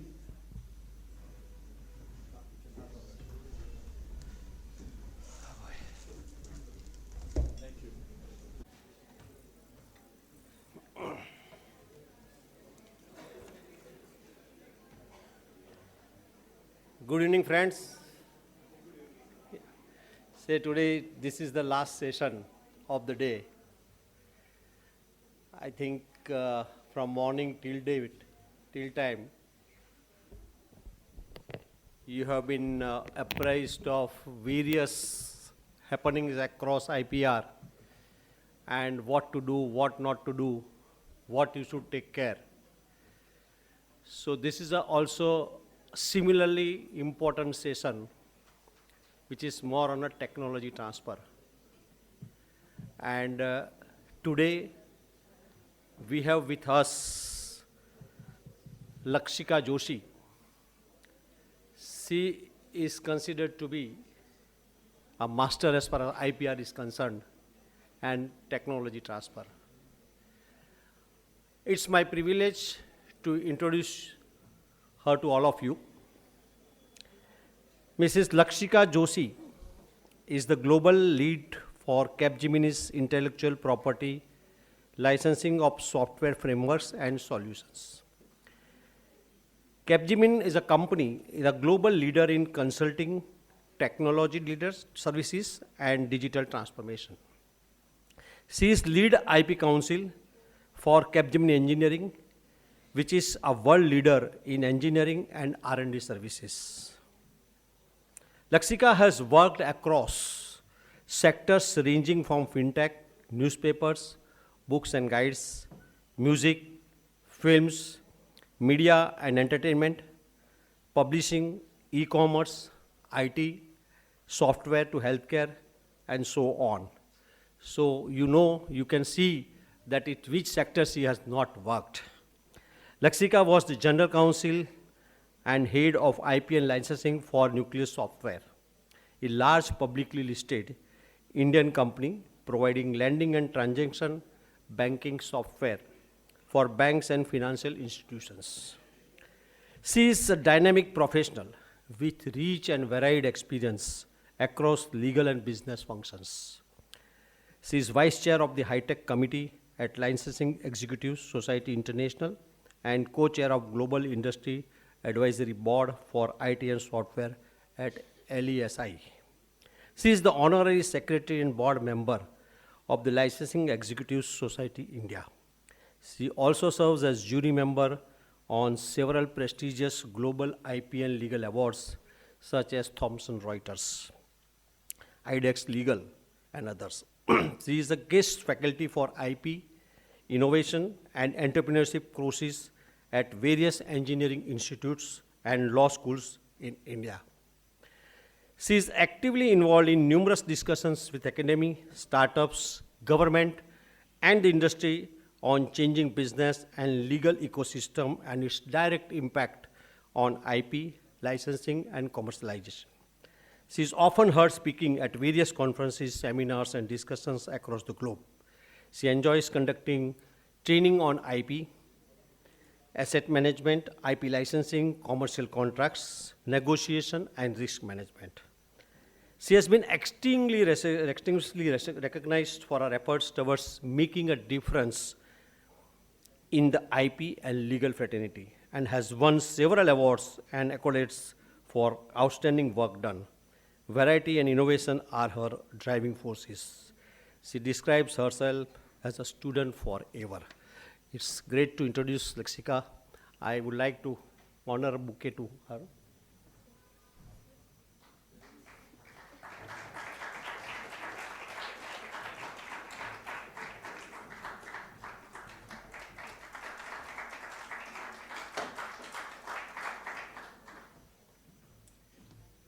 Before she starts, we just were discussing at the tea break about this innovation, technology transfer. The technology transfer is such an important subject today. We were just discussing internally, and when we were students, we did not even learn about this technology transfer, and we were not knowing about the same thing. Before 20 years she was, and before 30 years plus I was. So this is a concept which you will learn from her today. And what is necessary as far as technology transfer is concerned is first drafting of the documents, which type of documents you will draft, which will prevail over either joint venture you are having or having a technology transfer. So many other things you have to see. I think she will enlighten us on all these topics. Let's hear her. Over to you. Thank you.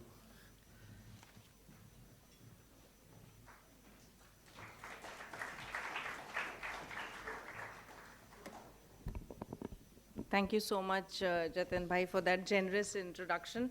Thank you, AMA and Vijay Trivedi, Gopi Trivedi, ma'am, Jatin Bhai, all of you for having me here. And thanks to all of you, the students here. I'm one of you. I'm here to learn today from each of you. Thanks for suffering us since morning, and you're still braving it out. This is the graveyard shift technically, so I don't know how I'll do justice to it. But as you can see, first thing, my first disclaimer, Jatin Bhai said, master of technology transfers. I'm not. I'm a jack of all trades, probably at best, master of none. And it is true. I would like to describe myself as a student, which is one of you. I am here to learn from you. When we passed out from college, there was nothing like technology transfer that we learned at college. I was just wondering and chatting, during the tea break. I don't know if tech transfer is a subject that you're taught. Is it at college? No? Oh, it's still not. Oh, I'm feeling good. That makes me feel good. So we are still the same. We are even now. Because I never learned it. I learned it on the job, and so will you. But of course, you'll have the benefit of attending sessions like that, thanks to this academy, that you'll have some insights, and you won't have to figure it all out from scratch like we did. By the way, here are my notes, because I was asked to put together some slides. I was told that this is going to be a presentation. Can I have a mobile mic, or am I audible? Is it all right if I speak without a mic? know, the backbenchers anyway sat at the back because they couldn't walk, right? You'll be sleeping it out. Did you have coffee? So it's all right. Unless you want to shift up here and, you know, give us company and keep me awake actually. I don't know about you, but it's also a struggle for keeping me awake right now. So I had 2 cups of very strong coffee to be up here and talking to you. I don't know if you.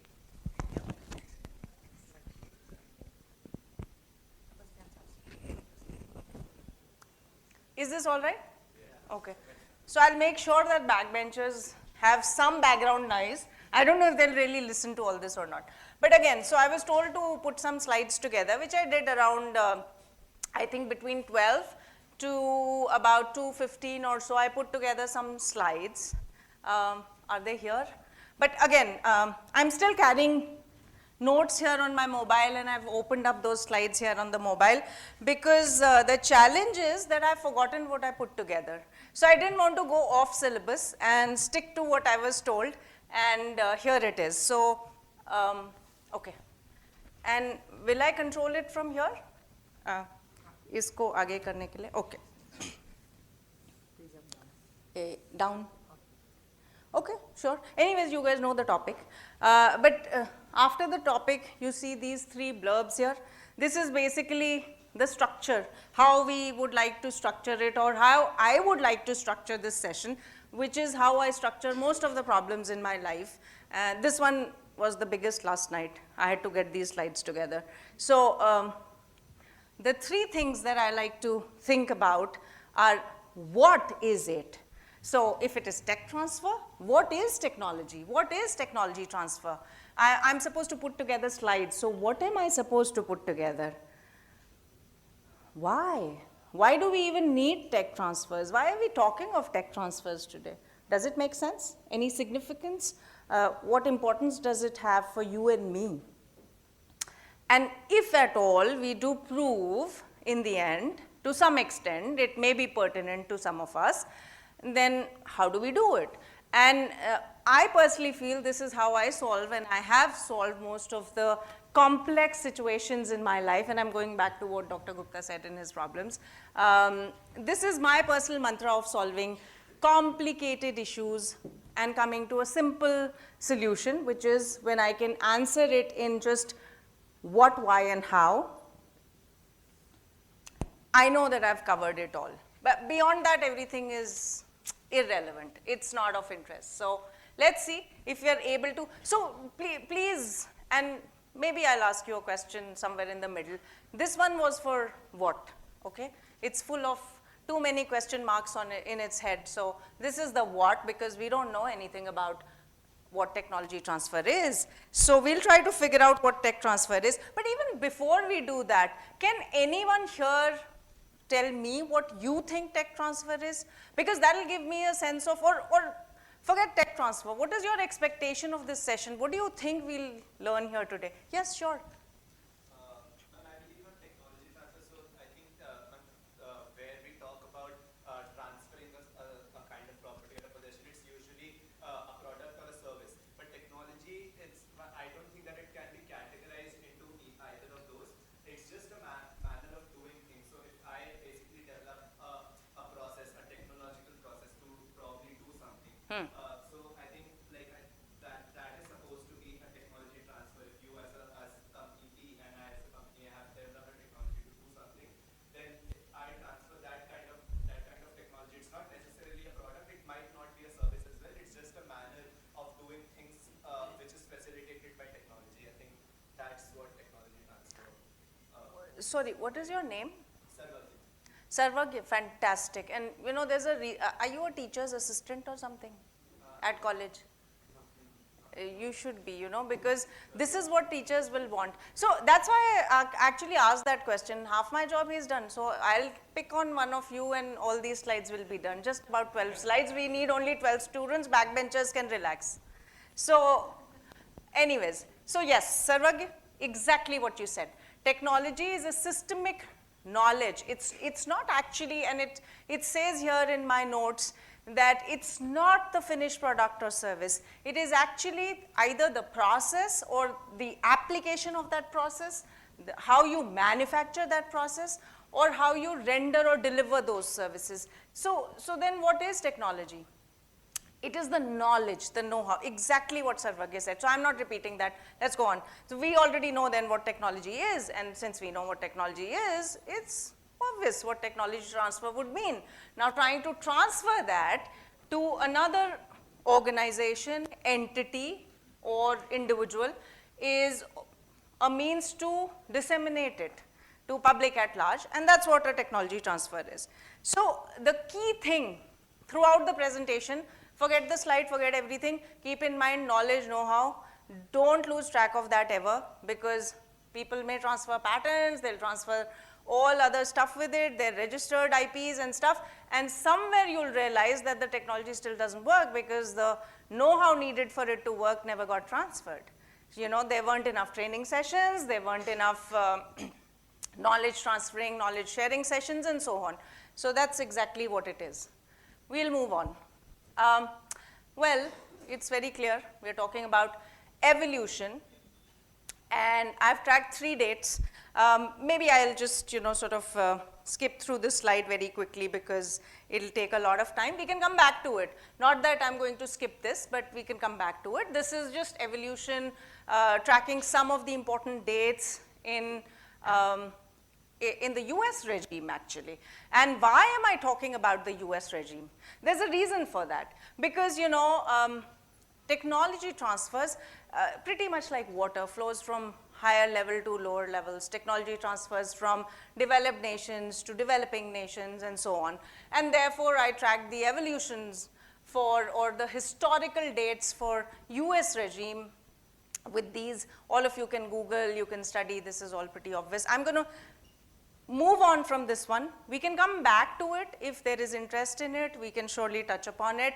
But these dates were important because, see, the Model Act, you will see, it was 1862. Those were the times when people would think that, and what did the act do actually? The US government started granting 30,000 acres of land to set up universities, to set up land grant colleges. So, those were the days when people would think that to be able to commercialize or monetize your IP would almost be a taboo. So, institutions would do research. They wouldn't probably think in terms of royalty. One of the first universities to sort of patent and then license and charge royalties was University of Wisconsin in 1924 or 25 or something like that. But again, in 1862, they weren't thinking about that. And this established that culture where government would give land grants and establish research institutes, or rather institutes who would then conduct research and so on. And of course, there are gaps in between these 3 blocks. So there's a lot that happened after that. There's the World War that happened. There were a lot of inventions that came up during the World War. And you would see there is a course that I taught a couple of batches of the Indian Institute for Foreign Service, and that course was about conflict management, diplomacy, and intellectual property. And I was telling them that, well, now we tend to think that conflicts are bad, but actually conflicts are good. The greatest of inventions, if you go back and track them, have been the results of wars, and maybe they came up from defense sector or byproducts of all of that. So actually conflicts are not always bad. So anyhow, all of that happened, and then universities were under pressure. There was the Great Recession and so on. So then they also wanted to sort of find means to get more funds, and that lands us with the Bayh-Dole Act, which is extremely significant because till now, universities benefit a lot. And why are we talking about universities, by the way? Because if you also talk about technology transfers, I talked of developed nations to developing nations.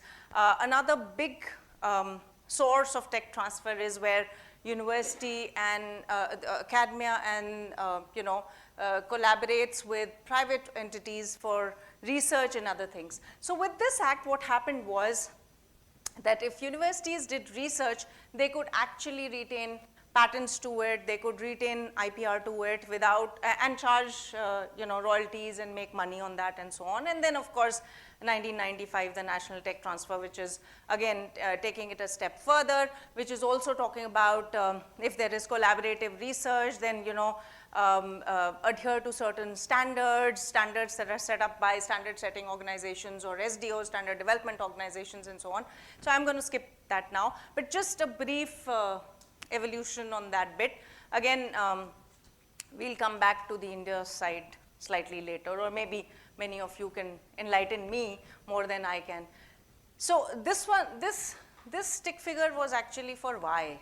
We've already done what is it, right? What technology is and what is tech transfer. But why is it important? So when you try to answer why of anything, the two things that you look at is goods and bads. Why should I do it? Why should I come here today and talk to all of you? What are the pros and cons? So for me, one of the biggest advantage was that probably I'll get to learn from each of you, which I did. Since morning I've been hearing some great bright questions coming from you, which is extremely encouraging and gives me a lot of positivity for future. Some of you are asking questions which actually ail me also sometimes. In fact, I remember when I just passed out from law school and had joined work, the senior I was working for, and we were doing an important matter for one of the media companies. In fact, that became a landmark judgment later on, and it's a published judgment. He once said, while we were sort of trying to protect an entity's copyrights and so on, it was a copyright matter.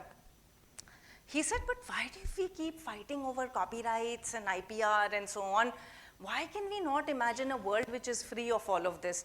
And back then, the Creative Commons and the open source were not so prevalent. But well, we are opening up, and we opened up doors to all of that, and all of that coexists now with as much proprietary information as we have. And by the way, all of that is also proprietary. It's just that it's rendered under a license which allows you to access it, right? So, so what are the benefits? Well, for benefits, I thought, instead of just, hypothetically talking about benefits, I thought let's rely on a HBR review. It was a study done in 2020 where they actually, reviewed 206 publicly listed biopharmaceutical firms that were reacting to certain innovations from their direct competitors. And what was noticed that in terms of what the catch-up R&D approach of these firms is, it relies on three things. Many of them relied still on internal developments, and this takes me back to Munish Sudan's presentation in the morning before lunch, where he was talking about closed inventions. If some of you were hearing that carefully, you would remember. And he talked of then world coming to open innovation structures now. So most of the organizations would do internal development only, which is closed. The other was strategic alliances and collaborations. They would enter into collaborations for distribution, for other stuff. And the third would be where they would do technology licensing, for things that are lacking or they have a gap, they would do that. And it was also found that there is a huge advantage to technology licensing. And the advantages are listed there, you can read them. And this is, the innovation time was reduced to 19%.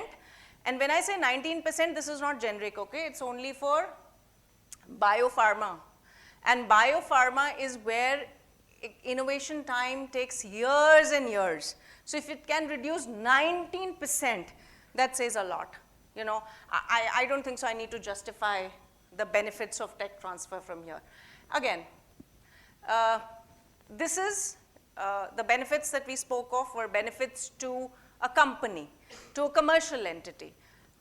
I'm going to also talk about how tech transfers or technology licensing boosts economies. And the biggest and the greatest example, well, can anyone identify this? What is this on the screen? Yes. So you know the benefit, right? Can anyone point out the benefit? Except you, because you've already done your bit. Yes, someone else.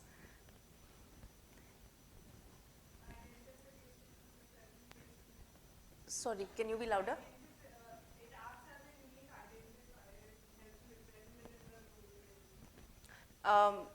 IP? The flag, okay. No, this is the flag, but why would I put up the flag here was my question. So I was going to use South Korea as an example of how they use tech transfers, foreign direct investments, which were a direct result of those tech transfers to boost their economy. And here is the example.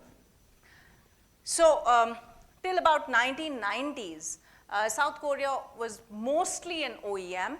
Does anyone know what's the full form of OEM? Yes, please. Fantastic, you guys are so bright, so I don't need to explain. So it did original equipment manufacturing, basically contract manufacturing for many other branded companies, and it would not have put its brand on the products that it manufactures. So essentially what was happening is that the company that was the brand owner would do the selection of capital equipment, they would train the managers, they would do the engineering bit, they would do all the innovation and everything else, but these guys would just be manufacturing. We also touched upon these themes in the earlier sessions in the morning, okay? But what happened after some time was that this kind of a structure, which, you know, because they had fertile ground, they invited FDIs, they gave taxation subsidies and so on.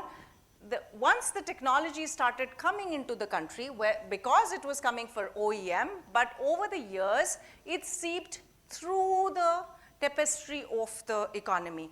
And there was a general training of resources in that area.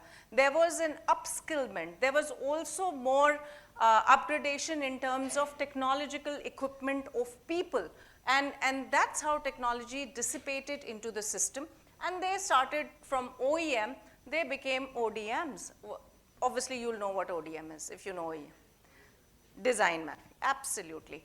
And the biggest example of that is Samsung as a company. And for Samsung, of course, example of Samsung I can give you, back in those 80s, I think, Samsung, and Samsung TVs, everybody knows how expensive they are, right? But they're the best. Anybody would want to buy and go and buy a Samsung TV in the market, not only in India, but also in the US. So they're known for their technology in the television industry, but they used to get their television technology from Philips, their video recorder technology from JVC and Sony, and now Philips. Has anyone heard of Philips TVs? No, nothing, vanished. What happened to JVC? What happened to Sony? Japanese companies, nothing. Why? Because, okay, Samsung microwaves. Samsung took its microwave technology from Toshiba back in the 1980s, early 1980s, and was manufacturing for, as an OEM for American corporations like GTM and so on. But then suddenly, from being an OEM, Samsung started to brand those under its own name. And now in the market, if you see for electronics, the biggest share is of Samsung. Forget electronics, talk of Android phones, right? Samsung phones are cutting edge these days, right? But Sony's and the worlds are totally wiped out. Why? Because of the last point. So at that point in time, the regime of the country was such that there were certain JVs, and these JVs got tax subsidies from governments. But when the government realized that slowly our push needs to be more from an OEM to an ODM, they cut on those tax subsidies. And these JV partners started to back out from that market. So, you know, that's how it boosted the economy of that country. Of course, good, bad, I'm not commenting on that. And then here are examples of some successful tech transfers. Like they say, a picture says a million words, so I'm not going to say anything about it. If anyone has any comment, feel free to make that. Anyone? If anything is not clear, ask me. Everything is clear? Then can I ask you questions on this? The Covishield. Now everything is clear? Fantastic. Okay, so we're going to move on. So, okay, again, same stick figure, why tech transfer? But haven't we answered it to a large extent? Can you all tell me now why tech transfer? It boosts economy, it brings in FDI, it sort of helps you, it also ups the talent pool of the country, there is knowledge transfer, there is knowledge sharing and so on, right? So any other benefits you can think of? Anyone? Yes, sure.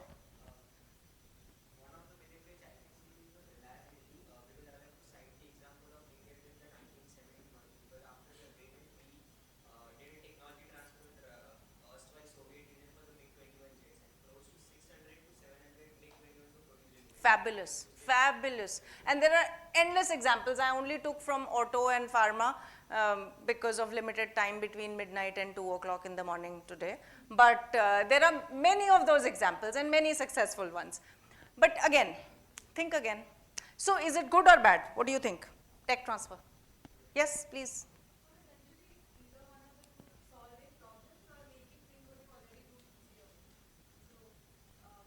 Yeah.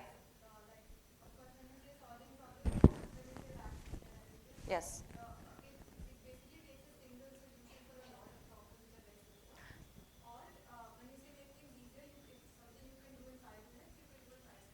But that any IP does, right? The benefit of tech transfer is it is quicker.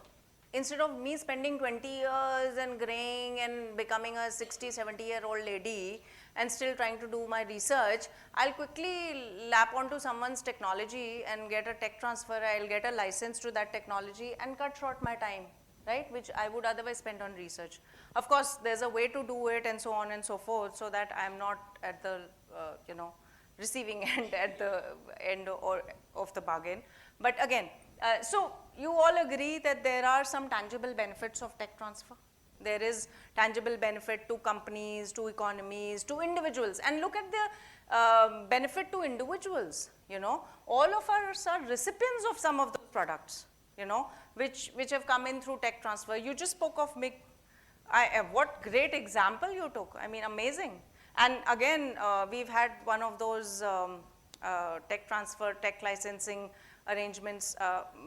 There was a news item by Sri Rajnath Singh with US for the defense sector where we are inviting more of such partnerships. So, so all agree then wholeheartedly that tech transfer is beneficial, or is there any dissenting opinion? As lawyers, we have to have dissenting opinion. You have to be able to defend both sides. Yes, please.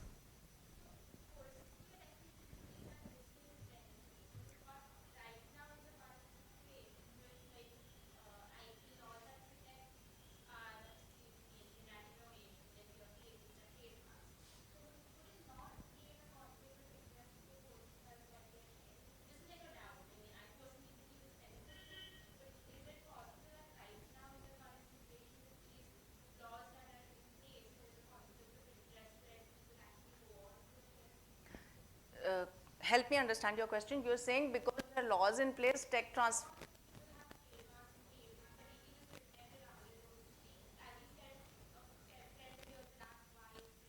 So that's why tech transfer is equivalent to tech licensing, is equivalent to tech commercialization, is equivalent to tech trade. I'll come to those portions later. But technology transfer is not happening in absentia. It's happening through a proper technology transfer transaction, which means it will be backed with a lot of documentation. Some of it will be backed with not just documentation, but a lot of trainings, a lot of sharing of information, and so on and so forth. So it will all be within the ambit of laws.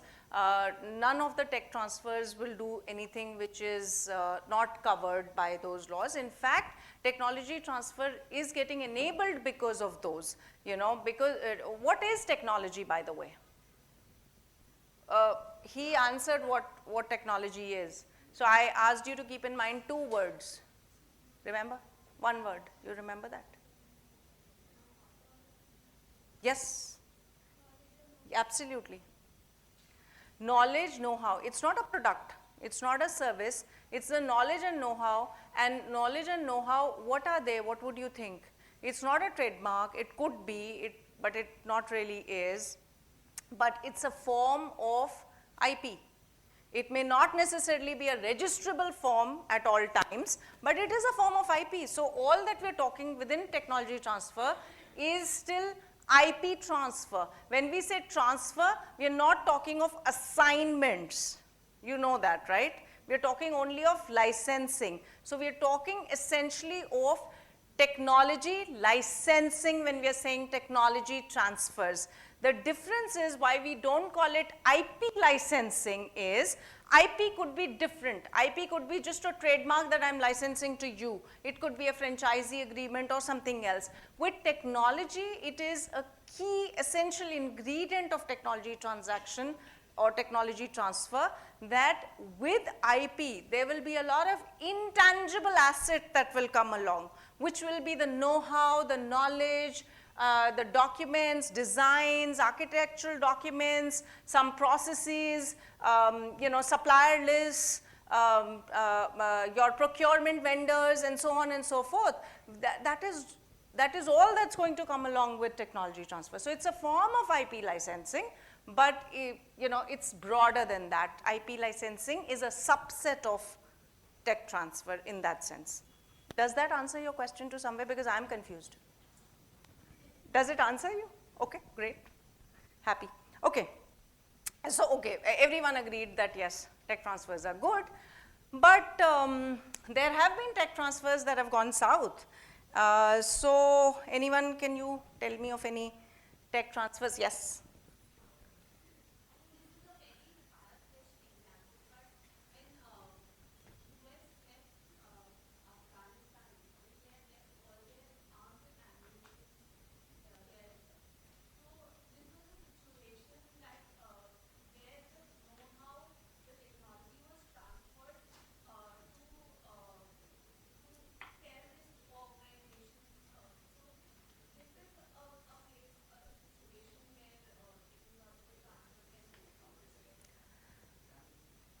They left their weapons there, and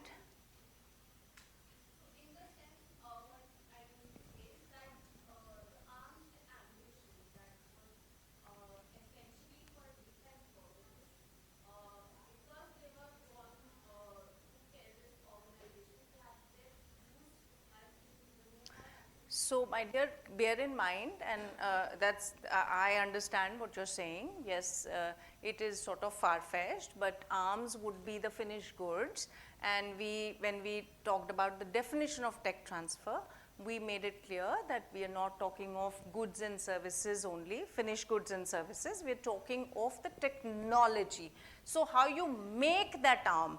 If US were to leave behind technological notes on how that gun functioned or how we made or manufactured that gun, that would be technology left behind. Otherwise, they left behind a product.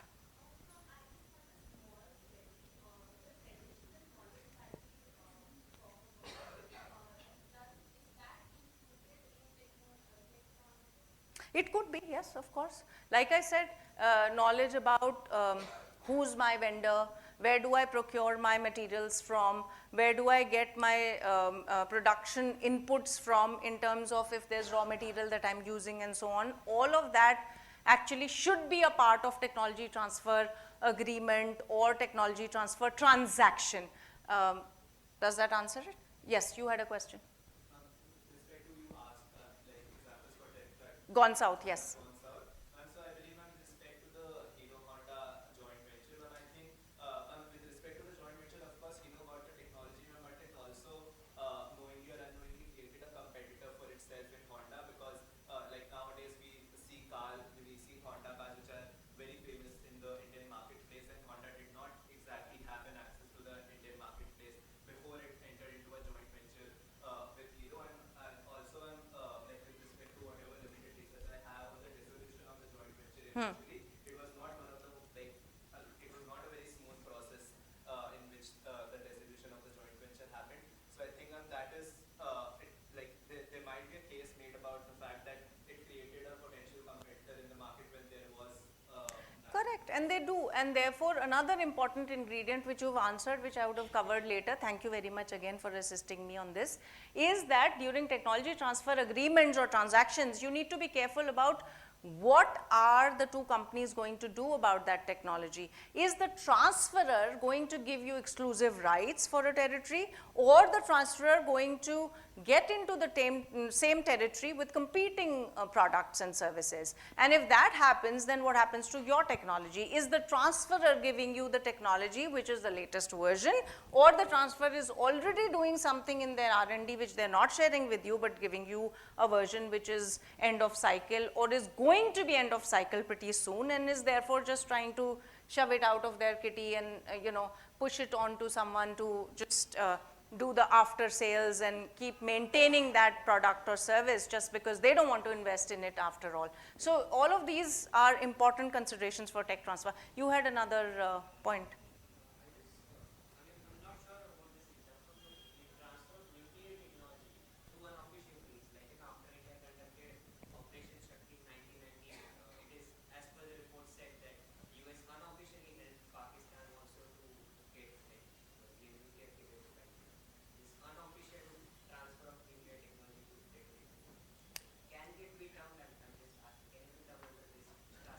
Gone south, so yeah, I mean, yes, there can be some absolutely, there can be disadvantages, absolutely, and that also happens. Actually, if you look at, and I spoke of the nature of tech transfers, whether it is from a developed organization to a developing one or from a developed nation to a developing one, there is always the risk that you are going to have to, if it is happening in the right spirit, you will be training those people. There could be attritions that you're talking about. You will be talking of some kind of like they say brain loss or brain drain and things like that. Or all of those are actual ground issues that you face with technology transactions. Some of the others could be, Mahindra had this JV with Renault, and they launched this car, Logan, I think, but it didn't sell at all, and then they had to shut it down in 2010 or something. That was shelved, that JV was shelved. Then I think Ashok Leyland had one with Nissan, and they opened up 3 JVs. 3 JV companies, but all these 3 JV companies, none of them worked actually. So there have been many tech transfers that have gone south. So why this slide is think again, because we talked of only the goods and the advantages of tech transfer, but we should be aware of what also. So again, this is a very, very interesting personal favorite study. I'll come to you in a second. Study where this paper talks about how research and information system for developing countries, sort of how the whole system evolves, how technology transfers happen, how FDIs are linked with tech transfers, and therefore depending on the stage of development evolution of a specific nation or country, they may or may not be in the similar position for a tech transfer as another nation. And the reason for that can be many. For example, this we've already spoke of. For example, and again, I'm, this whole technology transfer, because there is a famous economist, Konstantin V. Vyssos, and he spoke of equating technology licensing. Basically what company or country is trying to do through licensing its technology, it's trying to commercialize it, it's trying to take it to market, to larger people, to make, to monetize it. So, and therefore, from an IP matter, it becomes an economist's matter, right? So IP is very deeply entrenched in that sense with economies. And tech transfer, he's equated with technology commercialization. He also calls it technology trade. So the minute we are talking of trade, I'm sure you can all think of free trade agreements and so many other things. And all of them, you'll notice, will somehow talk about IP licenses, technology transfers, how all of that will function. And all of this, because now we are talking of trade and economy, these 3 ingredients will have to be kept in mind. The nature of market, where it is going, the bargaining relationship, and this is not just between nations, you know, but also between companies, how you're positioned. Do you even have the power or the position to negotiate an effective technology transfer transaction? And these are things you have to keep in mind when you're talking technology transfers. As a recipient, of course, as a transferer, I mean, if you don't have any bargaining position, I'm happy. I don't care. So then there are some there are some inherent disadvantages, because it is clear that in a technology transfer transaction, the purchaser or the transferee of the technology knows nothing about the technology. He doesn't have it. That's the reason why he's asking for that technology, right? Gap to be filled up. So he's inherently at a disadvantage, because when he gets that technology, he doesn't have the skill set to validate it. He doesn't have the internal bandwidth to actually do some testing. He doesn't have the bandwidth perhaps to do due diligence. He may probably then invest hugely in getting those kind of due diligences done, which may not be possible because that technology may be under development or, you know, still at a POC stage and so on and so forth. So during technology transfer transactions, TTTs, you have to bear in mind that these are some of the important things that will sort of be encountered. And then again, I think we've already spoke of this. Technology transfers directly aid in FDIs. FDIs and licensing, they impact economies, but when all of that happens, for the recipient nation or the recipient company, a transferor will evaluate the ground readiness, will evaluate the IP regime the company sits in. If the company I'm transferring my technology sits in a country that doesn't protect those IP rights or doesn't have strong protections, then probably I, as a transferor, may want to rethink my decision. And the regulatory practices. Regulatory practices are also extremely important. We can touch upon them later, but nonetheless, I'll just tell you. I'm sure you would have heard of Director General of Foreign Trade, DGFT, or let's say BIS in the US. And there are technologies that require regulatory approvals. You know, just because I am a transferor, I'm sitting here in India, and I want to transfer my technology to a company, let's say in France, or Africa, or China, or even US for that matter. I need to understand if my technology is controlled. When I say controlled, I need to go back to what is the export control regime of that nation, where I'm exporting from, and also where my transferee sits. So will I or the transferee need to be compliant with certain things? Do I need licenses? There's something called ECCNs, which you're required when your technology, if I'm talking the software domain, if it has certain encryptions and things like those. So all of these things come into play.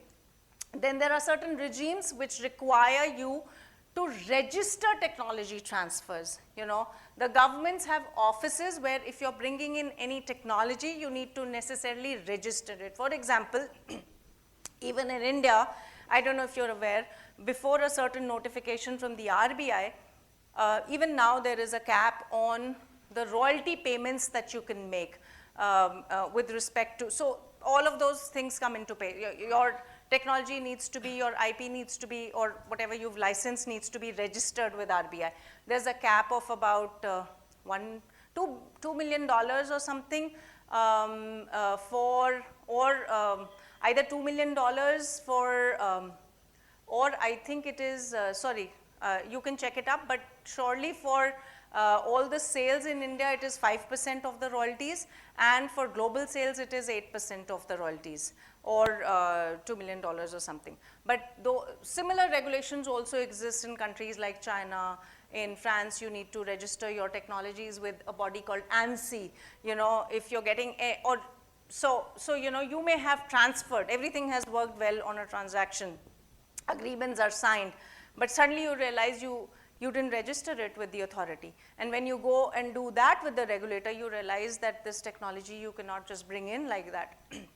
Then there's the whole sanctions piece that works along with export controls.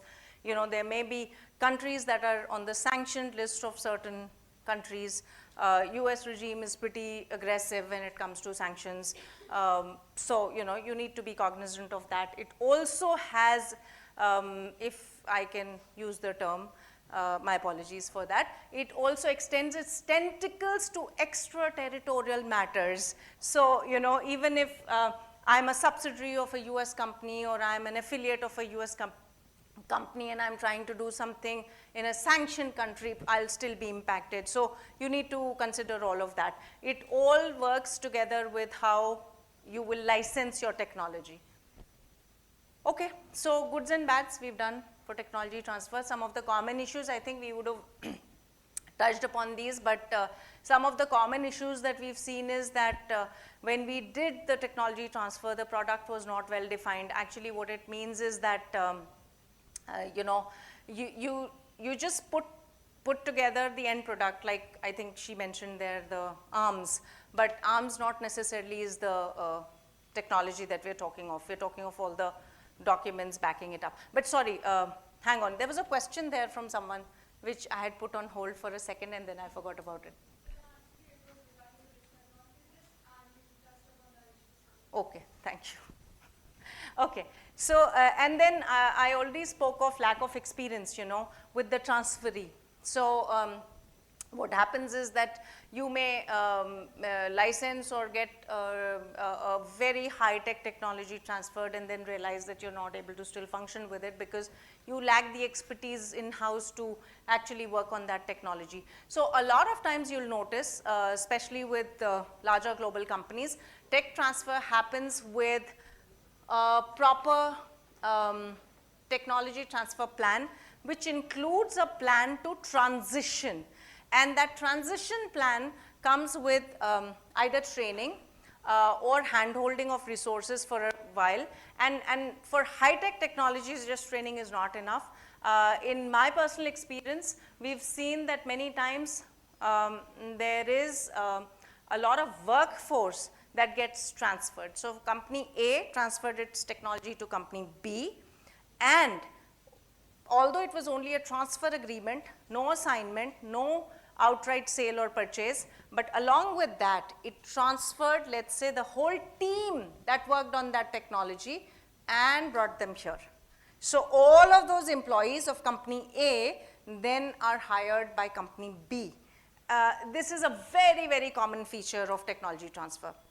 So when we're talking technology transfer, who says we're talking of IP? This is direct labor laws. You'll need to get all legal approvals, all regulatory approvals from various works councils and, you know, similar places across the globe, especially in the Europe, it's pretty strict for those kind of transfers. And unless you get that whole team migrated from that company to this company, that technology will not work because that is knowledge sharing. And then of course, over a period of time, those skilled force will come in, train these guys. Anyways, they'll not go because now they're employees of company B. But this is extremely common, extremely common. But again, if you think that I'm an IP expert, I can deal with tech transfer, I'm not. And that's why I said I'm not a master of tech transfer. I don't know labor laws so well. But I'll need to probably go to local labor lawyers to figure out in which country, what will be repercussions and how will I deal with it if I'm transferring a team. For example, I got, and I'm not going to take names, but from a very, very large organization, in fact, one of the biggest multinational in this company, we had a technology transfer agreement. With that technology transfer agreement, a lot of their engineers joined our workforce, and those engineers were spread across various countries. And believe you me, it took 2 years to actually get those employees to get and become employees of our company because there were a lot of hurdles that we had to overcome, not just labor hurdles, but you know, there are HR issues. Then there are issues around data privacy and data protection. For example, in India, we would just do a background check before hiring someone. But we couldn't do that in Europe. We couldn't do that because of EU GDPR. Now, I'm an IP counsel. I would think, hey, how does that concern me? I just signed off a great technology transfer agreement. What are you talking of? I don't know about anything about data protection. Don't get me into that mess, but I need to know it. So don't think, or I mean, at least I will tell you from my experience, you have to know it all. You have to know enough to ask the right questions and to know that you don't know enough so you can go to the right advisor to seek that peace and get the right advice there. And again, use of substitute equipment, because everything was done, it worked well on paper, but the equipment that was used by the transferee was not the same. The transferee thought that, well, we could save some costs, we can probably do well with, and not just equipment. Sometimes what happens is that we feel that a technology has come to me, and the company that transferred the technology to me was spending a lot of money in procuring its ingredients from very expensive vendors. I'm going to get done and get rid of those vendors, get my own set of vendors empaneled, they'll give it to me at half the cost and things like those. But no, it's an important part of technology transfer. Sometimes that could be the key. That could be the knowledge and the know-how that we're talking about. And the minute you change those, it's going to impact. It's going to be not the same equipment or technology or service that you produce. So again, it's important in technology transfer arrangements that you have dedicated managers who deal through the transition. So, well, can anyone explain what that is? I mean, of course, the name says it, but I just thought, we talked of evolution of tech transfers and how those were, incentivized by federal governments and US governments and so on. But think of technology transfer, it's not a new thing. It always happened. Even if we go back to age-old ancient Hindu mythology, they would, the gods would give you a vardhan. Now I give you the Brahmastra. What is that? So after Brahmaji gave Brahmastra to, let's say, Karna, does that mean that Brahma now does not have Brahmastra? He has it, but Karna also has it. This is exactly what happens in technology transfer. I have my technology, I'm only licensing it to this guy, right? I'm not giving it to him forever. I will still own it because it's ultimately mine only. But that's also a great example of, let's say, when Brahmaji gave Brahmastra to Karna, that was a technology transfer gone wrong. Because when Karna needed it most, he couldn't use the device. Why? Know-how or knowledge nahi diya uske saath. He cursed him and said, you will forget it at the last minute. So Karna forgot the know-how to use that technology and couldn't use it, even though he had the product in his hand. So he had the device, but he couldn't use it just because the know-how was not transferred. Anyhow, so then how to negotiate, and Jatin bhai already spoke of some of these how should we negotiate a technology transfer agreements. I think this is just basic negotiation you use with any kind of contracting or licensing. I'm not going to go into details, but if you guys are actually reading it, any questions, ask me. Otherwise, I'm moving on. Okay, so what I'm saying is, you need to understand why you're licensing. Same thing. What, why, how? 3 questions. Answer that, you're good with anything in your life. Even if your parents are asking you to get married, ask yourself, what will I gain? Why? And how, if at all, then how do I do that? Get it done. Just, it solves everything, any relationship issue. So, okay, so what we're saying is, ask yourself, what is the business reason why I'm going to license it? Why do I need this technology? To fill up a technological gap? To get an edge over my competition? What? To cut down my time to market for an innovation, or what? You need to ask this. Then we need to understand who's the team negotiating it. Is it the lawyers? Is it the procurement team? Within a company, there are different teams. And why it's important who's the team negotiating? Because every team has a different view of things. And I think in an earlier presentation I heard, and I heard someone, and gentleman is sitting right in front of me. So he spoke of how a copyright lawyer looks at things differently than a trademark attorney, than a patent lawyer. This is exactly what happens. If you get the legal team in front of a technology transfer, their focus will be slightly different from if you get the engineering team there, or if you get the R&D team there, and so on. So typically in organizations, how we do it is we put together a group, and we put together this multi-stakeholder kind of committee, or let's say group, which then puts in their requirements, and then we make one of them lead that negotiation, but actually it factors and takes care of requirements of all. Otherwise it will be slightly lopsided. Lawyers will only focus too much on warranties and reps and mitigating risk and how do I get the best out of this technology. Salespeople, when they look at technology transfer, get too excited and are only focusing on how much I can monetize if I get it. But they forget that maybe I'll get the technology transfer but still not be able to use it, like Brahma's example I gave you. So they'll lose sight of that, and so on and so forth. So everybody has their own perspective, so it's best to have a collaborative team do it. And then negotiating leverage we spoke of, whether it is a nation or it is a company or it's an entity. What is my leverage? Do I even have a position to negotiate, and if yes, then how best I can utilize that?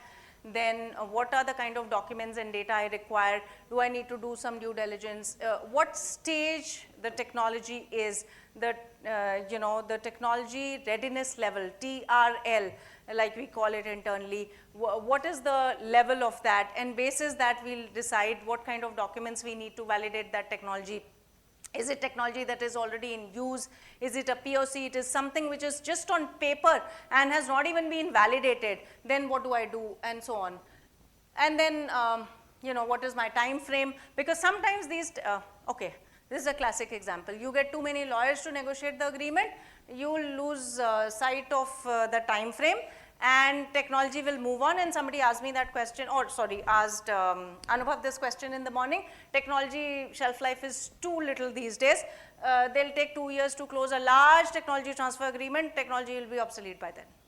So well, we need to figure out what is my time frame in which I need to get this done, and how best I can get it done, and so on. And what is the negotiation strategy, and so on. And some of the things that you need to pay attention to are here. I think we've more or less touched on what is the subject matter, what are the kind of rights I will control. Is it specific to a country? Is it specific to certain kinds of products that I'm licensing you this technology, but you can use it to make only XYZ kinds of products or only pharmaceutical products, but you cannot use this technology to do, let's say,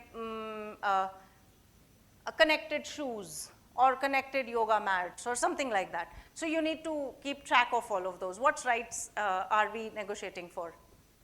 And then financial terms, what are the considerations? Typically royalties, upfronts, mixed, and so on and so forth. Those will also have a bearing on what your warranties and indemnities are. Sometimes and it's very typical in any IP licensing deal, the licensor wants to only fill it up with disclaimers, no warranties, no indemnities, and the licensee wants it all. So you need to sort of figure out where do you strike the balance. That will again depend and circle back with your negotiating leverage and so on and so forth. And then again, you need to think through what is the shelf life, what are the company's future plans for that technology. We don't want to be in a situation that you pointed out where after transferring the technology, the transferor gets a competing product in the same market, and then the original product that transfer happened for fails. So we are moving on from here.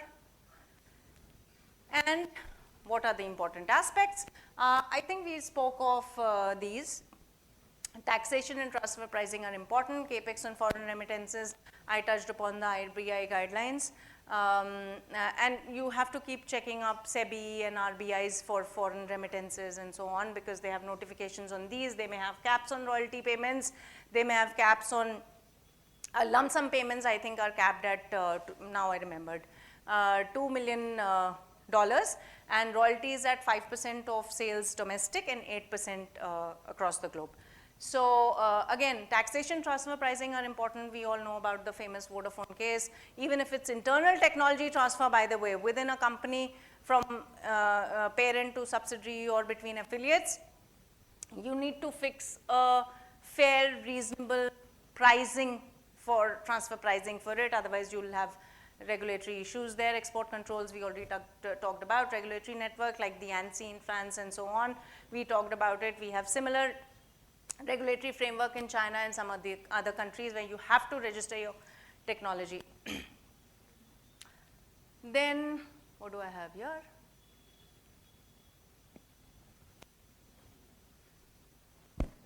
Are we still up? Everyone's up? Thank you. So if everyone's up, here are my disclaimers. Any questions? That's it. Yes, go ahead. That's a clap for you to ask the question.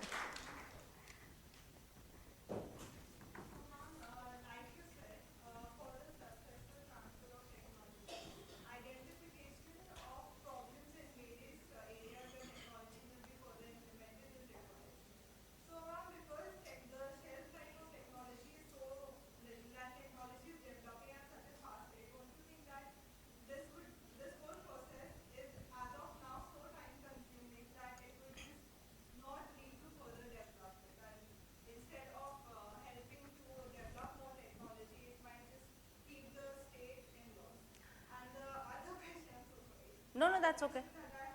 But help me, I mean, give it a break. If the other question is also too long, I'll forget the first one. Anyways.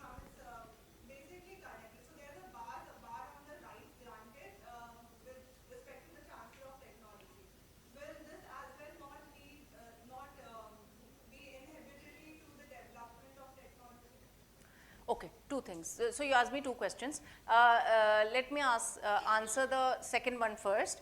There's no bar. If the transfer wants and if the transferee is agreeable and both parties mutually decide, there's no bar. It's all contractual. They can agree to license anything and everything that they wish to. It's just that it is usually noticed, and you know there may be issues if the whole transaction is not tracked and reviewed carefully, that all that should have come in has not come in. But there's no bar. There's no regulatory bar, there's no statutory bar. Contracts do not bar you from doing it. Till the time it is a legal subject matter, you can.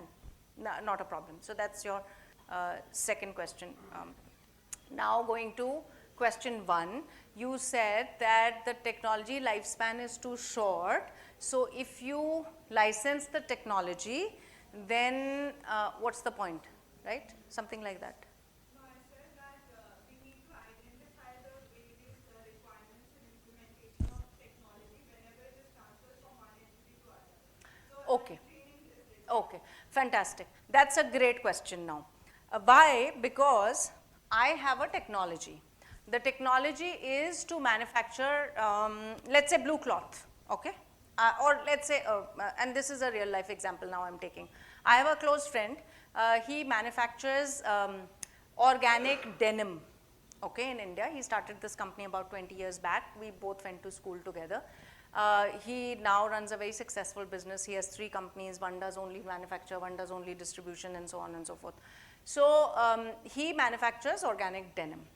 Now there is a technology that he uses for that. It is also, let's say, patented, okay. That's the technology. He wants to transfer that to you, okay. Now what you'll use it for, he doesn't know that, right? It is up to you, the kind of, now he may be manufacturing in one of his companies, maybe jeans out of that denim cloth. In another company, he may be doing something else. But you are the transferee or the licensee of that technology. It depends on what use case you put it to. You're getting denim cloth from him. If I'm smart, let's say I've invested 1 crore Indian rupees in getting a technology transfer license from him, okay. Now, and then suddenly I realized that the market for denim is, jeans is saturated in India. There are no buyers for the product. So, I think I would be a fool if I am thinking of getting into a saturated market. I already have the technology from him. That transaction is complete. I'll think of making chairs that have denim tapestry. I'll think of putting it out as denim curtains or something else. So the use case is something that you will define. And that is what you have to verify or you have to think through. That is directly connected to your business models and how your business folks. I think that's why as lawyers and as law students, we feel sometimes we get limited because we are taught to think only law. But you know, this is not what business really is about. Business is about trying to make the best of what you have in life or otherwise. And that's what the person will do. He's got a technology, he's invested money in getting license to that technology. Now why will I enter if that market is saturated, let me try and do something better, something else, something more innovative where there is still a gap, or I'll start manufacturing bags out of it or something like that. So really, it's not about technology life cycle. It's about what kind of business use case you can put it to. It will be totally dependent on the transferee's business innovation, not legal, not IP, okay? Business innovation on what he can make out of the technology.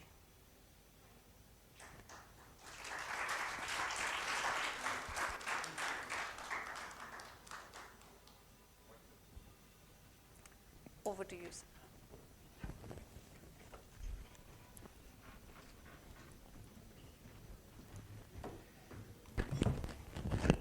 Thank you very much, Lakshika.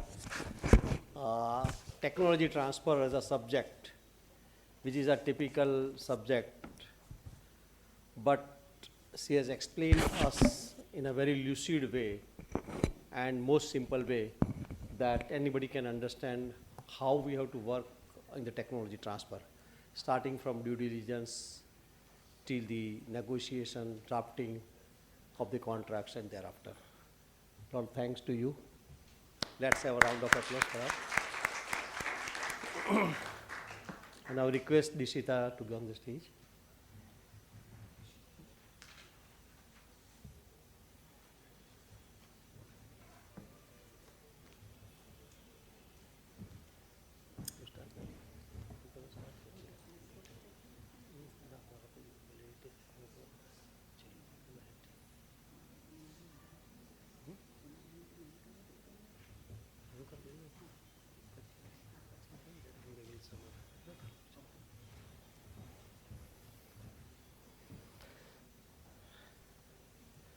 Good evening to all. Yeah, this is a valedictory session, and it's nothing but a sum up. I'm happy to have witnessed your all eagerness to be with us in today's session for the full day. First of all, I am grateful to AMA, YJ Trivedi sir, who is our guru in this, that is Jatin Bhai's father, Jatin Bhai, Gopi ma'am, and the team for organizing this type of seminar since last 15 years. So this is a 16th such session. Every year we are organizing that, and every year the topics have been changed and have been given a new idea on the IPR. Mr. Jatin Trivedi is known for bringing innovation across, whether it is IPR, whether it is food, whether it is venue or everything. And the things he is doing the same today also. The sessions conducted by all experts today were quite educative, informative, and more in a lucid way. And I hope that all of you would have enjoyed this IPR Summit. It started with a right note with Mr. Divyesh Reddy, our President, AMA, Gopi Trivedi, member, AMA Governing Council, setting the tone, and Dr. Narottam Sahu, advisor to Gujarat Council on Science and Technology, being the chief guest of today and graced the occasion. Dr. Sahu specifically touched upon the development of IP culture over the years and role of Gujarat Council of Science and Technology in getting 16th GI tax for Gujarat. It was a matter of great privilege to have amongst us such esteemed panelist, Mr. Anubhav Kapoor, Director, Legal Affairs for India. Similarly, Mr. Munish Sudan, Head IP and External Research Collaborations, Tata Steel, on the role played by IPR in strategic alliances and M&A, chaired by Mr. Nipam Shah. This session focused more on digital business models and their unprecedented growth rate. Mr. Kapoor also spoke how technology has led to a shift in the digital world. He stressed on importance of need for change in laws to handle new AI technology. Mr. Munish discussed about open model of innovation, focusing on strategic IPR and R&D and usage at all the stages of alliances, following the Slosinki model of want, find, get, and manage. This was followed by Mr. Greg, partner Portland office, Clearquist USA, discussing challenges and new frontiers in emerging technologies and intellectual property, and Dr. Anurag Gupta from Atal Innovation Mission Niti Aayog, sharing his thoughts about monetizing IP while solving complex problems with simple solutions. Mr. Greg discussed about disruptions such as 3D printing, cloud, virtual reality, and blockchain technology. Dr. Anurag Gupta beautifully summarized how technical issues can be resolved through simple techniques and solutions and need to be monetized effectively. Last but not the least, I had the opportunity to coordinate the session where Lakshika Joshi, legal leadership and global IP head, shared her knowledge and expertise on IP-related complex issues on technology transfer. The way she explained everything, I think you will remember forever. As the day comes to an end, I hope that our better understanding of each other's perspectives will result in a better ecosystem which acknowledges the relevance of intellectual property in today's day and age. It is undeniable that innovation is a defining characteristic that has always pushed mankind forward and the key factor that determines the fate of the country and help us remain ahead of times. So innovation is the need of the hours.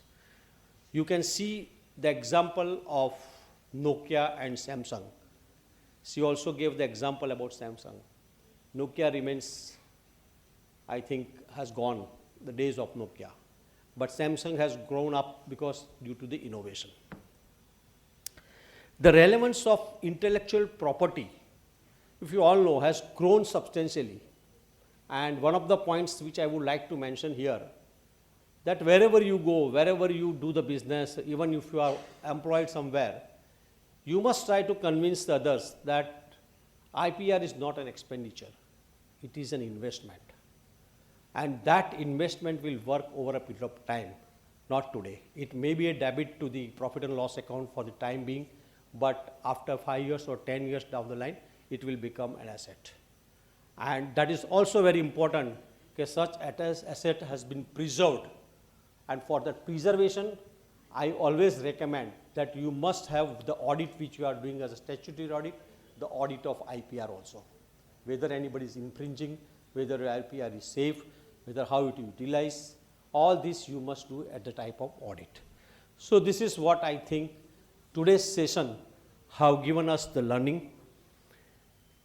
I am sure that audience today is benefited with the detailed discussions and deliberations. And I could see in last two sessions that there were good questions from all the students, and that shows their participation in this particular IP Summit. I compliment the organizers of this conference for the effort they have put in, for kind of subjects they have addressed, for the participants they have drawn. What we need now is the actual implementation of these issues, noting down and always using in the practice in life or business. On this occasion, I would like to take the liberty, with the permission of Jatin Bhai, to invite you all at the next 17th edition of the IP Annual Summit next year.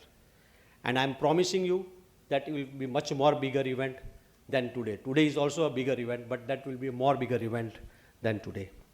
Hope you all had an enjoyable and productive day and going back home enriched and enlightened. Thank you very much.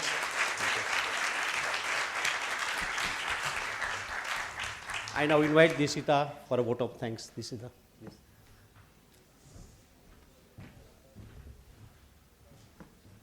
Thank you, Jatin sir, for summing up the entire event so well and giving your closing remarks. Okay, so and this brings us to the end of the summit.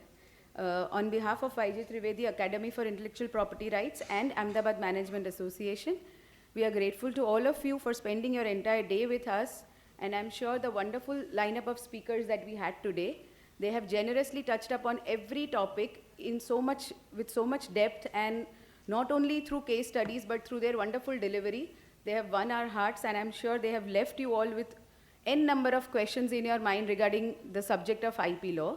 So our plates are full today with so much to think upon, and I hope that with all this information, you go back from here and I hope it helps you all to, not only in your studies but also otherwise, at least to research more and articulate your views and thoughts on the subject of IP, which is very important. So thank you very much. Especially thank you to all the lovely students who have been so attentive. And I guess the best feedback for any speaker would be the number of questions overflowing to them. But all of you have been really very attentive, and thank you so much for that. We hope to see you next year again. Thank you.